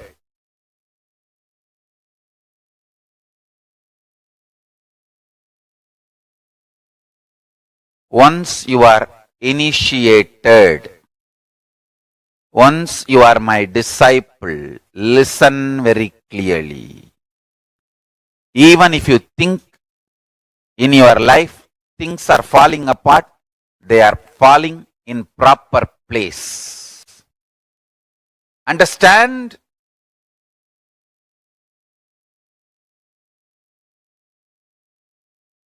Nothing is falling apart. They are all falling in place.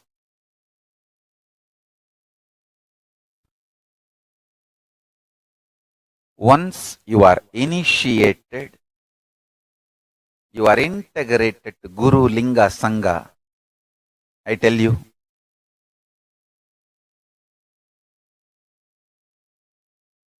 nothing falls apart. You may, even if you think things are falling apart in your life, they all fall in place. Understand that. Nothing falls apart. Everything happening is auspicious. Everything is falling in place for the higher purpose. I tell you. Once you sit with that clarity, you are Shiva. If you are able to come to that clarity in your life, you are master of your life. You are Ishvara. I tell you, whoever is constantly in firefighting mode internally lives as Jiva. Whoever lives in ferocious mode internally lives as Shiva.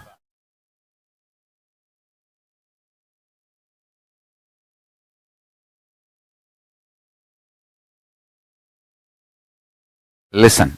Please listen.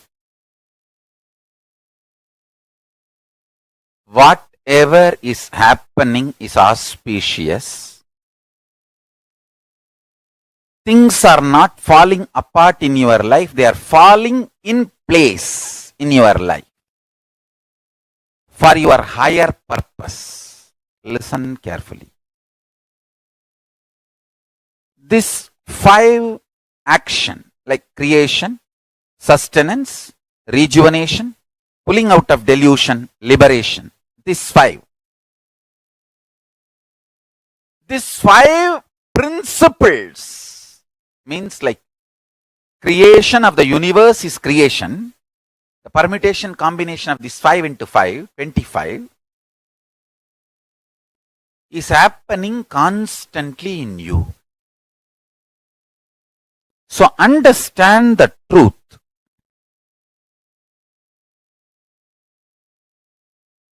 Everything happening in your life is auspiciousness. With this one truth, one powerful cognition, if you sit and bring this clarity, completion, joy, restful awareness, this one principle in your life alive, then you are free from death. You are free from death.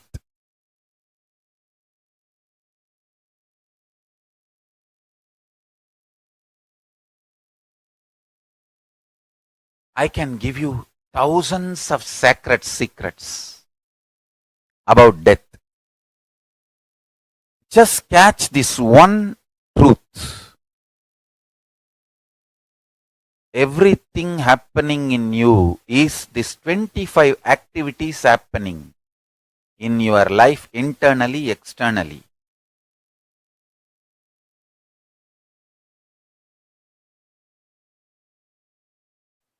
Listen.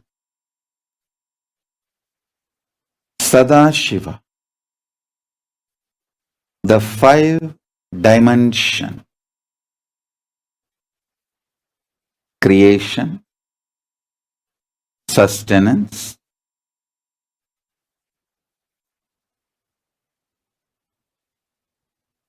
rejuvenation, delusion, liberation.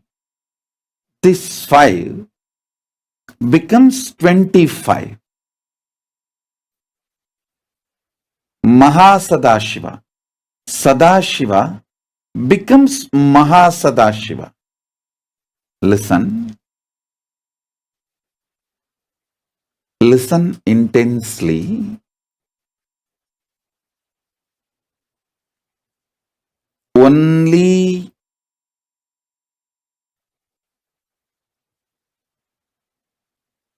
if you evolve to the level of oneness, at least intellectually,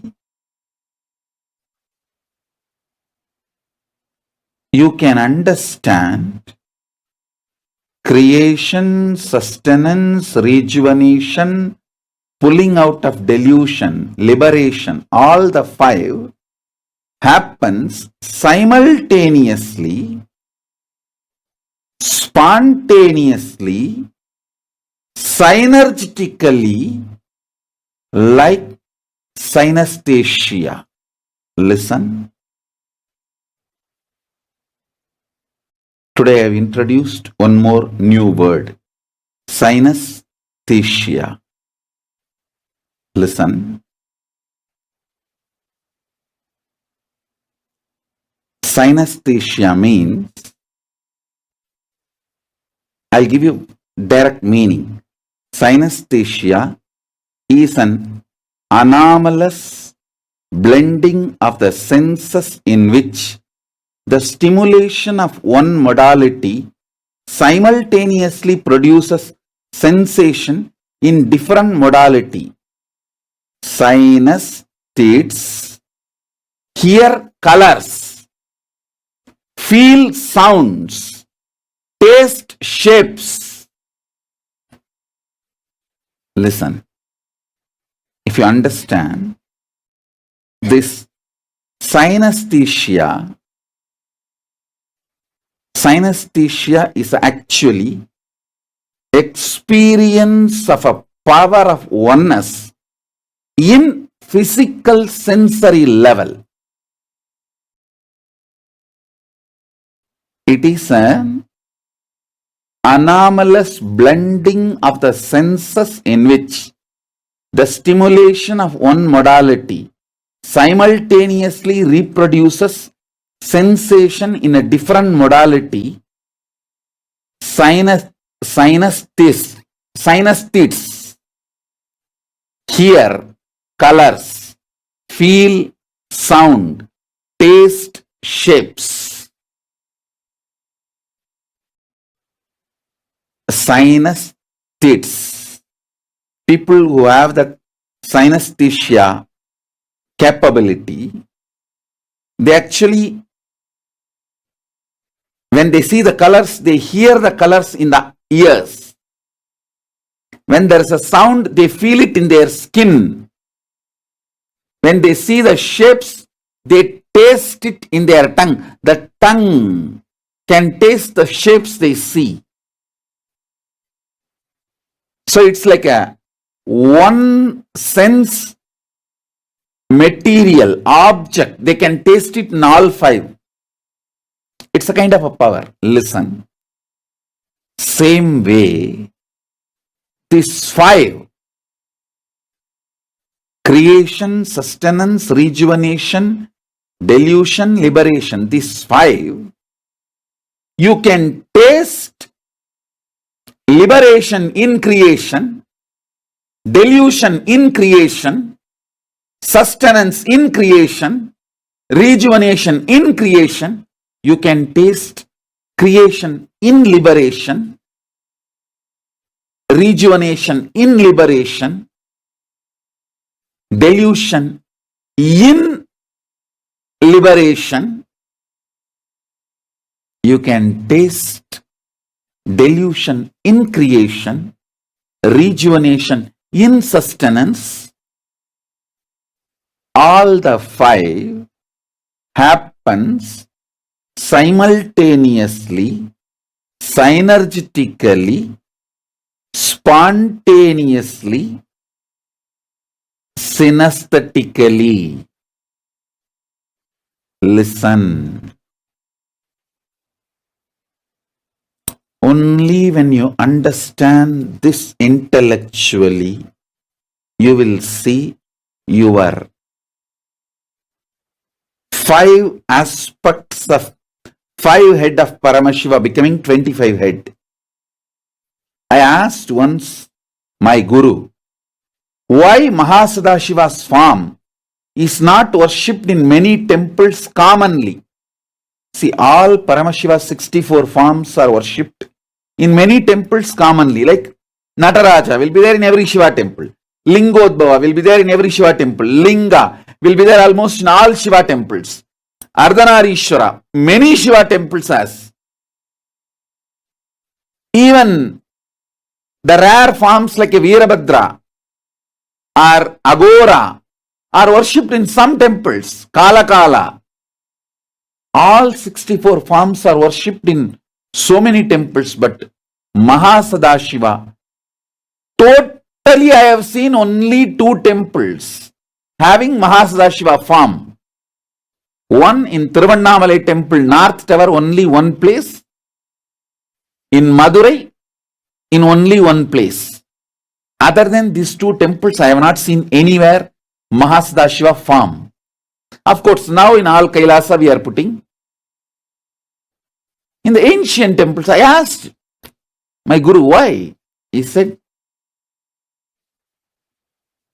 Mahasadashiva form can be even understood only by yogis who is able to cognize oneness only if you experience the power of synesthesia. Only the synesthetics can understand. In creation, there is destruction. In creation, there is liberation. In creation, there is delusion. All the 5 happens simultaneously, spontaneously, synergetically, synesthetically.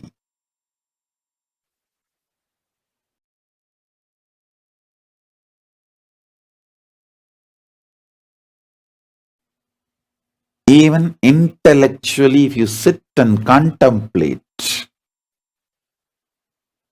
you will understand the 25 heads of Paramashiva. Creation, sustenance, rejuvenation, delusion, liberation are not 5 separate acts. It is 5 different dimensions of Paramashiva happening spontaneously, simultaneously, synergetically, synesthetically.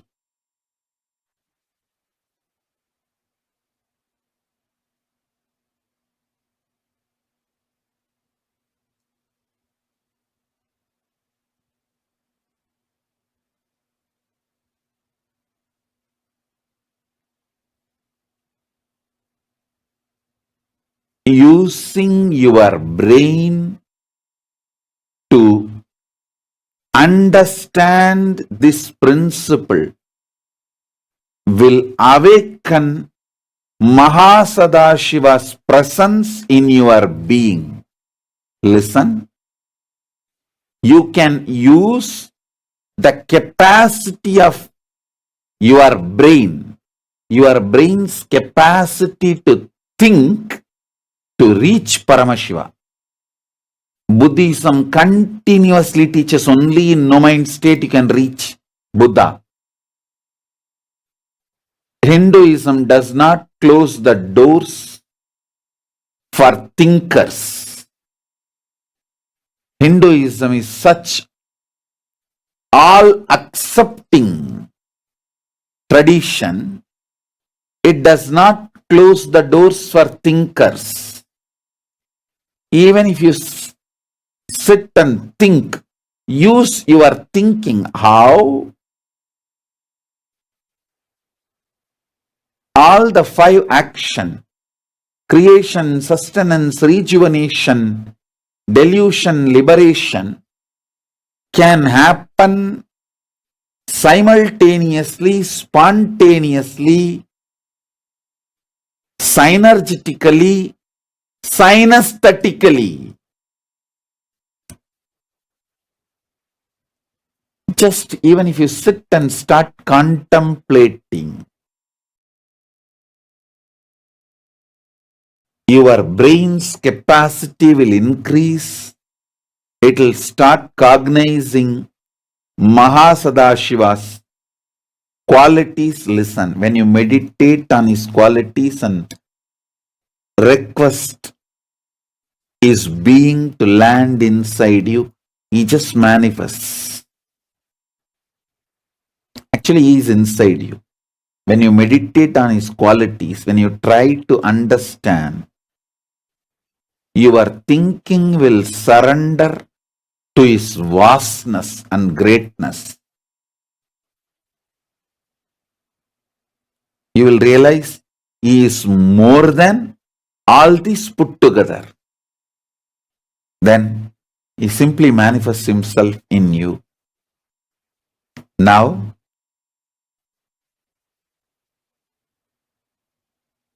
I'll manifest him in you.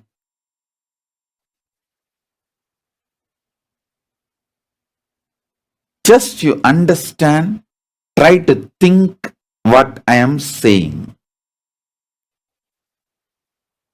Creation, sustenance, rejuvenation, delusion, liberation. These are the 5 phases of Sadashiva. All these 5 happens spontaneously, simultaneously, synergetically, synesthetically.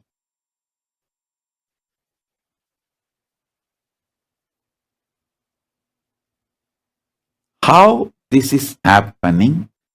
Start thinking. Listen.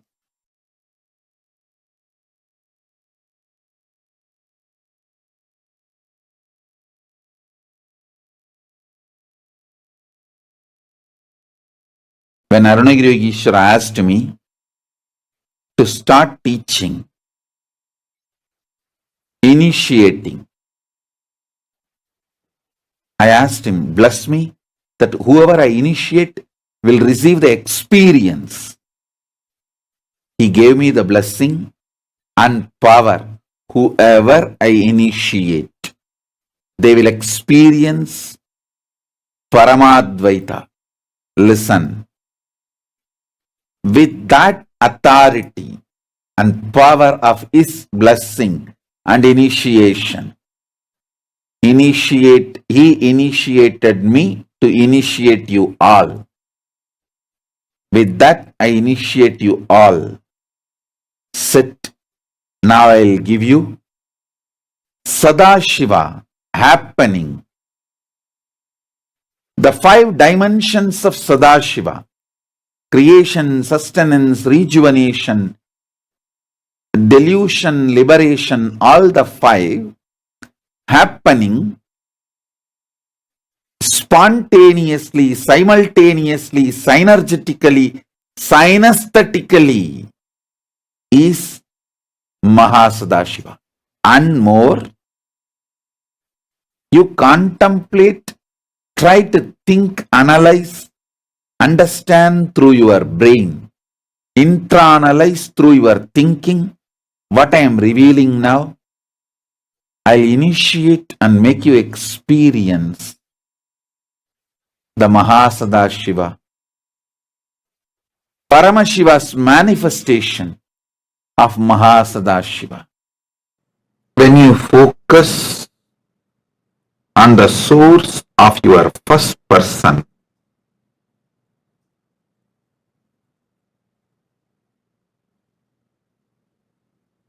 deeply, first you will get a glimpse that source of your first person is not only the perceiver, he is the creator. Listen. When you start looking deep to the source of your first person, in the initial level you will feel who is perceiving everything as you. But if you look into the source of that first person, you will realize the creator is only manifesting in you as the perceiver. Paramashiva, who is the creator, is manifesting in you as the individual perceiver.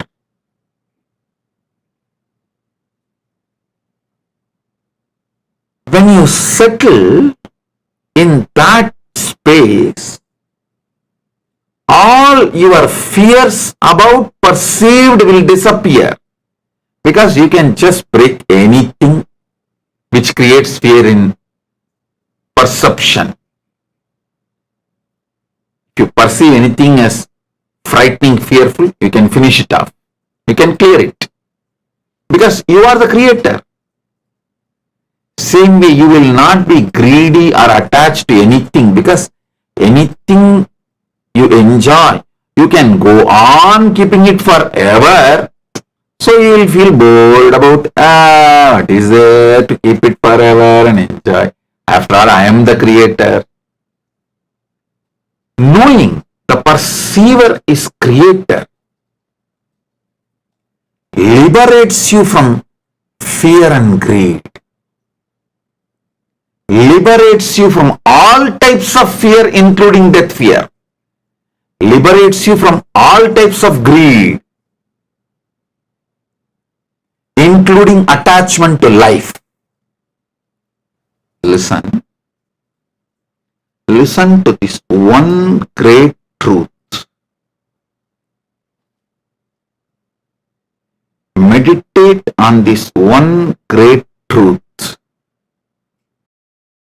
Experience this one great truth.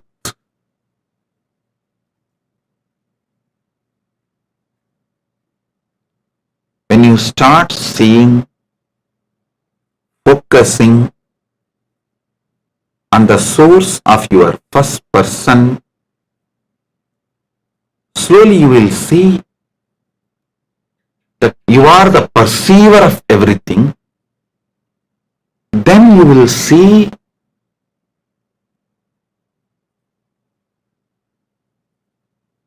you are not just perceiver. The source of your perceiver is the manifester.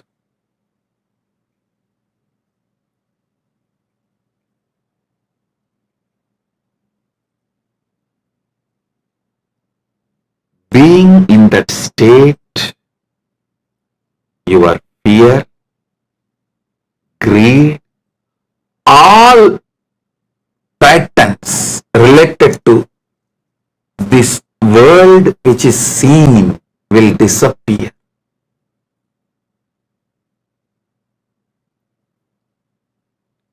I tell you, listen, I'll tell you some of the deepest truths you will experience when you deeply look into the source of the first person. So I am telling you some of the fundamental secrets. If you start looking at the source of your first person, the amount of integrity will happen in your brain. The amount of energy will manifest in your brain. The amount of involvement you need to do to have the conscious access to the superconscious happening inside you. Only then you will understand it is experience. I strongly recommend you focus your energies and start practicing looking at the source of your first person, and side by side learn little agama, learn about how Paramashiva exists, how his various manifestations exist, how they are connected to him. Then you will see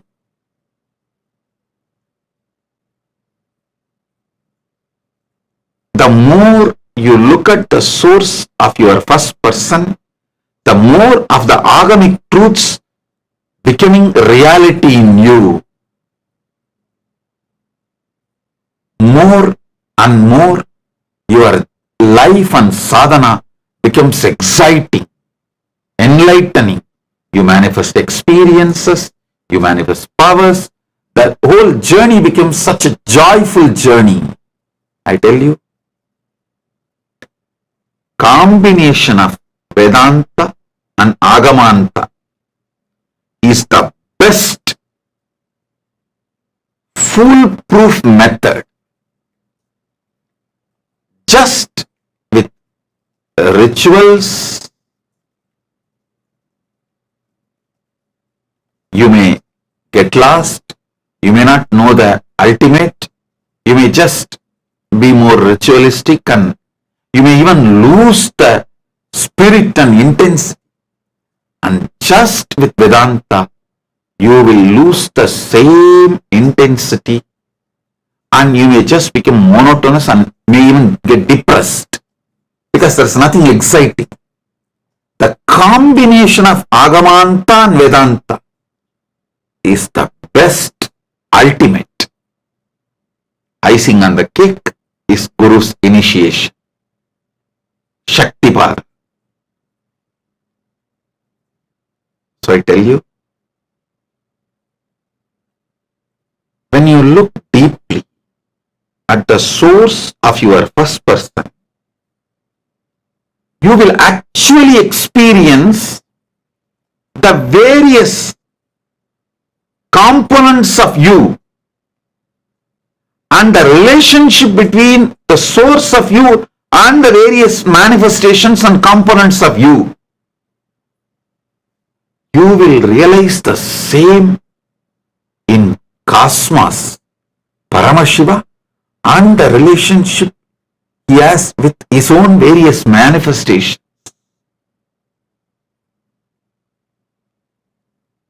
Vedanta is best to realize what is happening in Pindanda. Agamanta is best to realize what is happening in Brahmanda. Vedanta is best to realize the ultimate in Pindanda. Agamanta is best to realize what is happening in Brahmanda.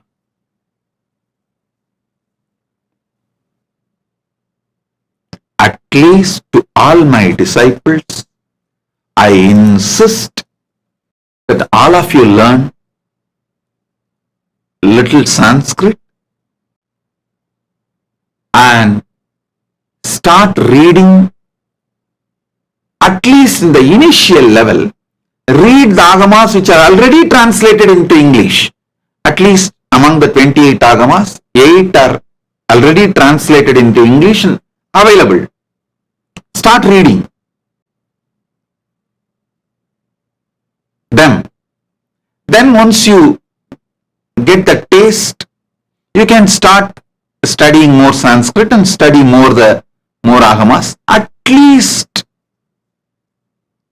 some of the basic Jnanapada or the Kailasa Vivarana, how the Kailasa exists and how Paramashiva is Navatattvas, how he manifests in 9 different manifestations of his own, all that, the basic truths. Because when you look into the source of your first person, many things you will experience. If you have a little knowledge of Agama, you will see, oh God, what's described in Agama exactly is manifesting. That will excite your journey to reach the Paramadvaita Satya, Paramashiva Pada.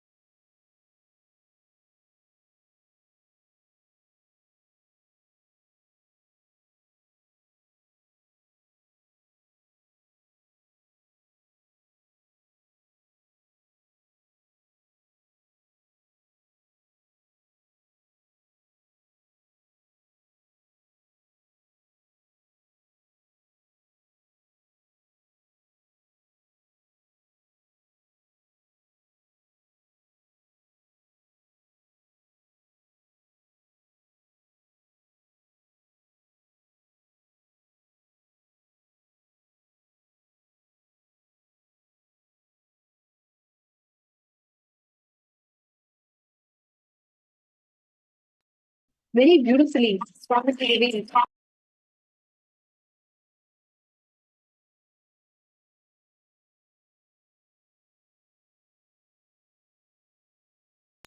Sorry for the technical glitch.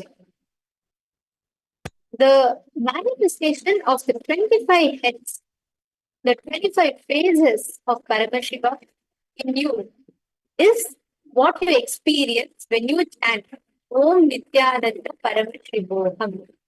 I think that one verse sums up the entire session for us.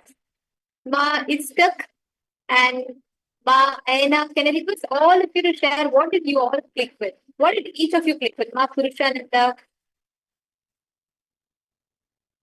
Ma Vipakra saying, I'm afraid I listen deeply enough as I'm with my family. Okay.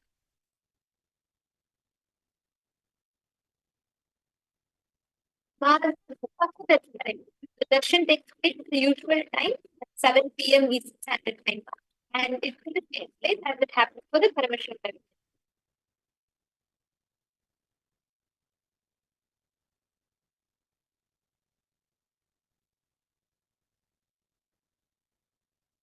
For all participants in the event, whatever you experience, whatever you want to have as your experience for Paramashiva, right? When what is Paramashiva? It is all about you experiencing your highest identity. You experiencing, replacing the inner image that you carry about you, the experience, not even the image.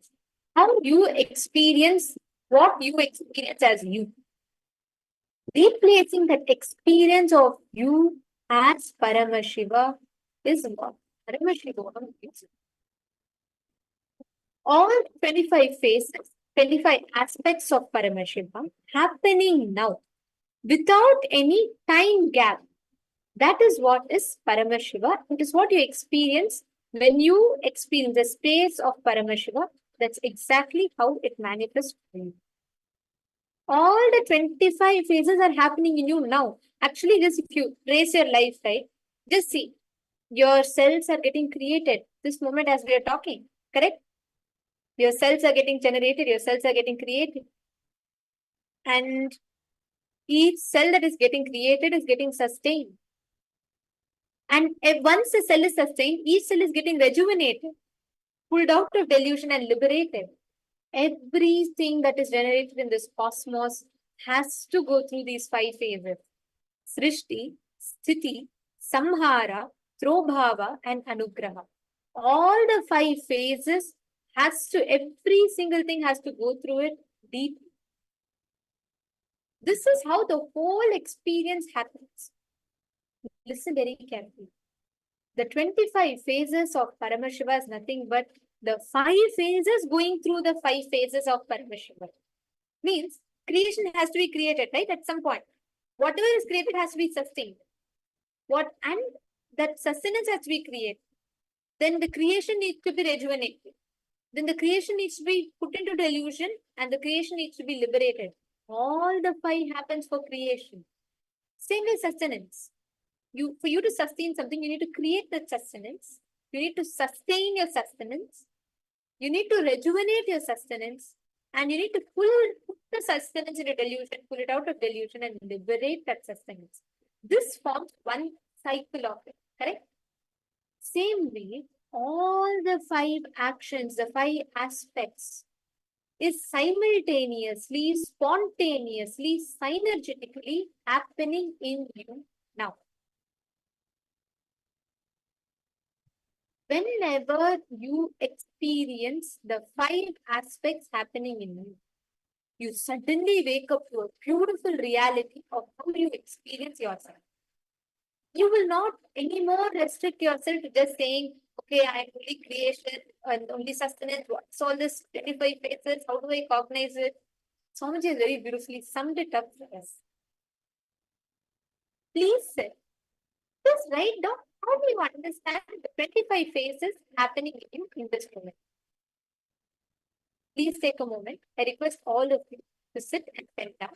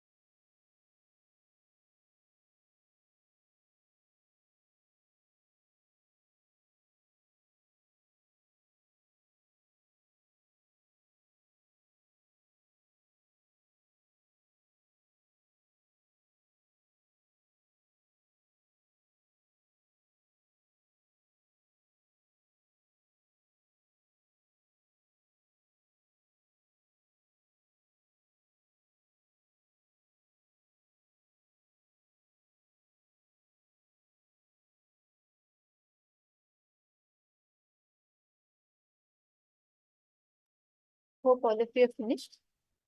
How many of you are actually able to visualize and understand how these 5 aspects, the 5 different dimensions of Paramashiva, simultaneously manifest in you? How many of you are able to understand? How many of you are actually able to see it? See, when you start some beautiful tests, even if you intellectually understand, even if you start processing and cognizing the possibility of these aspects, these dimensions in you, that is enough for you to have a breakthrough in how you experience, how you manifest all these different elements, different aspects. Today, as all of us experience, manifest the various different dimensions of Mahasadashiva, we're all learning about the Panchakrityas, how the whole Panchakritya, the Srishti, Sthiti, Samhara, Drobhava, and Anugraha happens. Now, we're all going to be entering into a very beautiful meditation process to understand or to experience this 25 phases. Swamiji has led us into a very beautiful meditation process through which you can actually cognize and manifest these 25 phases of Paramashiva in you. So let us all enter into the meditation process now. I request all the participants to please sit straight. Please close your eyes.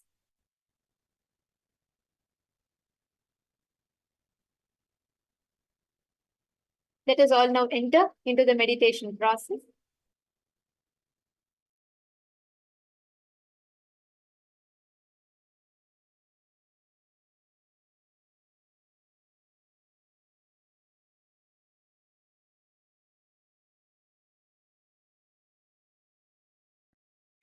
Declare your integrity to Paramashiva.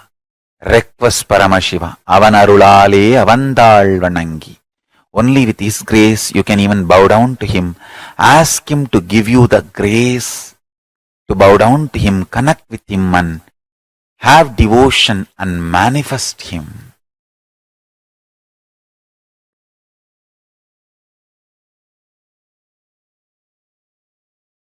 That's enough.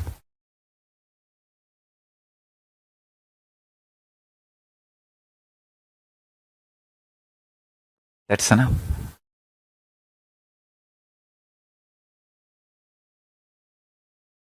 He will manifest and bless all of us.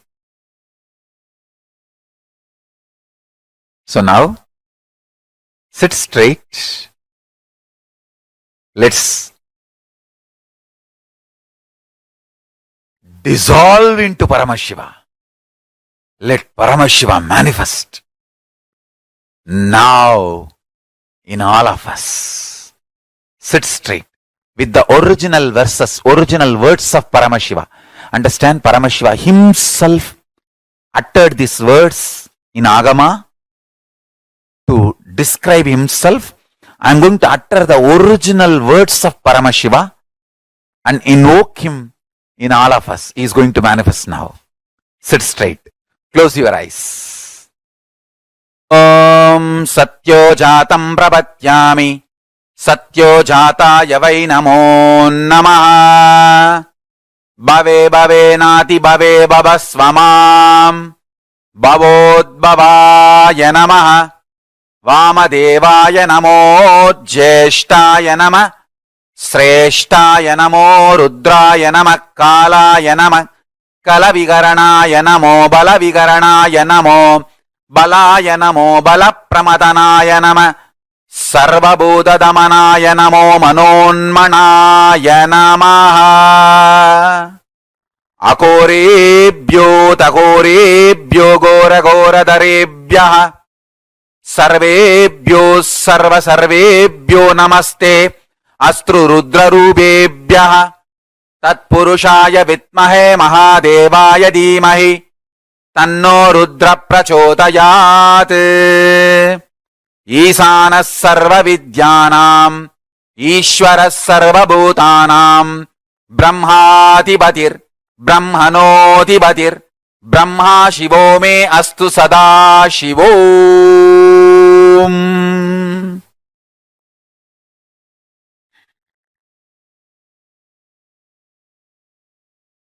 Meditate on Paramashiva with 25 heads.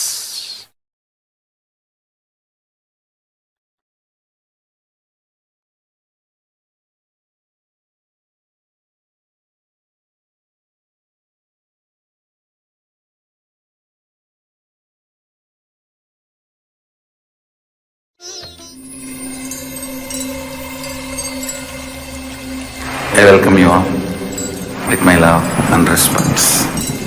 Let you all open all your three eyes. Om Nityananda Paramashivoham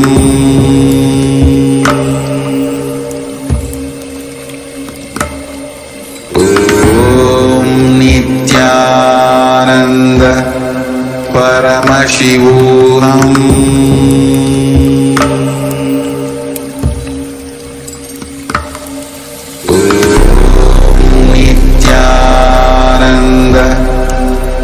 Paramashivoham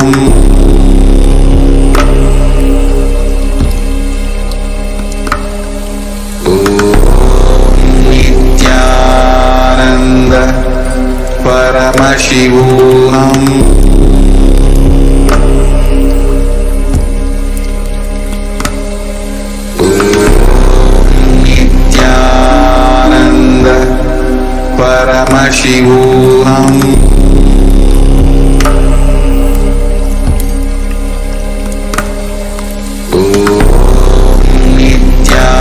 Nityananda Paramashivoham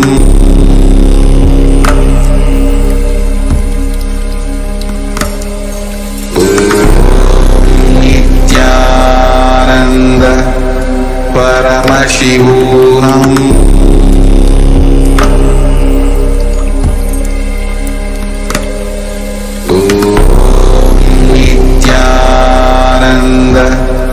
Paramashivoham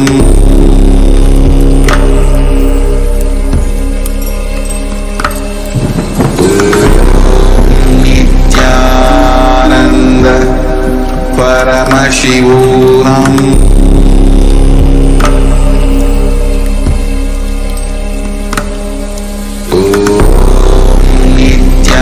Nityananda Paramashivoham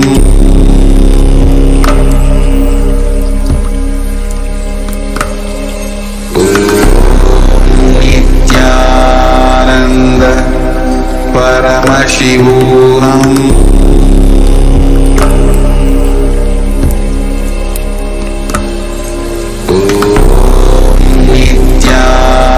Nityananda Paramashivoham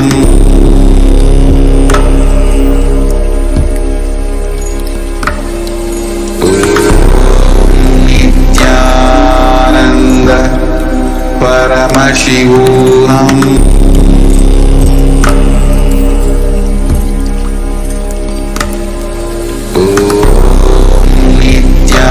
Nityananda Paramashivoham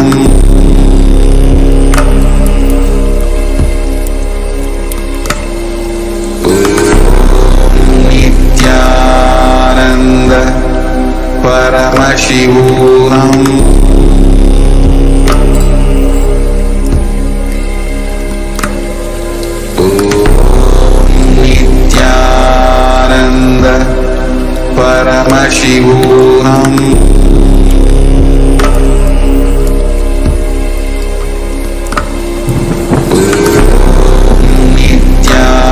Nityananda Paramashivoham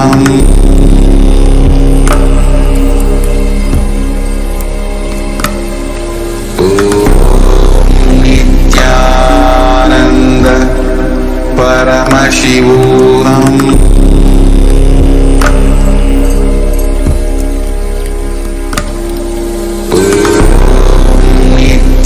Nityananda Paramashivoham